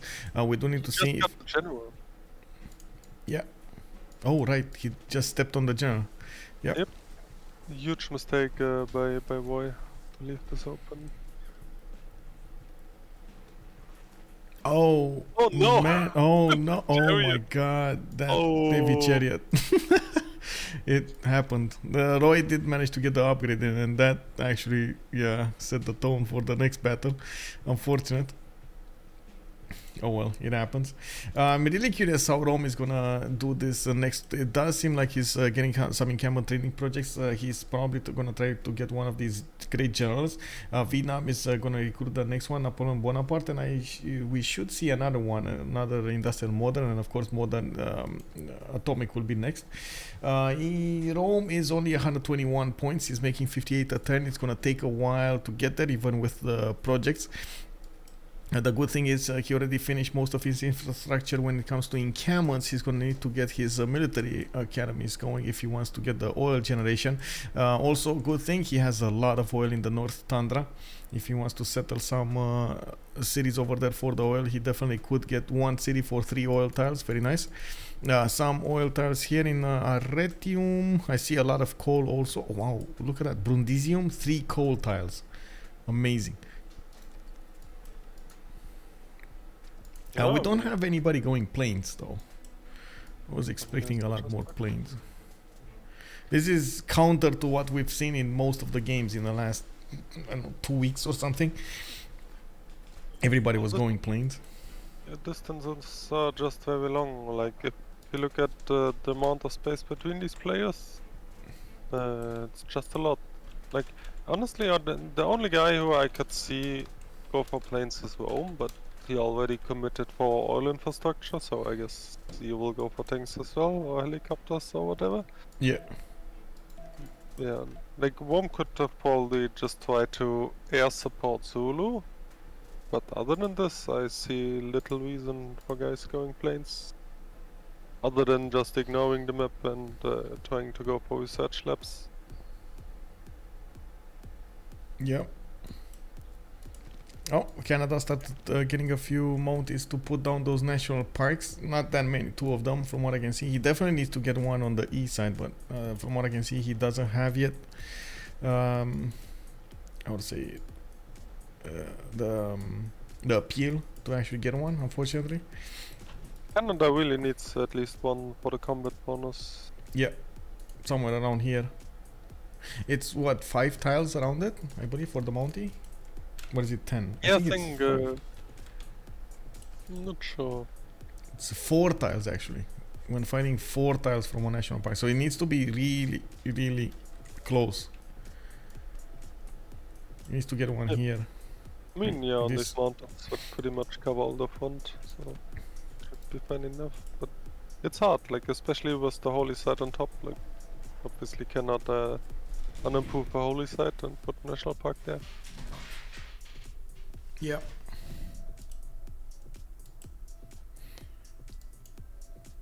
Okay.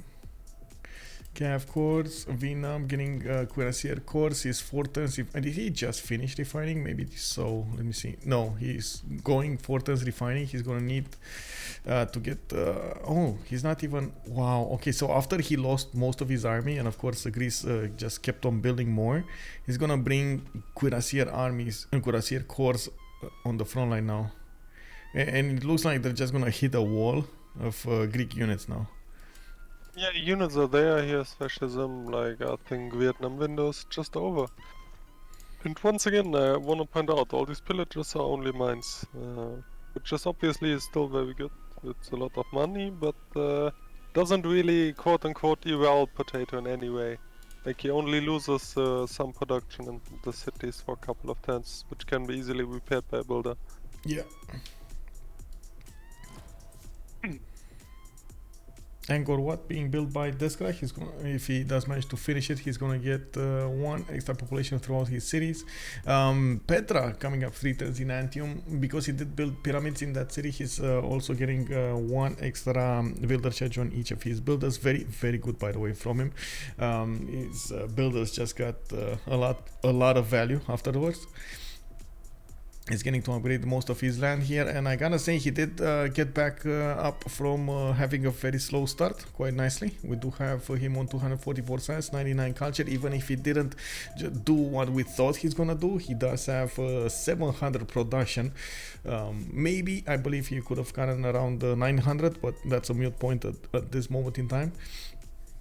Still very well. If he does want to follow up an attack against Cree or against Vietnam, he definitely could at this point, and I believe tank armies is probably going to be the way for him to help out his opponent, help out his ally, I mean his friend Pericles. And Vietnam just keeps on pillaging and pillaging and pillaging, getting so many stats out from these pillages. Yes, he does on Olympia right now, but these are really only like. This is why I was talking so much about mine pillages, which are quote-unquote only gold. Yeah. Well, this is very good for you. Like, it's obviously nice to have a lot of gold. It doesn't really hurt the opponent that much. Well, War Department coming up next then for Greece. He's gonna get the ability to get some heal back after he kills a unit, and that's gonna allow him to have stronger units overall. Well, we're gonna need to see, what I should say, sturdier units. How do you call it? Long-lasting units? I'm actually confused that Potato goes for space race here. Like, I would have expected him to switch into democracy and just enjoy +10 on the guy while trading. Like, obviously all these Spain traders would love to be Democrats. Yeah. So to explain what's going on, and he still might do, by the way, he still might do it. He should discover democracy in what, 2 turns or something with this culture he has. To explain what's going on, when you do get fascism, you do get that extra +5 base from your government, but if you do manage to get the building, you do get the legacy card after you switch into a new government. And there is a tactic, a strategy being used by the players to go right after into democracy, after fascism. So they get the legacy card of +5, and also they get how do you call it? Sorry? The finest hour. The finest hour, yes. The finest hour. This one, their finest hour. All units combat strength +5 combat strength when fighting in or adjacent to their home territory. But and of course you do see it does require suffrage and democracy. You do need to spend 2 slots on this, but to be fair, Greece does have an extra slot to work with anyway, and he should be more than fine to get this. Yeah, and also obviously trade with bonuses. As being said, democracy, yeah. Yeah, like there's nothing better in the game than democracy traders. Full stop. Yeah. So this is insane how much heals you get from democracy traders. They do have a bit of a problem with gold on UnderTheGun and Potato. UnderTheGun still keeps on pushing Cree, just doing as much damage as possible, but honestly he's also hitting a line of parking shots. Cree did quite well to get all of his armies in check and built as much as he could to stop Zulu. Zulu, I gotta say, kind of gave him the opportunity to do this because he didn't go all in. He didn't go as fast as he possibly could with the Cuirassier armies and the Bomber Corps to take over cities and so on. And that extra time that he let Cree build up his defenses allowed this war to stagnate. On the other side, of course, Zulu just kept on simming, and I do see artillery armies coming out in production. He's probably going to follow this up with tanks and artilleries, which I doubt it's going to work, because I do see Vladimir is on 288 science. He's going to try to get some banking, conservation, and I'm pretty sure he's going to also get AT crews. If he gets AT crews, that should be more than enough to withstand an attack here from Zulu. Is there actually anything happening in Wikiland? Oh no. Like, wait, that's the caster, right? So, Yeah, no, that's the yes. In Wikiland, you said, right? In Wikiland, no. Yeah, like I Yeah, mean, some he's red coats. pretty low stats, and like, I don't know. Yeah. Like, He other did than a little weight attack? He did settle another continent here, Birmingham, Bradford, Hull, so he got an extra trade route, nothing else. You said something, sorry, about... I'm just wondering, like, I think Wiki is just pretty underwhelming here. Like, he has not the biggest GPT, not the biggest stats. Like, No, he does have 203 at the moment. At least it's the biggest from their team. 214 science, 134 culture is not bad compared to everybody. Like, you can compare him to Deskra, for example, but the production between them is just massive, which is, I gotta say, quite surprising most of the time. We do have Victoria get amazing stats. yeah, this is what I'm talking about. Like, I'm wondering if he has any problems or stuff like this, but just looks like I think a clear lack of shipyards here.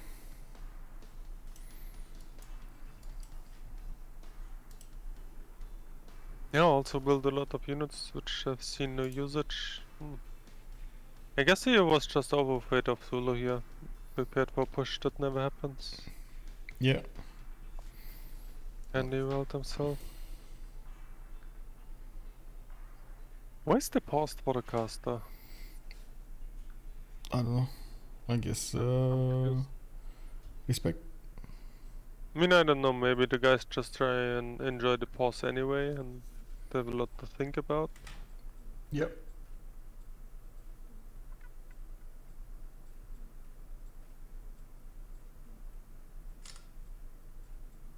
But yeah, actually looking at it closely, Vladimir is actually outstarting UnderTheGun quite heavily now here, yeah? So he may just be able to AT Zulu push, yeah?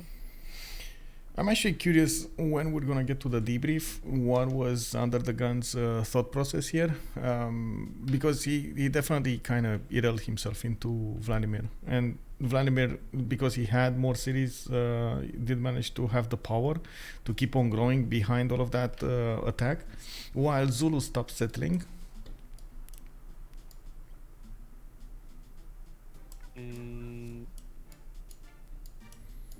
Yeah.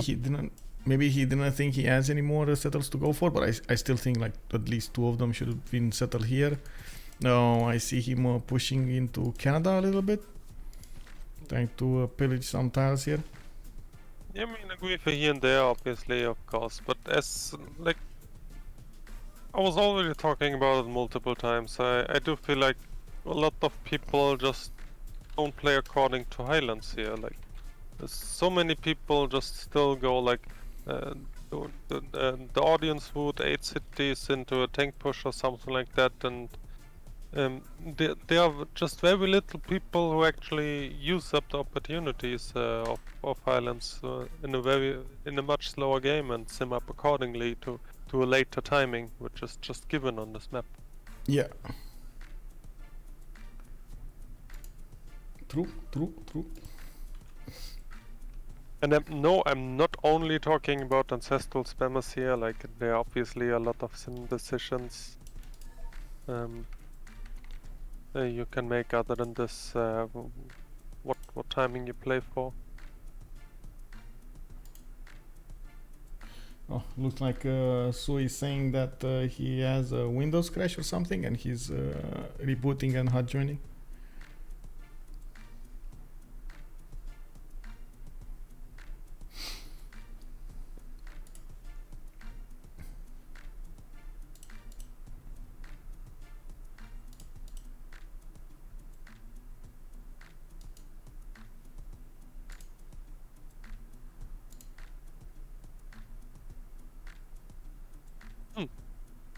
It's actually very uncommon that teams are willing to wait on a caster, but I guess here you go. Yep. Okay, what else do we have?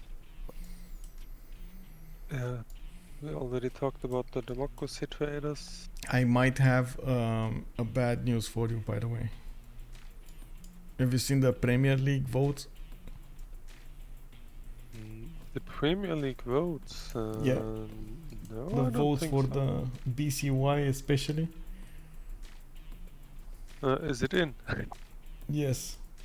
Yeah, as Well, as not expected. yet, but it's like 36 to 15. No, I'm actually not a part of any Premier League team right now, so I don't even see the channel or the voting.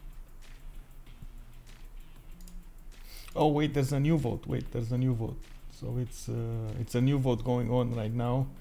And it's some people want legacy, some people want standard and off. Okay. This is your chance, guys. Looks like it's called Better Broken Capitals now. Yeah. Well, I mean, honestly, I can live with like the no RNG, which is used in the 2v2, Yeah. and I can also kind of live with like if the standard works properly. So like for example, if you settle on Lux, you still get a Lux, but not the extra gold. For example, on the cotton and stuff like this. And we'll just have a 2-1 base. Mhm. And like this doesn't take too much of a decision. Like the main thing I actually criticize about the mod is obviously the legacy setting, because it doesn't equalize anything. Like if it makes actually things fairer, like the best use case I can think of is the guy spawning on full grassland hills, having it with the base. Seems fair enough, right? Compared to the other guy being lucky enough spawning on a plains hill. But Legacy just gives you always everything, so what just happens is the guy with a good spawn just gets even more, and the guy with a bad spawn just gets a little bit, so it's still extremely unfair. Yeah. Doesn't help with anything. But yeah, as I'm never tired to talk about, it's pretty much like, I guess that's just humanity, and Hey, players. if it's easier, it helps you, right? Yes, but humans just like free stuff. Like any consideration goes out of the window. Like it doesn't make sense. I don't care. I get free stuff. This is literally how humanity works, honestly. Yeah. As long as you give them free stuff, no one cares. Yeah. Well, the votes has only been up for 1 hour, so everybody has the chance of voting over there. I believe everybody from the CPL Premier League. So, yeah. You guys. I would be extremely surprised if it won't be Legacy. We Yeah. will see. Yeah, Maybe I would humanity also can be. surprise me, yeah? At least like the CPL Premier League community. Maybe I'm too cynic, I don't know.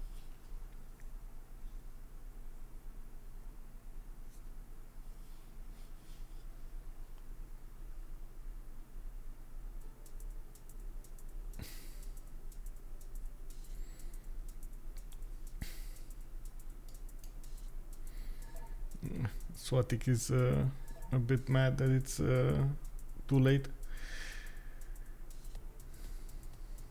Yeah, I do understand. So the other guy cannot join anymore. Sue. It's correct. Yeah, Demonar is calling out the relobby after the rollover. Yes, for some reason he cannot join. I mean, if all goes bad, I can just invite Sue here and he can get the info, like he can get my screen. But it's still not ideal for him.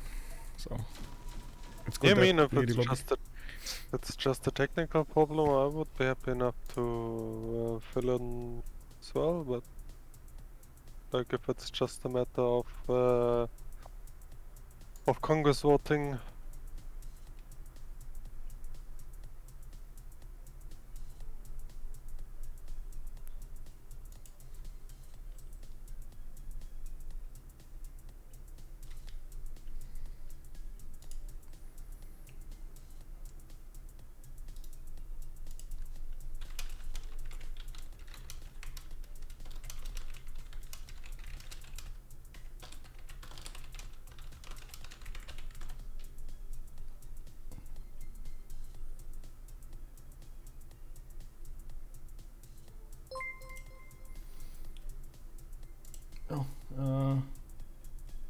Thodoris 1983. Thank you so much for the follow, sir, and welcome. We're just trying to set up right now. There we go. The new game is up. I did also message Sue that if he can't join, I'm gonna stream for him on Discord somewhere. I'm just gonna invite him here if necessary, so he gets 1080p. I mean, like, oh no, you're not allowed to communicate, right? Like, as being said, no. I can just take the slot if people are concerned about the Congress balance. I mean, I guess I can communicate through referees if it's necessary. Yeah, that should be fine. I'm also on the bottom slot, so I balance out with AI quite nicely anyway. It's fine. You know the AI always votes A, right? Always votes in the first option, so I just vote B every time. Yes. Yeah.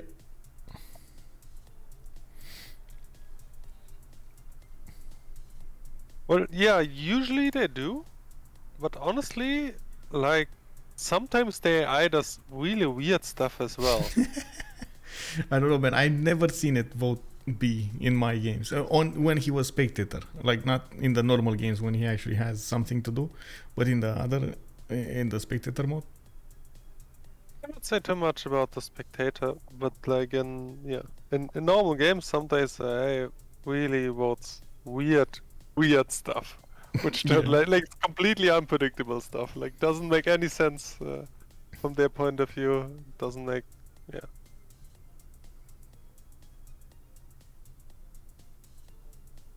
I don't know. I guess there was some. Like I mean, we have a good history with just some programming rollovers in Civ, right? Man, this is nothing. Oh man, like this is just poof, dirt in the air or something compared to the old days. Yeah, like do you actually know where the nuclear Gandhi memes come from? I know that there was a bug in Gandhi's programming that he was like he shouldn't have built nukes, but then he was going negative on nukes or something, or like it's in its programming it was going negative and he just went crazy. Yeah, this was back in Civilization 2, and there was like a certain tag where people just got a bit more friendly, if this makes sense. Like I don't remember which one it was, but there was a tag where like the AI aggressiveness gets scales down, and Gandhi already was at minimum. Yeah. So and then this triggered to go Gandhi like full ham and be as aggressive as he ever can, and throw nukes at everybody, big and Civ 2. Trojan Man asking us what was going on.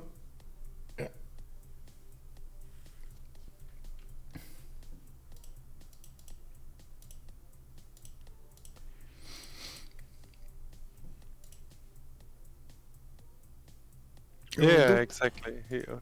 He went negative, which in programming terms then switched over to maximum aggressiveness. Yeah. So there was no -1. It was going back on 255. I guess the programming only set 0 to 255, and that was it. When you went to -1, you went to 255. Yeah, that's just the class definition thing. Like like the way it was programmed, it just didn't allow negative numbers. and what the programming language then does is like, okay, if there's an eventually negative number, I will just drop down from the top. And there's actually on this subject, oh my god, there's like so many documentaries of how the negative numbers came to be, and also the 0 got taken into account. It was unbelievable how many thousands of years we went without taking those numbers into account. Oh yeah, and there was also the one of my favorites is the most expensive programming failure ever. Like there was like a programming failure in like probe which was sent to Venus by the Soviets. Yeah. And like they did a programming mistake. So like when they came close to Venus, like there was a program which was supposed to turn on the brakes, right? Yeah. But they did programming mistakes. So instead of bringing on the brakes, it kept accelerating, and then just went head first into Venus surface, which was not very good for the prop, obviously. Yeah. I guess the guy who programmed this was not very successful after this. Yeah, and also I guess the different miles versus metric system going on in United States when they were doing the programming on the shuttles. You know, like the systems were in metric, and all of the astronauts were being taught in the US system, Yeah. the imperial system. They had to do the math all of the time. Yeah, it's a complete nightmare. Yeah, unbelievable. Also, so Doris, good evening, sir. Hi, everyone. New to the game. I come to learn how the military works. So far, I fight with bows and sticks, and all the others have already tanks. Oh man, yeah. Well, I mean, sure. The problem with the military is you're actually gonna need to get all of the other parts of the game. Also learned if you want to get to those tanks, but if you do want to fight with the bows and sticks, definitely early game is going to be your choice. If you want to go somebody Sector 3 cities, go slam those opponents cities with your horses and see what happens, and then try to develop your empire. But of course that's just minimizing things to its basics. Now there's quite a bit of balance that you need to do between getting your army, getting your empire, developing your cities, trying to get as much production as possible and stats up to actually get to the same level as everybody else, or even overcome your opponent so you can manage to push through his defenses. This is something that we see right here, and we have seen for some time now. Between the players, we had a war between Spain and Canada. Canada managed to defend, didn't lose a single city. This is so unbelievable, by the way, to me. I gotta give it to Demonar over here. Very good defense at the right time against those Spanish conquistadors.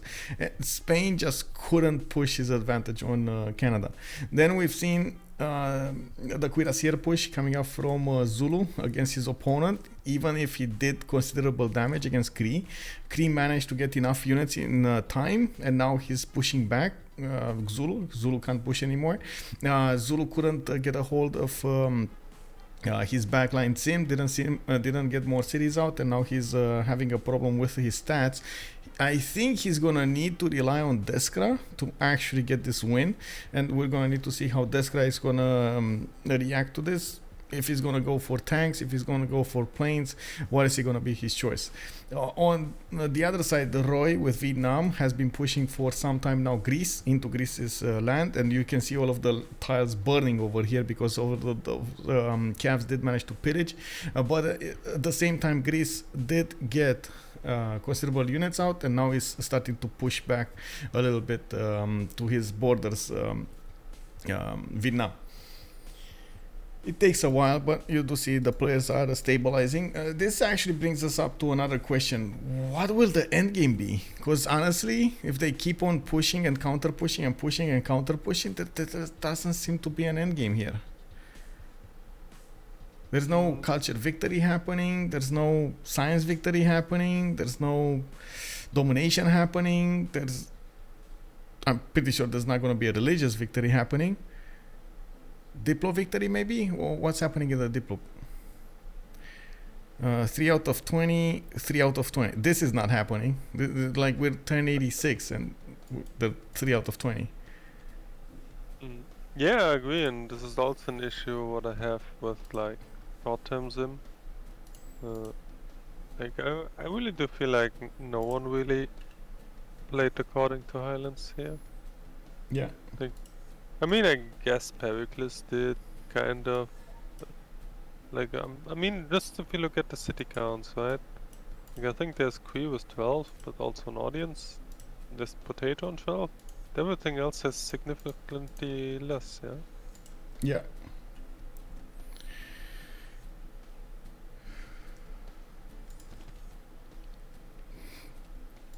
Well, I have to say, like the Cree 12 cities were like very slow for my taste.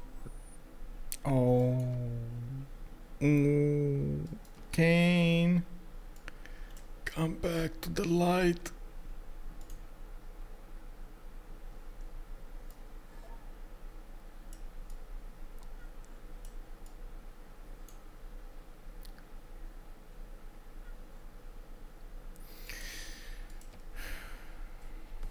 I'm very curious if Potato is gonna manage to get that science up. He's gonna need so many, well, not that many, but I guess he's gonna need a few builders to repair. Yeah, I mean the mines obviously won't give him much science. Well, no, the production, but then with the production he can put into every other thing and repair this campus in Mycenae, for example. Campus in Corinth. Olympia campus.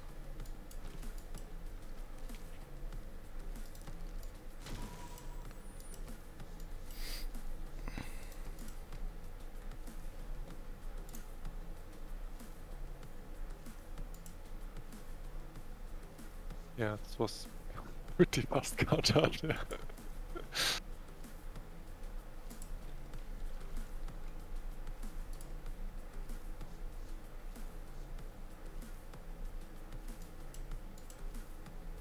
I guess Su came in a bit overmotivated.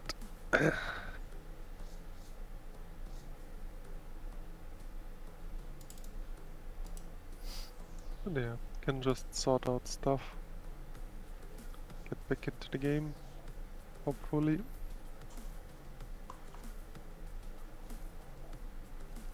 But yeah, to come back to the question, like I honestly don't see win conditions here.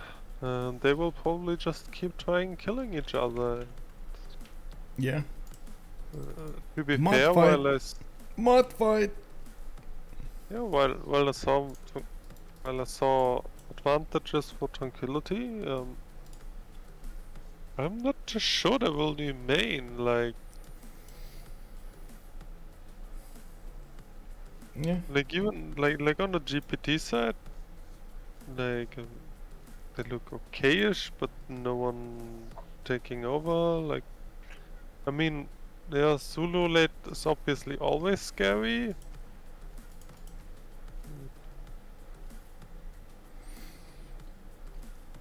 Well, Potato is 10 out of 113, but not nearly enough tourism to go with. Yeah, but Automation here is definitely making a point. By the way, Automation, you wanna join us? You wanna give us your read here on the game? I was calling out Zulu definitely is a win condition with tanks and artilleries, and I tend to agree, but he doesn't have. Balloon, Yeah. yeah, I mean, I generally would say so, but then again,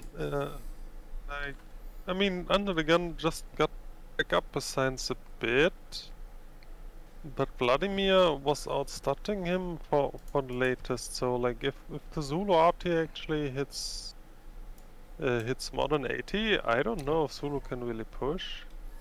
Yep. Okay, I don't know what he's counting down because everybody read it up. I guess it just takes a while. So yeah, I mean, yeah, There so we go. Zulu obviously still has the late game bonus, but like if they completely rely on Zulu killing everyone, this will be the longest game. I think Rome will come into play at some point. He does have the most production in the game, and I guess he's gonna get a lot more stats up, which is gonna be nice. Since Vietnam did kinda go all into his opponent, he's also gonna have a problem with keeping up in the stats with his opponents. Deskra here should definitely keep on statting up, like getting more stats up, and he should go for labs in this scenario. That's, I think, the correct way to go about this. Then get his infrastructure finished for or in the meantime get the infrastructure finished for those military academies and for the tanks, and after that he should be fine to go through combustion and then get to helicopters and slowly go back up to the top 3 for planes. No, but in the meantime, I don't see him doing that though. I see him going astronomy. I see him urbanization on the 3. He is getting quite a few pre-builds, putting more pressure on his economy. And it is not looking like he's actually going to use this army that much. So from what I can see at this point, it looks like he's a bit more passive than we would want. Greece over here is mad though. Greece is definitely mad. Vietnam pushed into him, got so many cities away from him now. Got so many tiles away from him, pillaged so many tiles. We do have him pushing back, and he did manage to get a decent army out. Still in one turn, this will totally stop in its tracks the Vietnamese attack. Vietnam doesn't have any artillery to work with.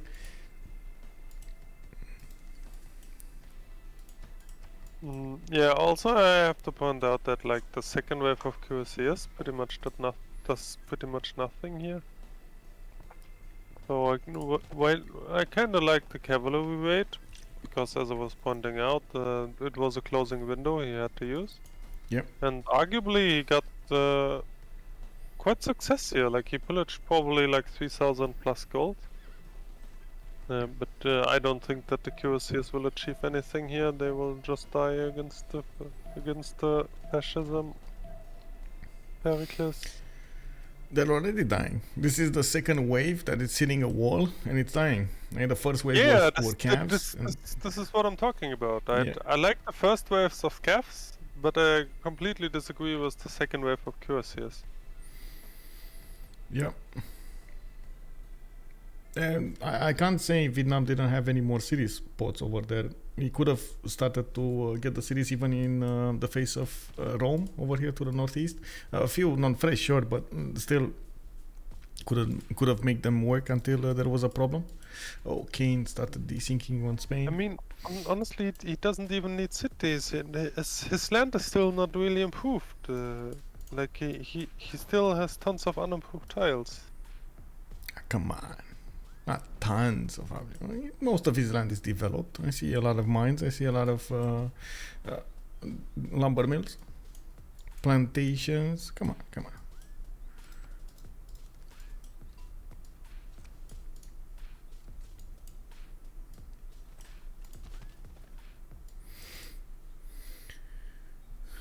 At the moment, it does seem like Tranquility did get an advantage in the science, and I gotta say, they also have been keeping Mitla. Was it Mitla or Hattusa? Hattusa. They have been keeping Hattusa for like 40 turns now. It was a pocket CS in the beginning, and then Deskra did dump a lot of envoys in it. With Hattusa's bonuses, they're getting an advantage for some time now, and how they will manage to go through the late game, we'll see. With 800 production on Deskra, I do believe he should be well up in chances over here to get whatever he wants. The biggest problem is, what does he want to get here so he gets the best bonuses? What would you think is the correct way for Deskra to go about the next part of the game?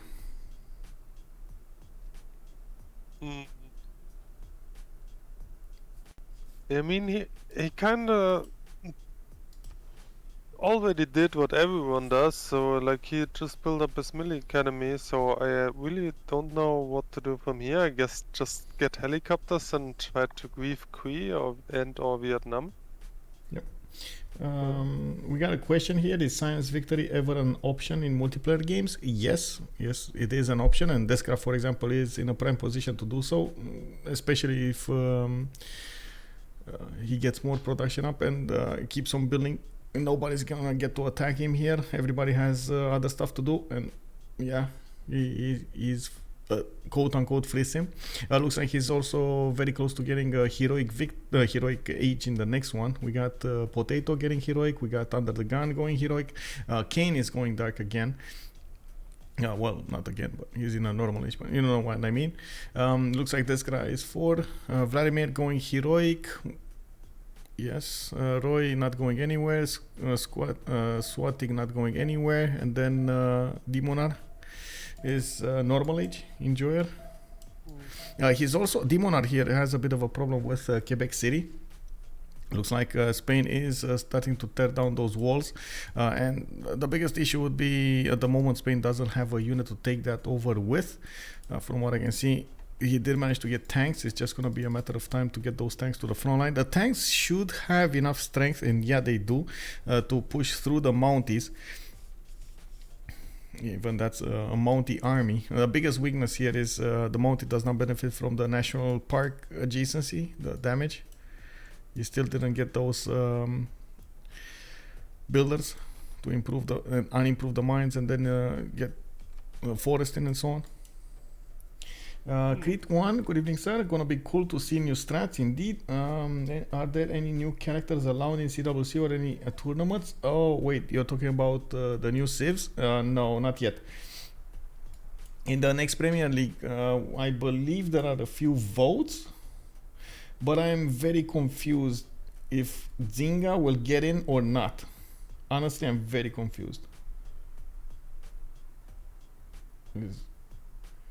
Like the way the word is voted with the signs give me an idea that if I vote on the no entry, it should be no entry, and if it's marked yes, it should get in. I'm not sure what that is about. What you're talking about? About the votes. Oh, and I see. So all of the other leaders will be allowed. So I guess we're gonna have Japan. We're gonna have the votes for the Premier League, for the next Premier League. What kind of civilizations should be auto-banned outright, and what should be allowed in from the new leaders, from the leader pass.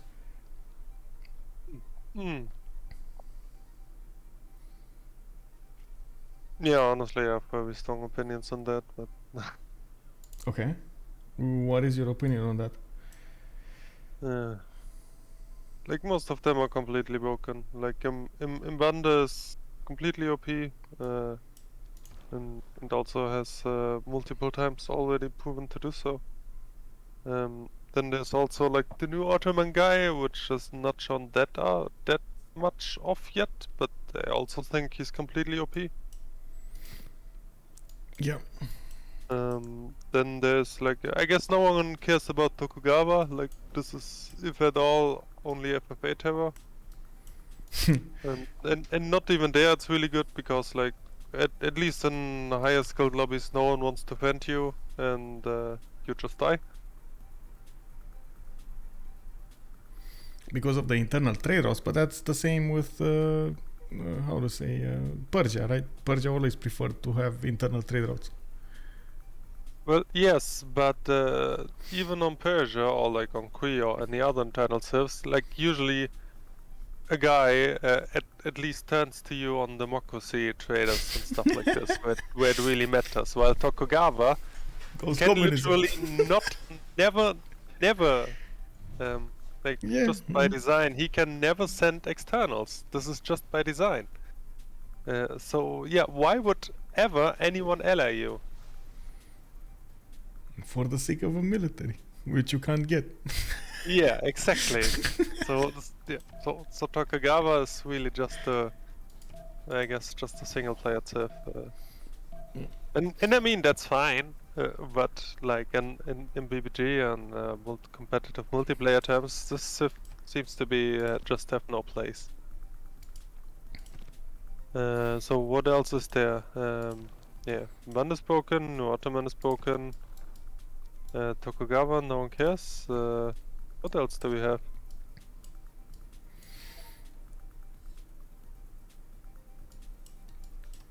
I was looking at the game here, and I gotta say the tanks on Spain does make a difference over here. If he goes against Canada, he's gonna need a bit of time to go there to the north, but he is getting there. I guess it's only 2 turns. Looks like we will have a relobby, so we fixed the desync on Kaine. The new Arabia, looking is calling it out, by the way. Oh yeah, the exactly like Honestly, no one really cares as well. Like, they're- Also, Boji TV makes a good comment here. He sees why you would ally Immortals even in the sim beta. honestly, Immortals are not really a strong unit. I mean, you say that, but I've seen them be very strong. It's just you need to get the correct options. No, not really. Like honestly, like Immortals used to be a terror when range still got support bonuses. Yeah. Because then they actually really hurt.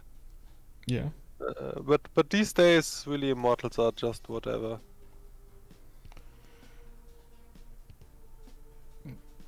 I thought that as well until I saw that they can still trade punches quite nicely. I think from the beginning it was a bit of a mistake to actually take away the support bonus from them specifically. It was actually a bug that took it away from them, not really intended. And then the players just went along with it. But even so, multiple games, even from the competitive scene, did show that Immortals are still something to fear, especially when they do start to get some levels up and they do manage to two-shot archers everywhere, left, right, and center. They don't take damage when they keep on attacking, and you need to push into them quite strongly. So it's a problem. It's a problem overall. Well, yes, of course, but like the question you have to ask here: does an Immortal really do more than a swordsman? And like, Yes, almost always the answer is no. yes, it does. No. Yes, don't. because the swordsman actually needs to attack and lose strength. The Immortal doesn't. It just keeps on peppering your units and you die. I mean, if a guy is stupid enough to try to defend the archer, sure. Sure. And I guess what I'm trying to say. Of course, you can make them look good, as you can.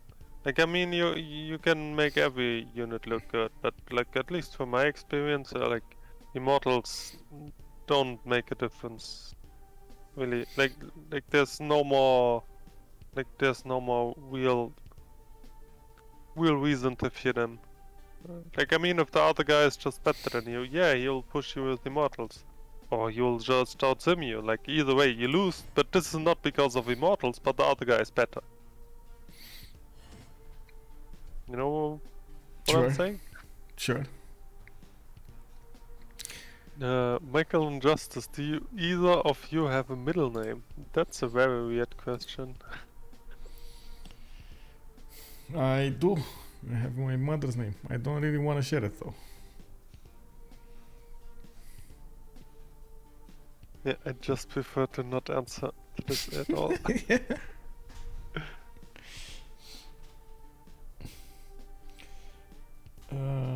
New Rome. Well, oh man, New Rome is just a meme. Actually, I'm so sorry about Julius Caesar. Like, he should be the warring one, and he's the ew one. Like, honestly, I would even see Julius with like amenities or something on him, and when they just gave him that gold, it just felt so bad. It's such a useless perk. Yeah, well, I mean, and in multiplayer, obviously, like, I can totally see this working on like single player action where it just kills 3 barb camps and then just be big. But I actually think like even giving him military units on Settle is a BBG thing, not vanilla, right? Not sure about this though. Wait, on Rome? Yeah, it's a BBG thing. Yeah, He didn't get military units, no. Yeah, so in base game he actually pretty much has nothing at all. No, just the gold coming from barbs and taking over enemy cities, I believe. Yeah. Which, to be fair, it gets irrelevant extremely quickly, like going in the mid part of the game or taking cities. When you actually start to take cities, they just don't matter. The gold doesn't matter anymore. So to go further down the list, King is telling up Lincoln's new, yeah. I think this guy has not been explored enough. Like, I guess. You are on the brink of transforming those legends into reality. I guess it can be pretty fun in under circumstances, like just going for a big melee push, which you can pretty much just get all for free. Yeah. Like, I haven't played it myself to this point, but I kind of do feel like a Civ which develops around industrial zones and then just gets units from it. It's just a vanilla Civ to this point, so like naturally I would feel like it's actually pretty weak. Like under circumstances this may be pretty funny, but in a real competitive match he will just be killed before he gets there. Yep. Always. So yeah, so I guess he's whatever as well. But I haven't really seen a really good player play him yet, so... The extra, who had the extra support bonus? Was that This was the other Arabia, yeah. the Arabia? Okay, yeah. That is so strong, though. That is so strong. I wouldn't necessarily say so. Like I mean, sure, it's nice on paper, but here plays the same. Like to really abuse this, you just have to spam units and you just eval yourself. And like, when was the last time you actually saw a competitive match? Like, actually this is a stupid question because we casted one together where Pericles got rage, right? But I was about to ask when was the first time that classical push actually really went through? Yeah, it was exactly there. Yeah, it happened. It happened. It's rare. I gotta admit that it's rare. But when it happens, it's spectacular, right? I do have some worries, by the way, on the game here. I just saw Vietnam did build a lot of pre-builds over here in Quang Tri Thang Long Thue to the north towards Rome this time. And even if Rome does have a few one-tile chokes between him and his opponent, it does seem like he is either going to get defended if he ever pushes into Vietnam's land. Or he's going to need to defend over here in Ravenna. This is going to be a bit of an issue, but I can't say it's going to be that bad, especially because Vietnam doesn't have artilleries to work with, nor does he have balloons. That's going to allow the cities of Ravenna to stand tall. Deskra, though, going for economics, does seem like he's going labs at the moment. Let's see, scientific economics, replaceable parts, chemistry. So he is trying to get to chemistry here. Let's take a look about the admirals, by the way. Like, I think all the industrials are taken now. Yeah. Yes. So who got them?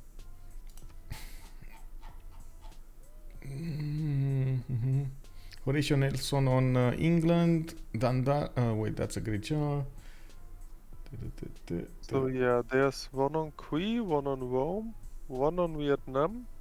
Wait, you're talking generals or admirals?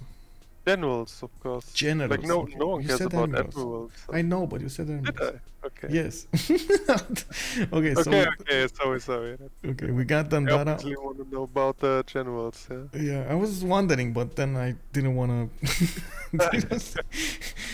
Maybe you had something that I didn't think of. Okay, so England on Dandara, we got Rani Lakshmibai on Rome, looks like Jose de San Martin on Cree, Napoleon Bonaparte on Vietnam. Rome does have Rani, so that's fine. No, I mean that's enough, right? That's everyone that's fighting has one. Should be fine. Wait, there are 4 I industrials. don't think Zulu has. Like industrial modern? There Wait, I should don't be think 4 Zulu has. generals. Yeah, Dandara, Rani, Jose, and Napoleon. Industrial modern. Oh yeah, modern. Wiki. Yeah, I thought this was an admiral on Wiki. Yeah, of course. So, okay, so actually only Rome on Tranquility has a modern general. That's interesting. That's really That's a good question, by the way. Has Uder asking us what's the most broken Civ in multiplayer without BBG? Gran Colombia. Oh, sorry for the backstep, but you say admirals. Yeah, of course it happens. Like I make mistakes. Sorry. Yeah. No, it's fine. Best Domi, also good evening, sir. Redeem green drink water. I don't have water, but I do have this. I would still say I would definitely still say Gran Colombia. Like Gran Colombia with the extra support bonus, it's just stupid. The extra strength that you get for the Laneros, and not to mention its spammable unique improvement. Wow. So it's insane. Without BBG, like Yeah, without BBG. like isn't Russia just getting like a built-in Earth Goddess in vanilla? Yeah, it does, and it dies to Gran Colombia. Like the second Gran Colombia gets Laneros, everybody dies. It's like that's it. Yeah, but honestly, with vanilla monumentality, you can settle cities faster, as Gran Colombia can kill you. So who cares? Yeah, true. Hey, Plombit, also good evening, sir. Settlers?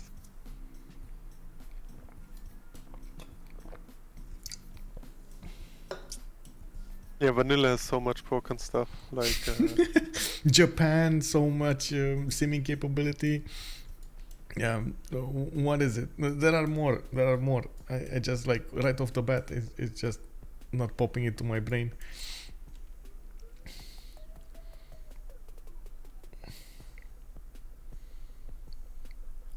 Doesn't Gorgo also get double? So not only he has hoplites, he has extra strength and getting double the amount of culture from each kill. Yeah, I mean also they're skilled. Like if you play the rock paper scissors game, you can just say, okay, pick Scythia and just have double amount of horses as Gran Colombia has, and just kill him, right?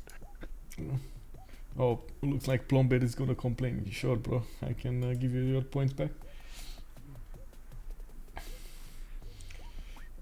We got also Babylon here on the list. Stoic Watchers is telling Babylon. Yeah, that could be definitely a problem. Wins every classical one. Yeah. With one tank. He wins every classical one with one tank. Yeah. I guess just all the Khmer as well. Like generally, like vanilla religion and monumentality is just so busted. Like with Earth Ethic, which works with the card if I'm not mistaken, you just get like 100 production cities turn 30 or something. I guess who needs war bonuses when you can just have quadruple the amount of stats and units? Yep. Let me see. Oh, what third?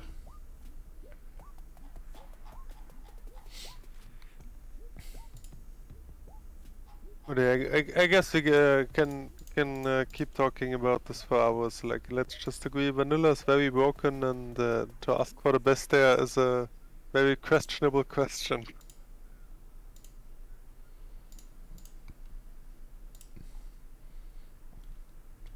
There we go. Refunded the points. Oh, 30 seconds in Romanian. Oh man. Trojan man. Good evening, sir. Oh man.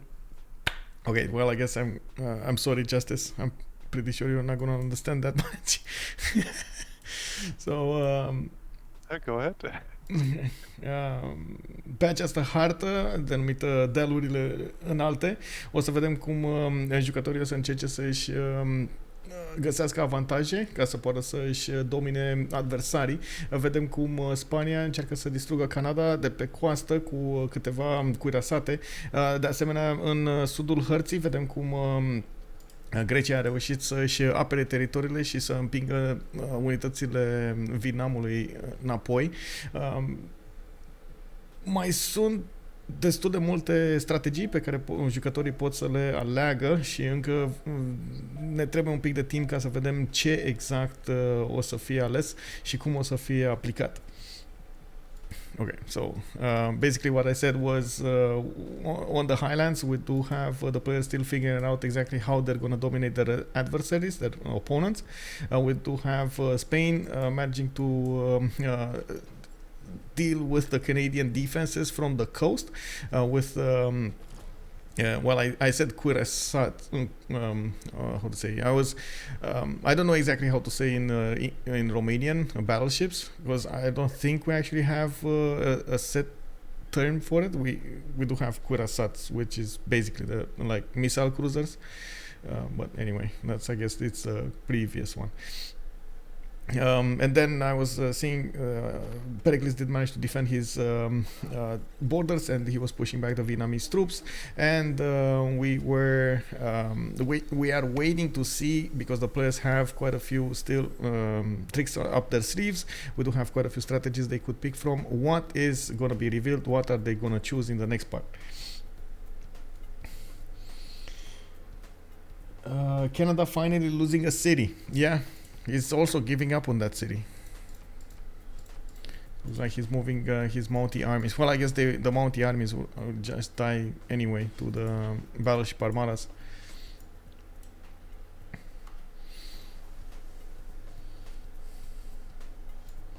Yeah, there we go. Justice, where did you go? Paul calling out. Yeah, I don't know. Like I keep trying to Google translate something into Romanian, but I keep failing. Okay. Well, what are you trying to translate, King? Yeah, I just wanted to have a stupid phrase like my Romanian is very good, and I wanted to say it in Romanian, but I keep failing using the Google Translate. I don't know what it gives you, but this is like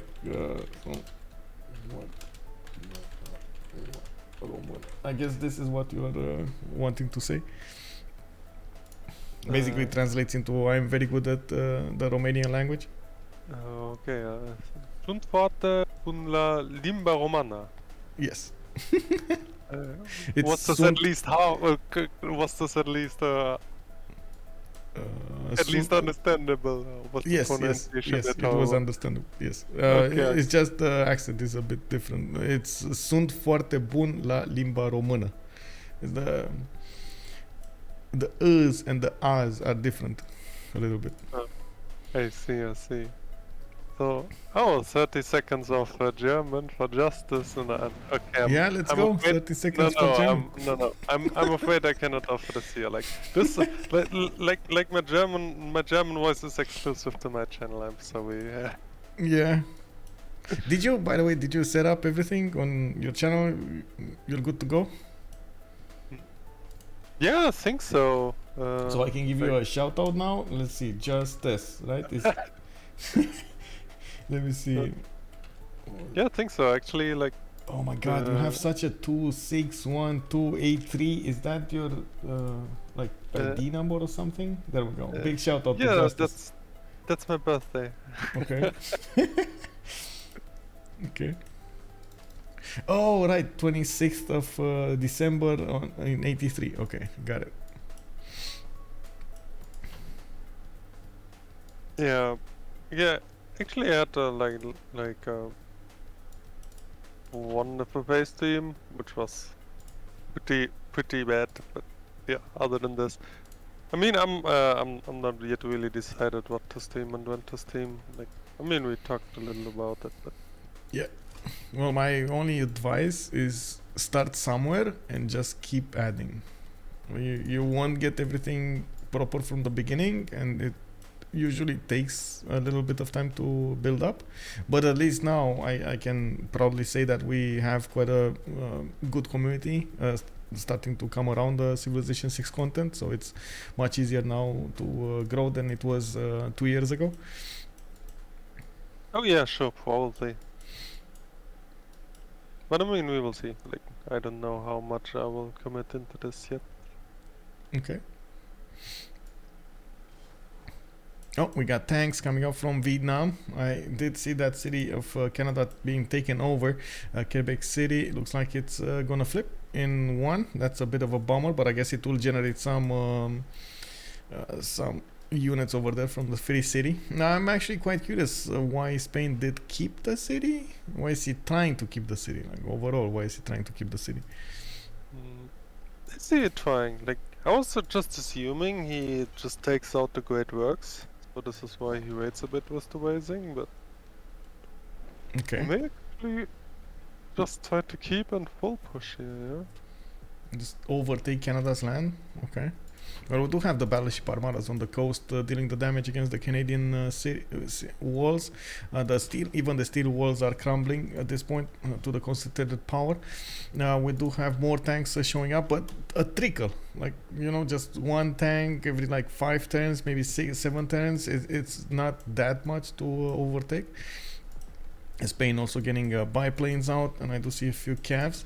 I did notice we do have Rome coming up with his own tanks, getting those aerodromes down, and looks like we do have UnderTheGun, the first one to go to combined arms. Mounties over tanks? No, it's actually tanks over Mounties. They can defend for a little while if they have national parks, but tank armies do tear down the tanks do tear down, destroy the tanks. No, the other way. The Mounties. Yeah, well, tanks destroy the Mounties. Okay. yeah, also often enough, like if you see a guy actually pushing with Mounties, you often have the situation that the other guy just barely gets the tanks, and then you see Mountie armies slamming into tanks, where they obviously can win out. But yeah, like especially here, the Spain has like just the passive +5 just by being Spain against the guy with the village. True. Like there's no point. The biggest issue is he doesn't have national parks to work with. He did have a chance, but it was quite a bit of a stretch to go for this. He needed to put some, first of all, unimprove these mines next to the mountains, then put some forest to get the appeal proper, and then set up this. Now, I think he actually kind of gave up on these two cities, Quebec City and Bradford, and he wants to make his defensive line Hamilton, Ottawa, Halifax by the position of these encampments here.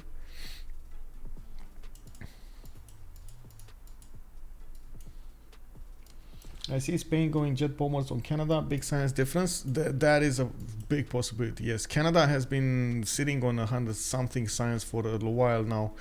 Kaine is 800 science in total. Demonar is 44. Wow, that's actually double. Wow. That is massive. Well, like, I guess the main question is though, like, even if Canada gets pushed here, as long as he doesn't fall die, I don't think this changes much about the game.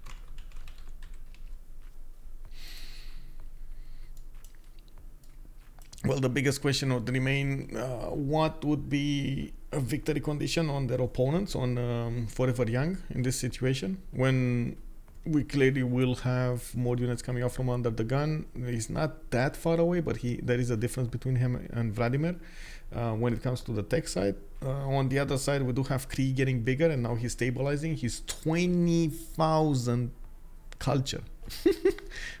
Wow, okay, that's a big number over there. 20,000 culture. He's double the amount of culture that Demonar has, and now he has his own tanks.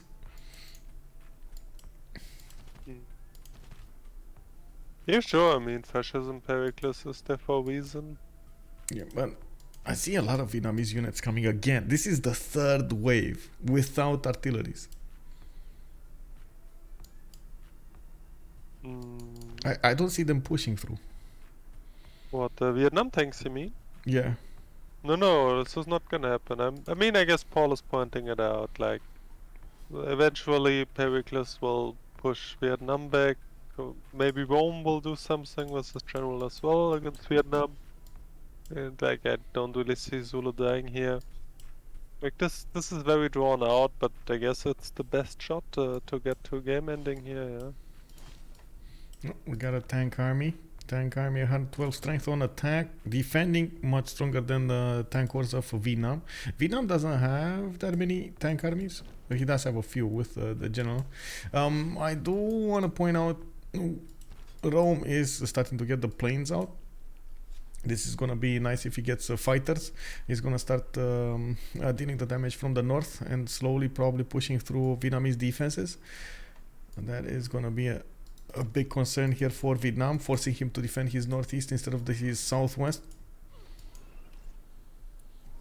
This is Jet Bombers or GDR game, I think. It might well be. Also, White and Nerdy calling out a 20,000 culture on PotatoSandwich. Man, Potato is 4 turns away from getting environmentalism. Kick W. Well, I definitely don't think that this is the GDR game because like the GPTs are just way too low, and like the preferred way of using You say that, GDR. and then I click on this, and it's 600 gold on Deskra. Did you actually Man. build railroad to Zulu? No, but I is think this- he got the economics and got stock exchanges. That's what, and built them everywhere. Okay, so he built some stock exchanges. Yeah, makes Yeah. sense. I mean, it's like roughly 1,000 GPT is still not the world. Like, if we talk about GDRs here, which is like what I think 280 or something like a piece, Yeah. like 2,800 or something around that. And like there's really no card. Like actually, I guess Potato could build them. He will probably have the card to build the GDRs, but he's also not the guy with the biggest science to get there. So There is a possibility for him to actually try to go for a culture victory here. Even if Demonar pushed it quite high, Demonar stopped at 250 culture.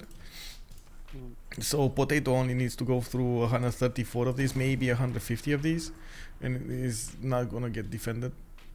well, yes, but the thing with Pericles or like Greece in general is like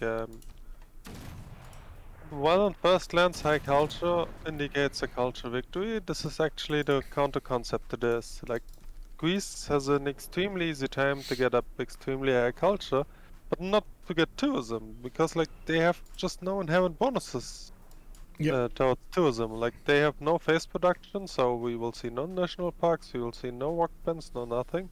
And other than this is really just like the passive like the passive great works, which was heavily contested by Canada.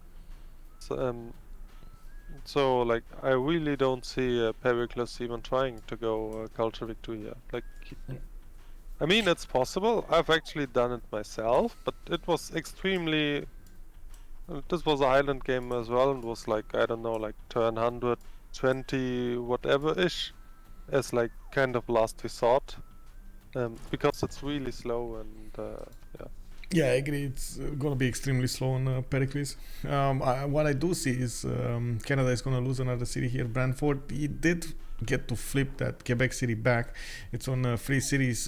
That is a 9 now, and it looks like it's still rebelling in 10 turns. The free cities did manage to get some infantries going, and we might see some pillages. Looks like the Canadian Mountie armies are also over there trying to defend Hamilton and Ottawa, while these battleship armadas need new units to take over that city center, Brantford. They can't do more than this. They can't get to Halifax. They can't shell Winnipeg or Ottawa. So this is the... wait. Oh, hello. UnderTheGun coming in for the clutch from the west side, going into Windsor with multiple Mountie armies, and this is tank armies. I gotta point out about the Mountie armies because we had this discussion earlier. We do have the tank army with 122 strength going against Canada's Mountie army, which does benefit from those national parks. And you can see the Mountie is only 112, and that was before, well, when he had 45. Now he's gonna be much weaker. Then we go 107. Bam, he's gonna die. They're getting 2 shot by the tanks. Granted, these are like level 3 promoted tanks with possible artillery shots and so on. Very strong units. I gotta say, UnderTheGun did reposition his units nicely. He's still slacking a little bit behind Vladimir though, and Vladimir, I see he did manage to get 340 science and a decent amount of armies going, being forced by his opponent to get so many units. Only pike and shot cords. Do you think he's ever gonna use these as attack, I don't think he's gonna ever use these as an attack, like AT cruise attack or something. I think he's just probably gonna lose to biplane, to fighters here. And yeah, and this is actually also the main issue why a lot of people actually dislike anti-cav and try to defend with cav themselves instead, just because of the movement speed. Yeah. Like, unless you're really far ahead and have like 8 Hikus and planes on a guy, which went straight for tanks or something like that, you will not really have a pushback with anti-cav. And looks like UnderTheGun took a city in one turn. Bam. And Yeah, he keeps I on mean, pushing Canada. Like, this is the moment Canada breaks. This is, and we do see a settler going to the south, trying to get a safety settler going. He's gonna have quite a long road to get here in the south. I don't see him. Oh, never mind. He has another one, a faster one. Okay. Yeah. Let's see how fast the cities will go. First ever modern AT crew attack. I don't think it's the first one actually. I've seen a few of them. Of course, Test for Fish being one of the protagonists in one of them. This has been always AT crews though. Like, it's really pretty much like you're so far ahead, you just go for laps, and then the other guy tries to wash tanks. Yeah. And then when he realizes that, like you just have AT crews and planes pulled top to enjoy, Yeah. and the other guy has tanks. This is definitely a scenario where AT crew can just push back and like, and when the tanks retreat, you go after them. Like, this is a scenario where you can do that. But other than this, anti-cav usually just keeps standing there being a wall, and so you don't have, so you have very little option to push back.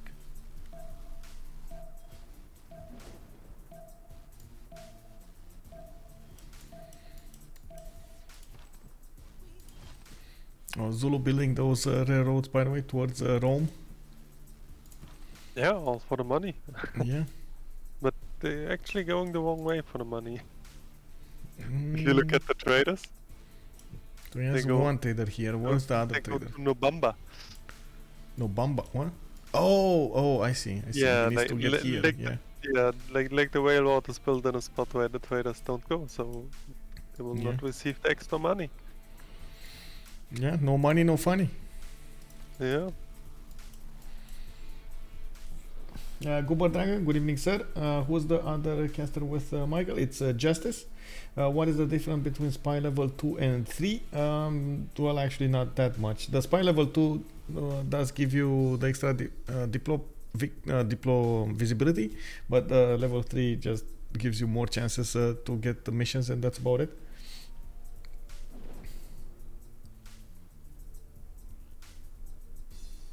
And I guess, wait, it kind of depends when you consider the level 3, because that's also some of like conflicting information. Sometimes you see the spy, when it's base, it's level 1, and then like, because it never actually gets considered as a level 0. Level 2 would be the first promotion, and level 3 would be the second promotion. What do you think, Justice? How should we treat this? I think Speaker said it perfectly. I'm not a math guy, but I think the difference is the one level. Yeah. Nothing to add. Congratulations, you solved the puzzle.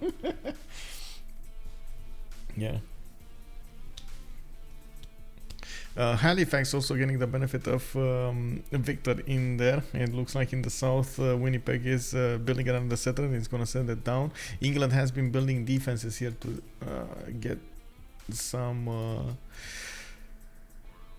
units out. Let's actually take a look here. Valletta got taken out. There's so many units coming up from Vietnam with that just hit the wall, and these are tanks, by the way, from Greece that don't even benefit from the finest hour, the extra +5.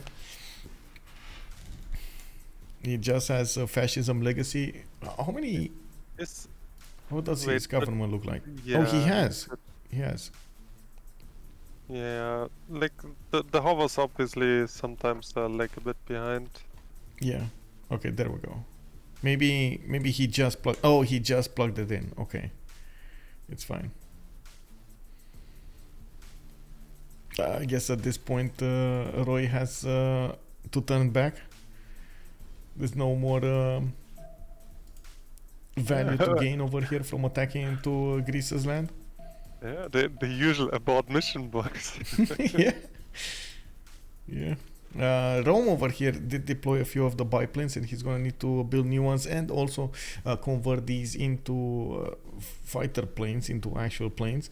We do need to see if he's gonna try to use these to get some experience, and that's actually still gonna be good. Getting experience points on the biplanes will make them quite stronger and more durable, especially if we're gonna see some anti-air coming out from Vietnam.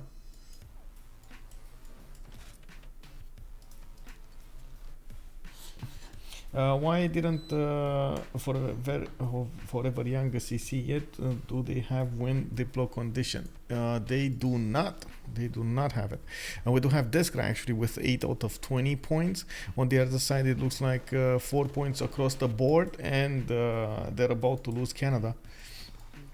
Honestly, I'm not sure what they think their win condition is. I'm thinking maybe Vladimir still wants to give it a chance. Maybe go for some GDRs later on in the game. He does have good goal pattern on 591, 372 science, 207 culture, and it looks like now he's actually building a lot of labs and getting Oxford University in Bandar Brunei. What's happening here? Halifax getting hit by those artillery armies, especially with the observation balloon. All of these artillery armies, when they're close to the balloon, one tile away, they do get an extra point of distance to attack their opponents. So they have started shelling Halifax from afar. Brantford has been taken over. Spain is going to keep it. Looks like Spain is also going to try to keep Quebec City again. I'm going to try to stabilize the loyalty here. Vietnam will just need artilleries to Greek cities. Well, you say just, but yeah. Oh, look at that. Vietnam will have very different problems very soon if I look at Rome. Yeah, Vietnam fighters and bombers will tear apart the Vietnamese defenses from the north. I guess we're gonna need to see synthetic materials coming up in 4, also fascism coming up in 2 for Vietnam. Deskra is getting ideology, radio. After radio, he's going to need to get advanced flight, and he finally did arrive at the research lab. So he's getting these. In the meantime, he should be able to get to 500 science in the next 4 turns, 6 turns.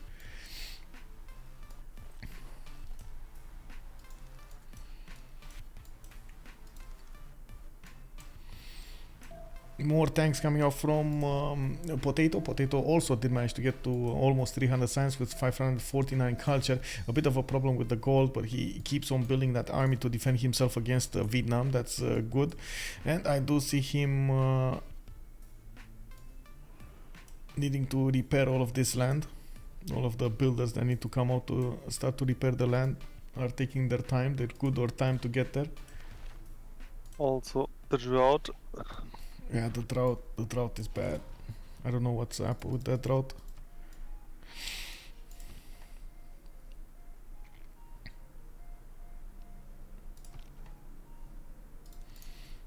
Okay, so this is the turn that Halifax should fall. Let's see, 1, 2, 3, 4, 5. Just this to move this observation balloon on.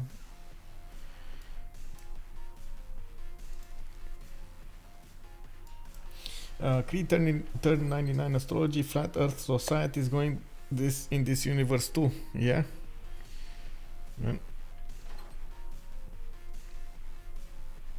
What, didn't you know that if you walk long enough on earth you're just gonna drop from the map?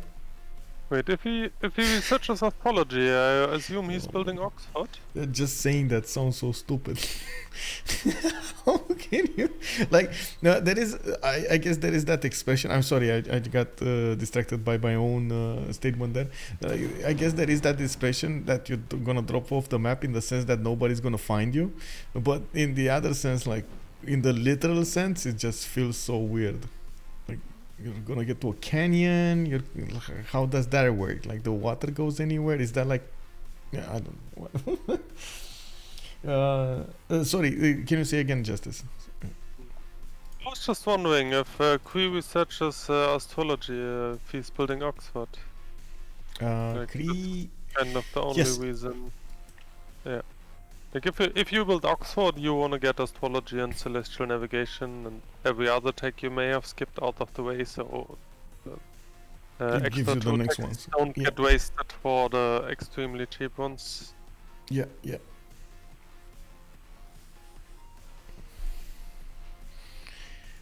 Hmm.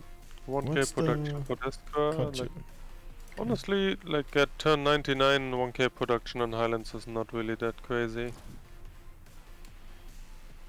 No, and only 160 tourism on Pericles, extremely low. Hmm.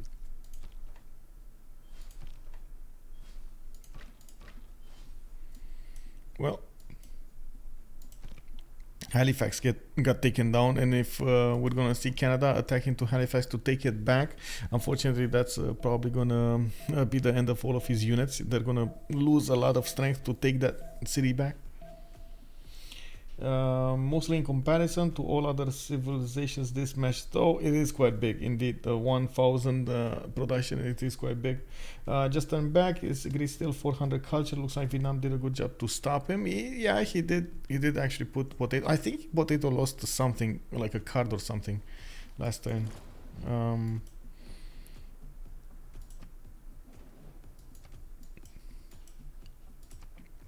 231 science to 549 culture. I believe he was like what 285 or something. He was about to hit 300.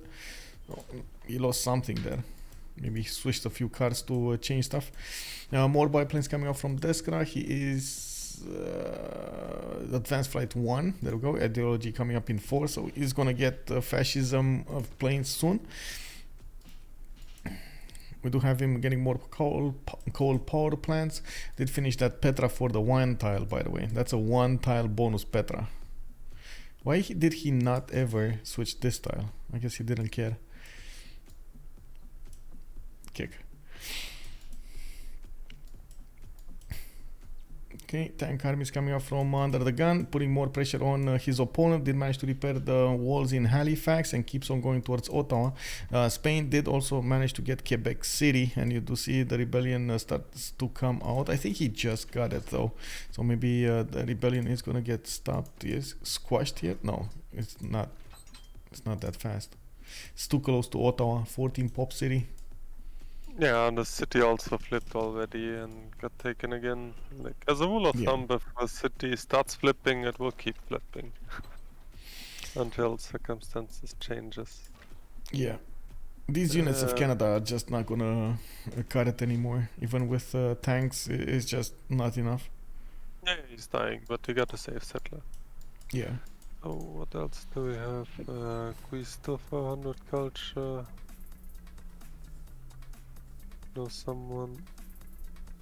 Oh yeah, Paul. But I mean, to be fair, this was like this was an AI game, so like single player results cannot really be compared to competitive multiplayer, right? Yeah, but AI is fighting each other. That is something. Have you seen the Van Bradley series of the how to say AI competition? Actually no. To be honest, I'm also not really interested in that because yeah, Civ AI is just extremely bad. Yeah. Like I mean, it's not like we're talking about like DeepMind AI, but like in StarCraft, where AI can actually shape a meta because they figure out ways interesting and creative ways players never thought about. Right? Like we're talking about really dumb AI here. I'm not sure if you have followed the new developments in AI with the OpenAI thing, the ChatGPT and stuff like that. I think this is like the third time I mention it on the stream here, but it's starting to get a lot of attention. It's being banned from schools now.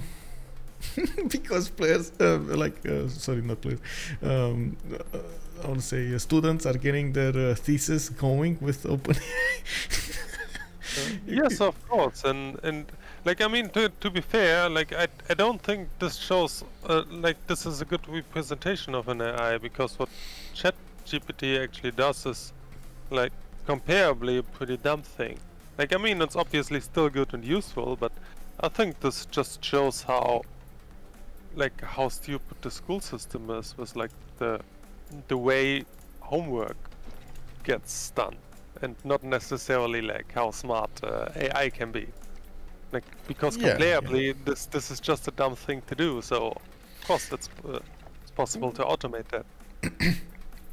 Well, it's not new that most of the I would say research that could be done for thesis and so on will be probably automated soon. That is something that's going to happen in most projects, even for lawyers and so on, like trying to parse through thousands of documents in a few seconds is going to be the major changer. But at the end of the day, having that ability for learning that ability does give you a way to ask the correct questions as a student. So I think it's still good in the whole scheme of things. Of course, not doing 10 times the same project. Yes, sure. Like going through it once, learning the mechanics, learning what to do, why to do, and so on, and learning to ask questions. Sure, I believe that has added value.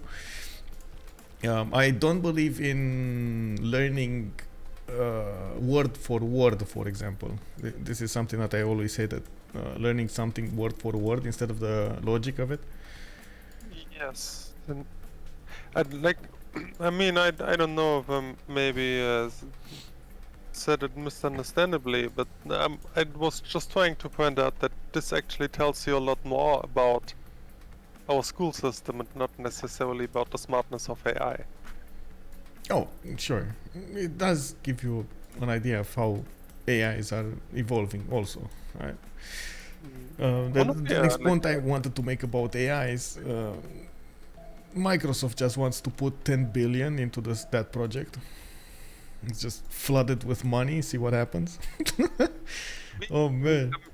I mean, in the end, the thing is like banning stuff, but this is always obviously a panic reaction, but with every other technology, it always depends on how you use it, and not necessarily if the technology will be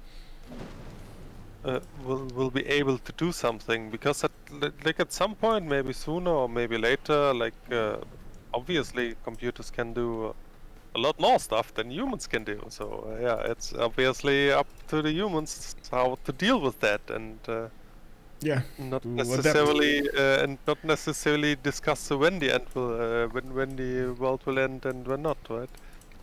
Well, that is something that humans have always been good to do, adapt to their situation. So we'll see if we can adapt to this. But I mean, to be philosophical, you may rather create instead of adapting to a situation you actually have control over. Yeah. Yeah, but as being said, it gets really philosophical at this point. I guess let's just get back to the game here. Yes.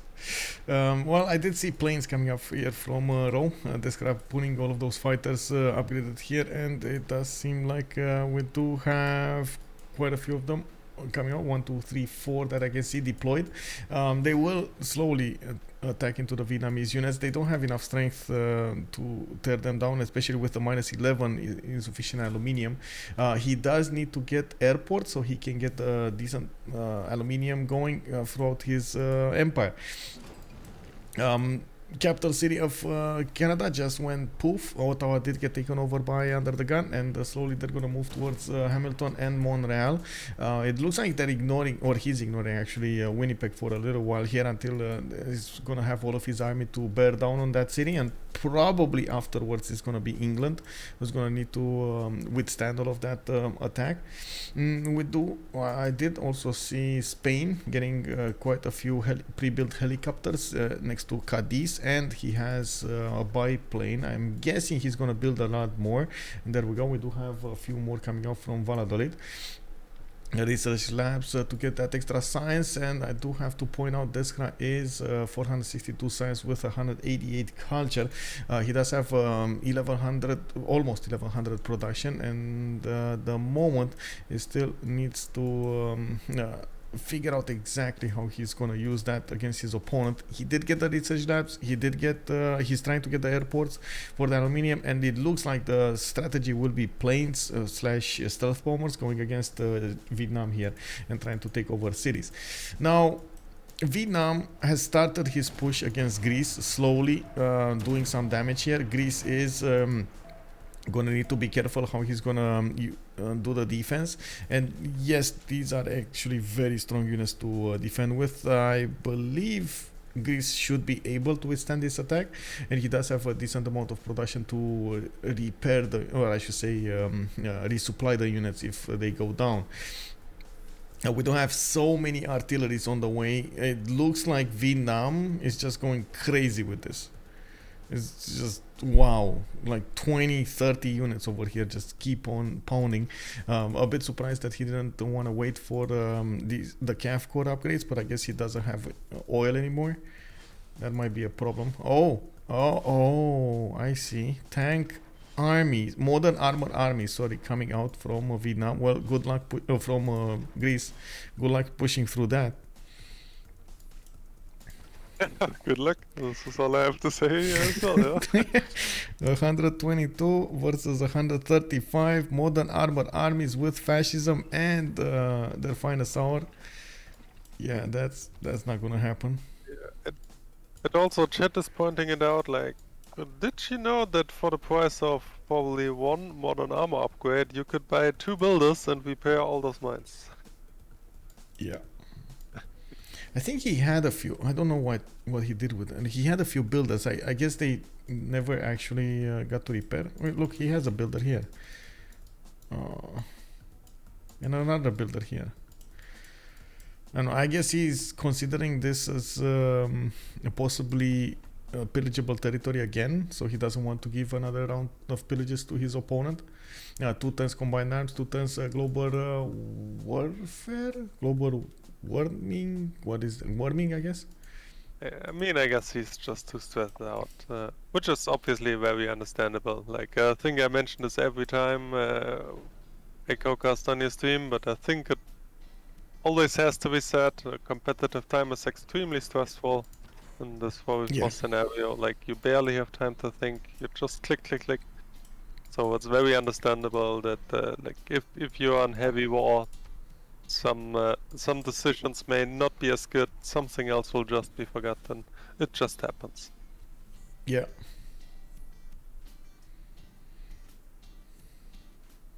Oh, looks like airports are finishing, and there was a good point made by automation. Military engineer could also do that. I didn't see a single military engineer coming out from him. I can't say I've seen that many encampments overall. Does he even have an armory to buy military engineer? No, he doesn't have a single encampment. So, yeah. That's so back to the builders. yeah, and he's using, like, how is he getting his oil per turn? Probably from his teammates. Like, Zulu has 117 banked. I guess so. Oh, he just got an infusion of 15. Yeah, he will. Oil. He just gets it from his teammates. Yeah. Okay.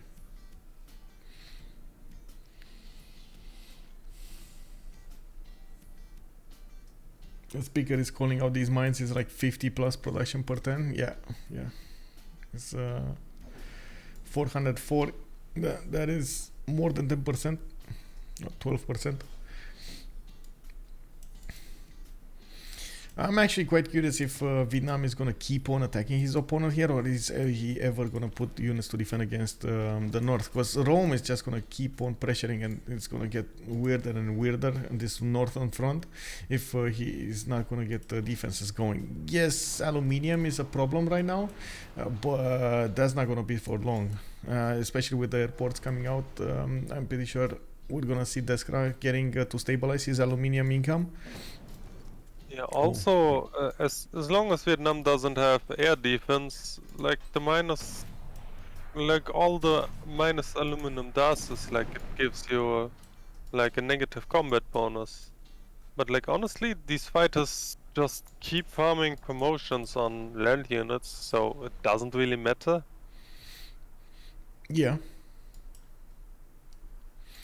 Yeah. Yeah, but I guess as long as Rome doesn't get the railroad down to Vietnam, he will not really push. I mean, Rome keeps building units, but he doesn't really push out yet, other than with like a few fighters. I'm very curious if Rome is actually gonna wait for Zulu, because I don't think this was a mistake. Like, I don't think UnderTheGun made a mistake to build a railroad on a different path than the traders. This is like obvious, right? Where the traders are going and where his armies are gonna get on the railroad. So there is a possibility for him to just build a railroad and prepare to actually go through the mountains here and attack Vietnam. Well, yeah, I guess. I mean, I was making jokes when I said 30 turns earlier they rely on Zulu to kill the whole map, but I guess UnderTheGun has to do it all again, yeah. Yeah, well, somebody's gotta carry them, you know.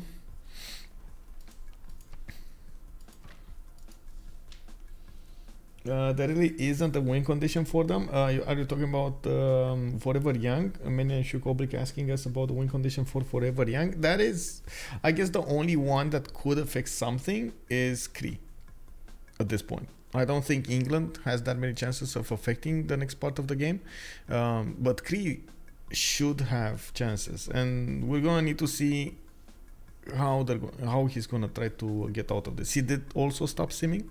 Not stop simming, sorry, stop expanding. He's getting his own planes out. He's getting a lot of them. We do have him needing to put up a defense against the north. He has 80 crew armies, which are gonna be strong enough to deal the damage against the tanks and withstand the damage from the tanks.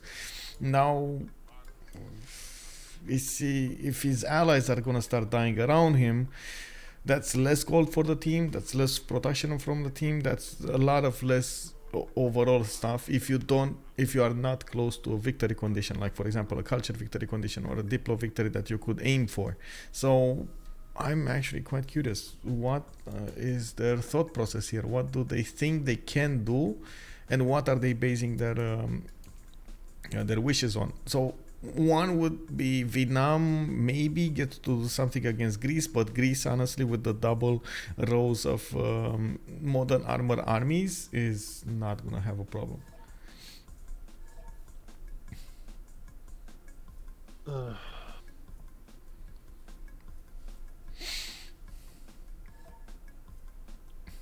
Biggest Ben, good evening, sir. Is there any Diplo win threat? Just got done with our own game. Congratulations, by the way. How was it? Diplo win, it doesn't look like they're actually going to get any Diplo points. We did have Deskra get 8 out of 20, and then SQ is on 5 out of 20. I don't think anybody actually got statue. Oh, we do see it started, but not finished over here. It's just nobody actually got that crazy with this victory condition, especially after Canada started being pushed. They kind of forgot about Diplo. Yeah, the only win con here pretty much is really the good old kill each other until someone CCs. Yeah. I do have to point out England does have a decent amount of science. 411, decent chunk of culture. 285, he is on fascism, so he's gonna trade punches with Zulu.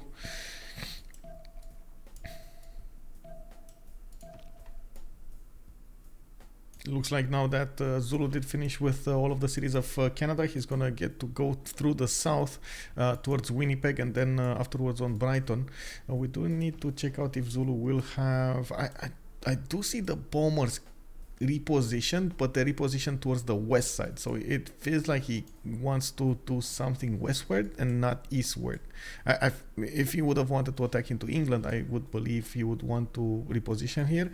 The biggest issue I see with attacking into England is he actually has coastals, which would give him an opportunity to get battleships. Battleships are very good anti-air machines, so anti-air defenses. How far is Potato from Smart Power Doctrine? 7 plus 7 for units over there. I have no idea actually. I think it's on the same tier as global warming, or one behind, so let's say 2 or 3 turns. Oh, cultural something. Wait, he dropped to 300 culture? What happened there? I guess he gave away all his books and stuff. No, or he's losing amenities. His own oh no, okay, plus 6 in the capital, but not in every city. Okay, I mean that's fine. Yeah, like Athens and Corinth obviously traded a couple of units with Vietnam, so these suffer from war weariness. Well, yeah. The others in the back have not lost units. Yeah. Now Vietnamese artilleries are starting to show up and they're starting to shell Corinth. Oh my god, just a sliver of damage over there. Just a tickle. I'm quite confused as to why this match is still in existence. I guess they want to try. They don't want to go down without a fight. I think most of the players did learn going through games like this and not actually giving up. So I can't say I can blame them for trying everything they could to get a win here. You never know when your opponent will make a mistake. Oh yeah, I agree, and like honestly, like as being said, like I don't see Canada dying making really that much of a difference here. Like if Roy can just keep bonking into people and we actually Cree and or Vicky can find something like maybe nukes. Yeah, that's exactly what that automation is calling. Or like a science victory. Like I wouldn't necessarily agree that this is a one game. Well, we do have nuclear fission from Kaine. We do have a nuclear fission from Deskra. They have the production to get those nukes, especially Deskra with 1100. It's more about the timings and the proximity here. We do see a few bombers starting to come out, and I did notice Zulu has started his attack on Cree. Even if we do have some 80 crews, Cree did not upgrade most of his units here, and of course the fighters do manage to make quick work of the packing shot cores and desperate field cannons going all around. Biggest issue would still be aluminium on them. Aluminum. There we go. City got taken over. Mr. Hisipik deleted.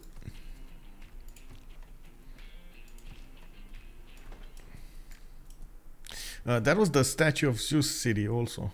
Oof, rip. Well, yeah, but at this point you don't care about building anti-cav anyway. Like, yeah.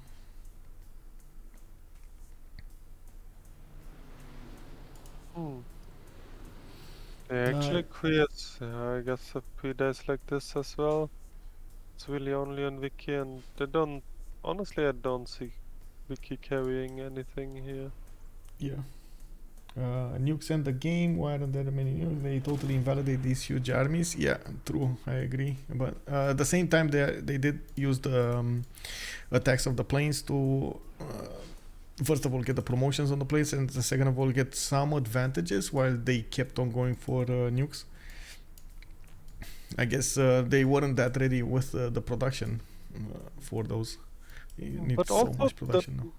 But also the same kind of is true for Tranquility here, right? Like, I kind of feel like Deskra pretty much, like, I mean, he obviously didn't have the best spawn, but still, like, he had honestly no game impact at all to this point. Like, and if you can backline like this and get your industrials and have a high production, you're kind of supposed to contribute.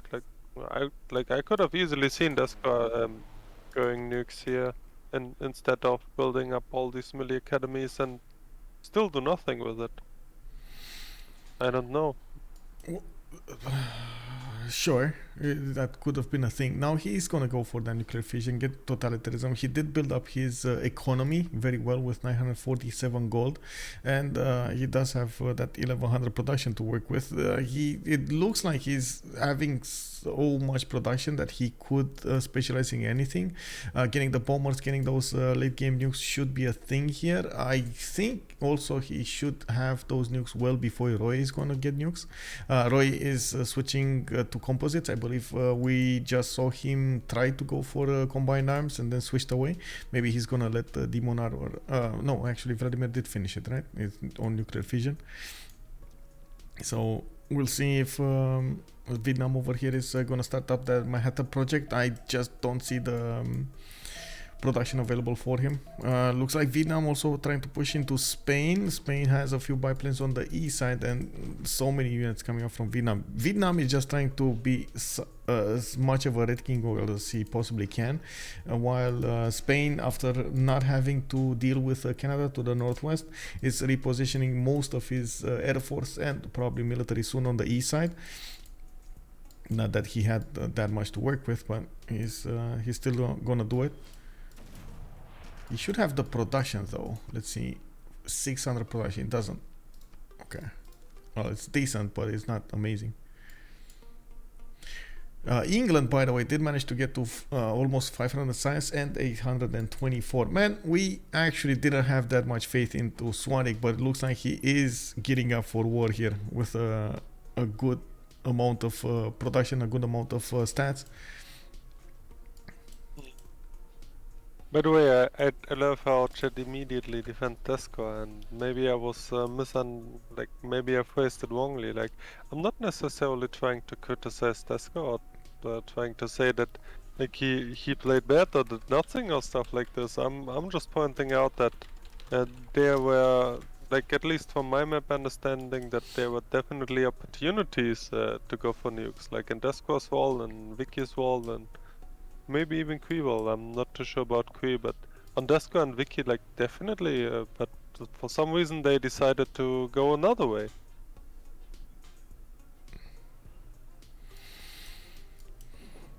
Well, we're gonna need to see. Zulu is definitely betting down on England. We do need to see what Rome is gonna output against Vietnam. Vietnam just trying to attack everybody now that he met a wall of modern armors in the form of Greek units.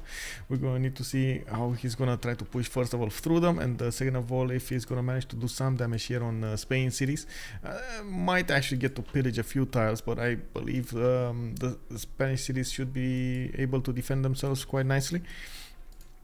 We do need to see also Spain getting those biplanes into fighters, and the nukes starting to, the nuke project should start to be available in the cities here.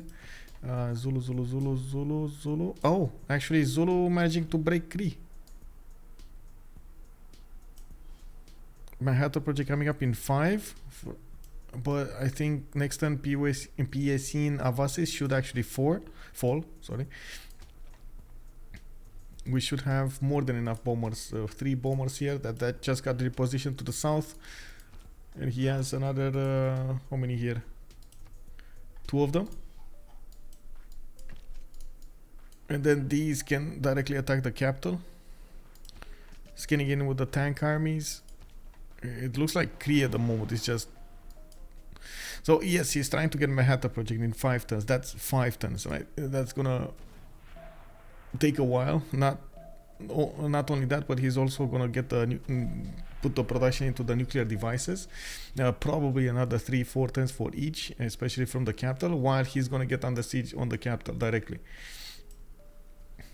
That seemed like under the gun carry. Rohit John, England on the Highlands map is an interesting choice. Well, a lot of the times actually England does get to benefit from a decent amount of CO, and he does have these one-tile lakes to get his harbors in. If you couple those with industrial zones, you get a lot of production, and not to mention get the gold for your teammates and so on and so forth. It's actually quite a strong civilization. Its ability to get so many of these strategic resources also makes it very, very good choice, especially in a team environment. Stealth bomber next turn. Whoa, okay, yeah.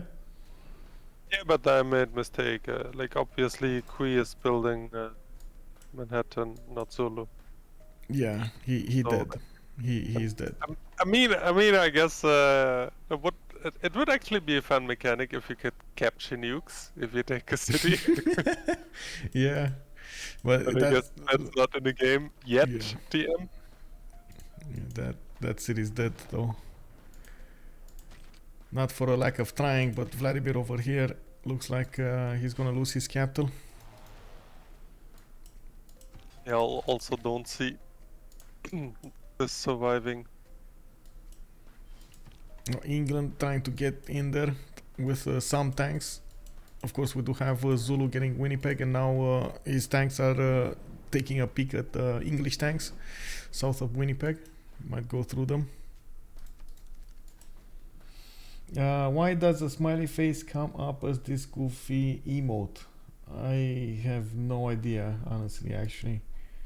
This is the Twitch global emote, I guess.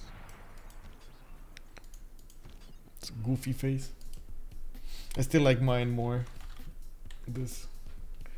There we go.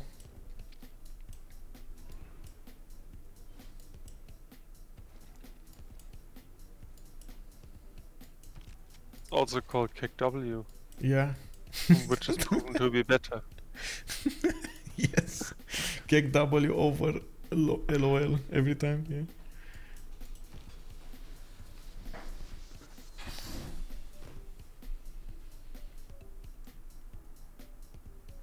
I do like, by the way, UnderTheGun actually moving around POC Avasis and going directly for Mixi Swatiqq, trying to cut the head over here. Is this the car from Plaza City? It should be, right? Yeah, that is the car from Plaza City, so that's gonna get deleted. Can they get to the cities, to the capital city of Vietnam? Where is the capital city? Thang Long? Yeah, this one. So they can get over here to Thang Long. They get... Wait, domination? So they have Canada, they can get Thang Long, they can get Cree. Can they get England?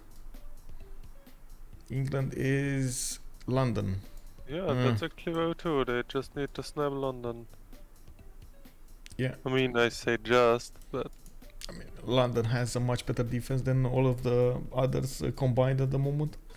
Like, mostly because Vietnam has tried to push Greece so hard and just ended up gobbling a lot of... Oh my god, and low oil. Low oil now. Oh my god, look my at the God. tanks dying. Oh. Yeah, that hurts.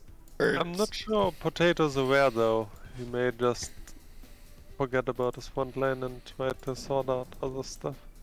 Yeah. Oh, okay, the Like capital is under siege. It's not like you hover over enemy units all the time, right?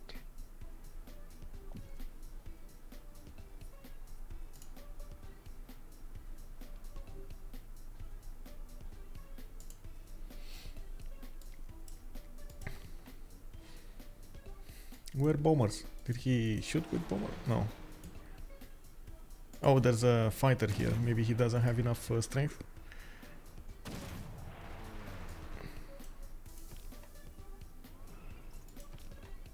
Oh, machine gun. I mean, yeah. 50 cals. Jet bombers go brr. Yeah, probably. I mean, to be Oh, fair, he did there are upgrade. two. He did upgrade 2 of them. Yeah, there are 2 Cree fighters.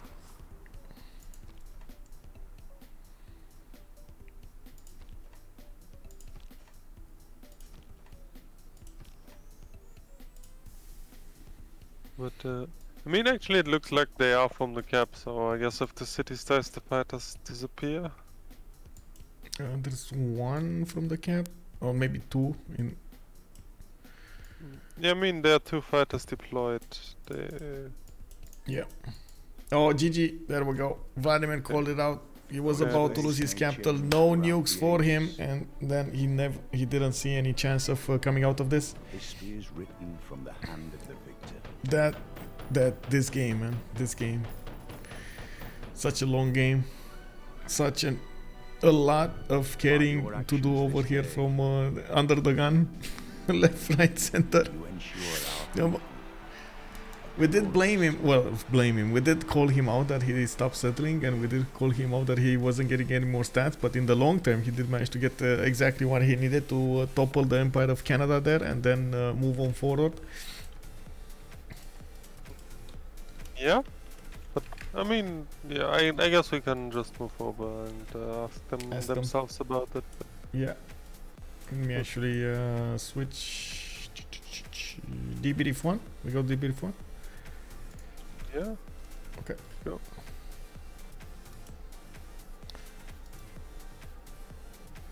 Oh, Vladimir is saying that they're too tired. they're tired for DB. Yeah. Rip.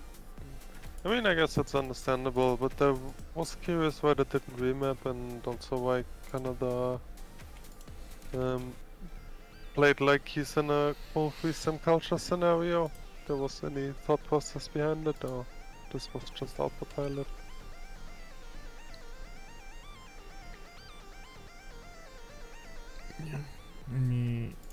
Maybe we'll see some feedback over here from Tranquility. Zort Diniet Senis, thank you so much for the follow, sir. Welcome. Give me a second. Yeah, so I guess you can ask Deskra about the district placement. You were wondering? Yes, yes. Maybe it's exactly like you said. He didn't have time to think it out, and he just clicked buttons. Put them down as fast as possible. Well, yeah, but this is really only true for the later parts of the game. Like, honestly, from then, like especially in Highlands, where it's like it can get a bit stressful early on when every scout tries to grief you, but usually between like turn 30 and like turn 55, turn 60ish. You kinda can just freeze them, usually, and you actually have time to think about proper setups and how to approach the game and stuff like this. Ah, there we go. We got the boys here, the winners. Congratulations. Thank you. GG. GG. Was a good game. Let me turn you up. I barely can hear you. There we go. So, first question, I guess, is first. Why did you want to remap? Positions, but Yeah, Zulu didn't have the best position. Then, like some spawns were a bit sus. Obviously, my spawn was good, so that was a no-no. Oh yeah. Plus, you didn't see it, but you had like a +5 campus in the capital, like 2 of them actually in the north. Yeah, so I don't know. I mean, it's very long ago. It was, I think Zulu free sim looked a little bit sus, and we didn't get any huts early, like no good RNG, and Expanse didn't look too promising. Like it was purely Rome that had great position. I think Spain also. I think we did for Spain. Like Spain spawn was very poor, if I remember correctly. Yep, it was. Okay.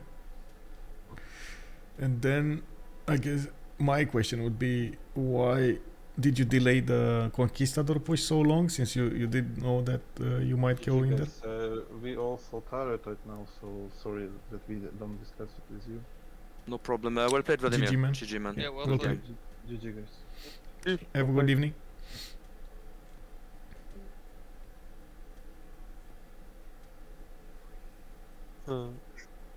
Yeah, I think Michael was asking about Conky push. Why was it delayed? Yep. Yeah, I probably could have rewinded it harder and gotten there sooner. I mean, I think Yeah, I think he still got the job done, like the privateer griefs, later the battleships, and just the conquests, pillaging, Irrelling Canada. It That wasn't was like huge. a full commit. It was like a you know, side grief. Yeah. It was Yeah, huge the idea for was us. just slow him down, not necessarily Yeah. kill him. I mean, I probably should have went oligarchy potentially early, planning for it, but so I was still second guessing that decision, but it still worked pretty good. We got the job done.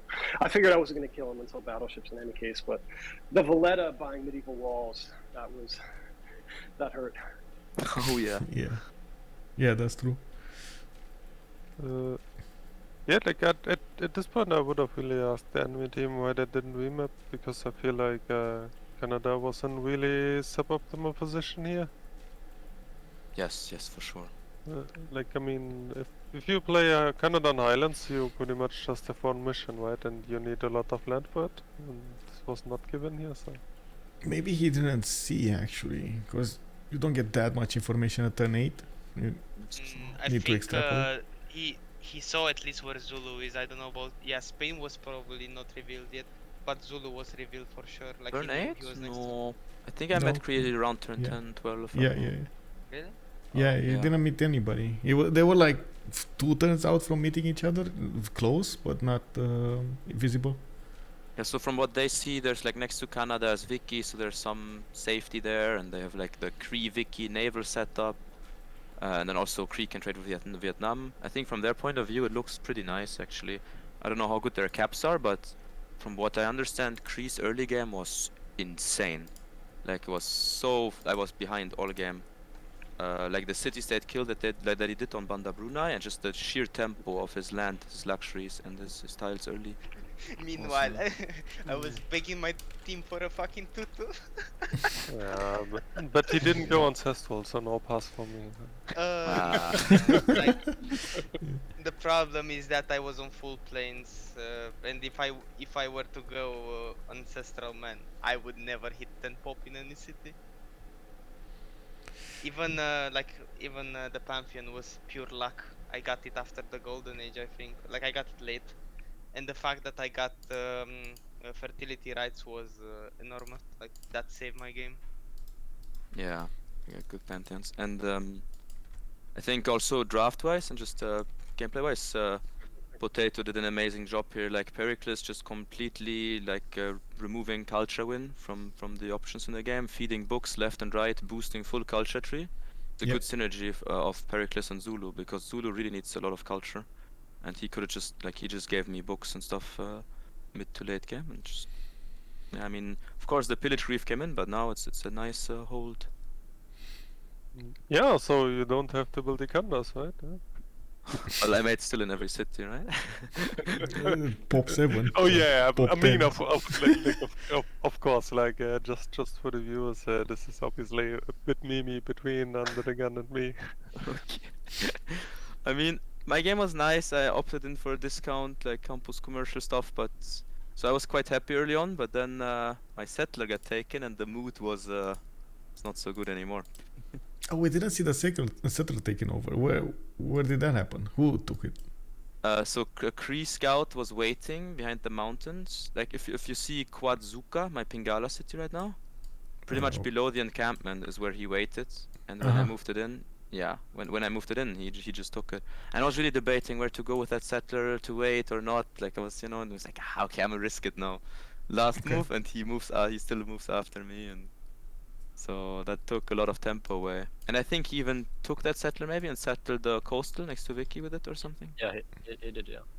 So that was a huge loss, but gladly Zulu is a balanced Sif and had some golden. Yes. In the further ramen, we were scrapping for gold. Like at the point, I was like, okay, boys, chop the fucking copper and maize. We need gold to upgrade for potato. Yeah, it was really tough. I think we had triple Dark Agers, and then when the heroic age hit, everything turned around. Oof. Yeah, the gold was huge. And the trade route Congress ended, so I could actually trade to Cree. Like now, these traders are 40 gold, 45 GPT a piece. Like one trader 45. It's amazing. Yeah, still, I do feel like the threat of Zulu still was in their minds though. Like everyone, like Cree build units, Wiki build units, but no one wanted to attack you, even though you had like only 250 military. Like everyone was afraid of Zulu, while Zulu just built campus. Yup. I remember Was really upgrading weird. like knights and corsairs, and it was really good because it just like Vicky made so much like anti-cav and melee, so it wasn't really about the grief, but more about making him make units and stop simming. And the same for Cree with like he just did 2k military of anti-cav when I rolled in on my timing push, which didn't work so well because the terrain was so rough and I made some mistakes, but like the fact that he gets disrupted by this much was also helpful. Well, to be fair, you didn't really commit there. You started building libraries and industrial zones and anything else other than military units. I mean, I really tried to commit, but then I figured I'm not getting through, so okay, time for plan B. Yeah. Yeah, they also overreacted a lot, like pretty much on every timing, in my opinion. Like it's always a bit sus to talk about the team which is not here, right? So I would have loved to talk with them about that and what their thought process was. But like from a view perspective, it really felt like everyone's just overreacting to Zulu a lot. Like, Very nice. Well, I mean, I felt the pressure in the mid game, but yeah, we worked it out. At the end of the day, CS control was fantastic. Like now we lost Hatusa, but we pretty much for all game had the blue CS, right? And Yeah. so most of the others. Was pocket for the longest time then. Yeah, and we lost Hatusa because of Yeah, we had mistake. couple Like we could have pockets. actually hold the... And then 3 And we had- punches again. Yeah, and then we killed Fess and Mitla, which they were about to take, and it's like 3 cities for us. Yep. Like I just made like a ton of horses to make sure, okay, we get Mitla because it's really important. So also just a strong city. So I think that was key. In the end game, I was also on airports duty for my boy UTG.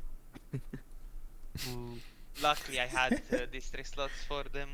Yeah, this was a fun late game. I really want to continue. Like I just upgraded 7 jet bombers this turn, so we're just getting started. Yeah, I was gonna nuke in. Gonna nuke in like 4 turns. Nuke, so we're dropping. I had 3 cities with 170 plus production, and I was gonna be pumped.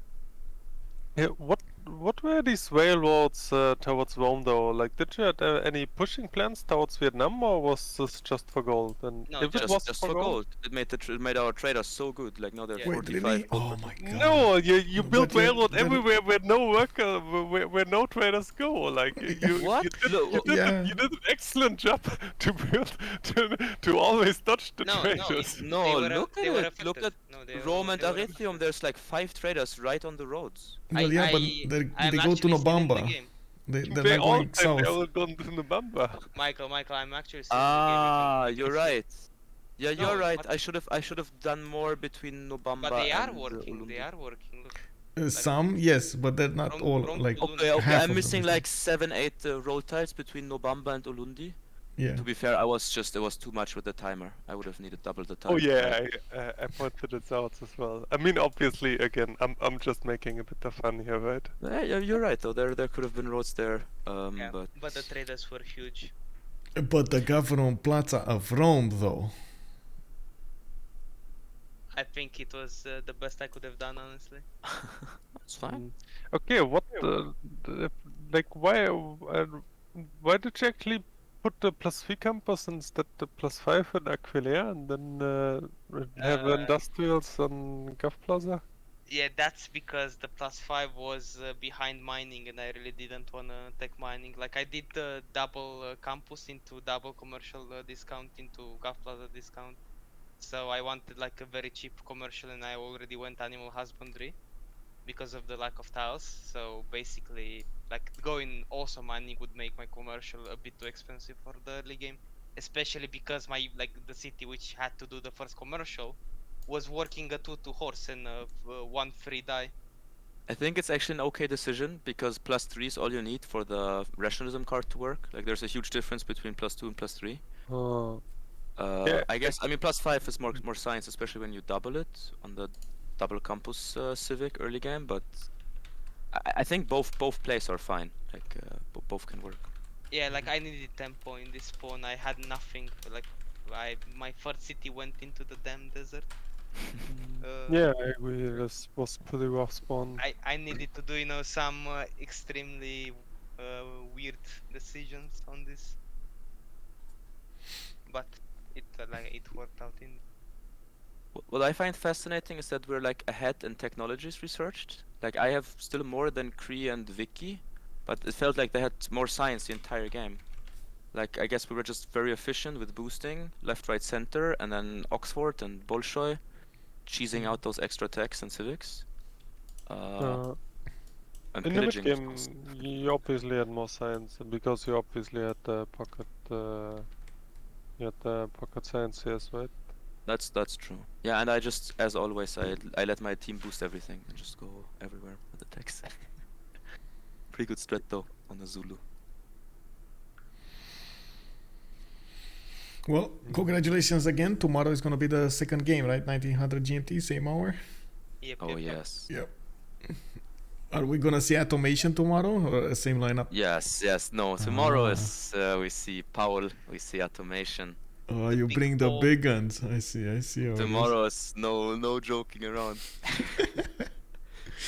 Well, you did have an amazing game tonight, and on the highlights, we honestly were thinking for some time why Forever Gang is still trying, because it was clear at some point that nothing is gonna get done. The victory conditions weren't that obvious, and you did have the bigger stick. No. Yeah, but I respect them trying. I would still respect them trying like for 10 more turns. You know, it's a playoff game. It's a knockout. Like for sure. Try for it sure. till the end. If you didn't go to take his capital, I think he still would have been in this game. He was trying to get the nukes out. He was 2 turns away from getting Manhattan. I Were see you it. seeing I have this? I have such good visibility. I see the production, Manhattan Okay. and 2. Oh, the same thing. He built Portala, and I could exactly tell the amount of turns he would need to build. So Yeah, then and I Deskra could just deny. Okay, very nice, very nice. Yeah. Also, Roy was on a mission here, right? Like he had like military going towards Potato, like. Yeah, Other but he was than low the on first oil, cap actually. wave. Yeah, like other than the first cap wave, he didn't accomplish much, but still, this guy was on a mission. What do you think, Potato? Absolute giga defense, +5 fascism legacy, +5 democracy, modern armor.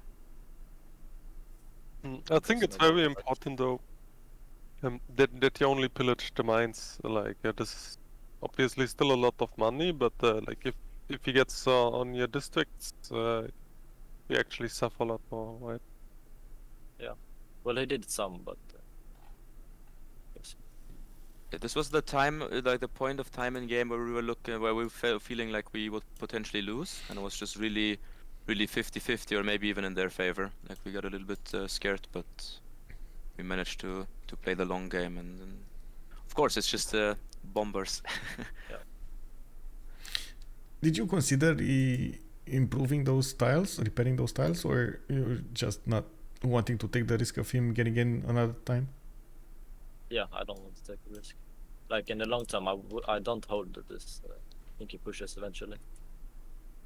Yeah, Okay. we were debating this. I was like, make more builders to chop at least. He was like, maybe a bit rough. I think at the end of the day, get the job done. Yeah. He did try to go all in. Deskra pushing from the north would have stopped him. The nukes starting to appear in his cities would have. Yeah, for sure. The thing is, my spawn was like extremely low tempo, so my mission in that game, especially because Vietnam was turbo stats, was for me to not die and like to scale up to late game. Like there's no way I was pushing anything anytime soon. Yeah, we made a call for him to not push, just defend and getting stock exchanges up, getting gold for us up, and stats and maybe labs. And Because especially it's rough terrain in the third age, like when we were scrambling for gold, Potato had to upgrade. We had some upgrades on Spain, we had upgrades on UTG, so I could there's no way I could do. Yeah, I was negative gold, Potato was negative gold. We had like huge armies, right, and no real traders. Yeah. Within minus trader congress, like that hit us hard. Yeah, so I decided to just defend with minimal tanks, with a couple planes, and with production, since I had production. So how was actually your all management because like no, you told us that your role as a provider, quote unquote, is actually a team decision. Because like at some point, I think I felt like you had by far the highest production in the game at some point at least, and I kind of was wondering what your game plan is, like all building all those military academies and stuff like this. Like, did you ever consider going like earlier planes for support or nukes, or was it just enough to be a provider? Yeah, basically, like I wanted to provide everything for the team. You know, Potato was constantly asking me for oil, so I had the military academies up and ready in case I needed to do like some military, you know, to go to Cree or to go to Vietnam. I was ready with the academies, 2 or 3 turning armies from most of my cities.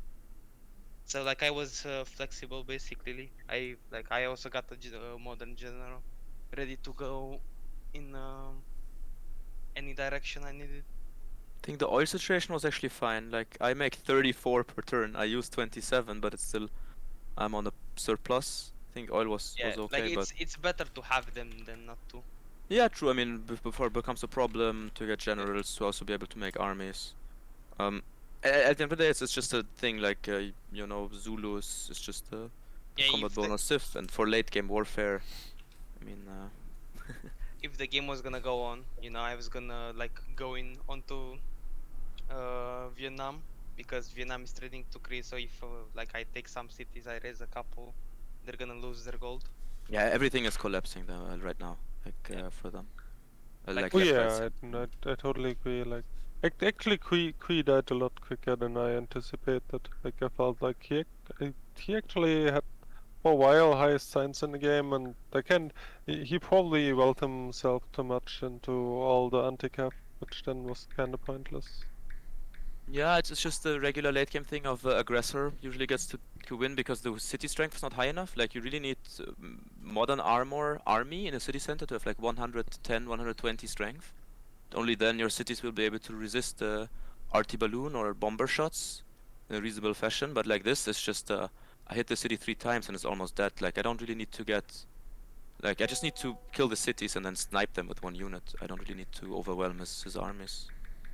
So. But it also seemed he wasn't really prepared to go all in on just spamming units, which was just what I did.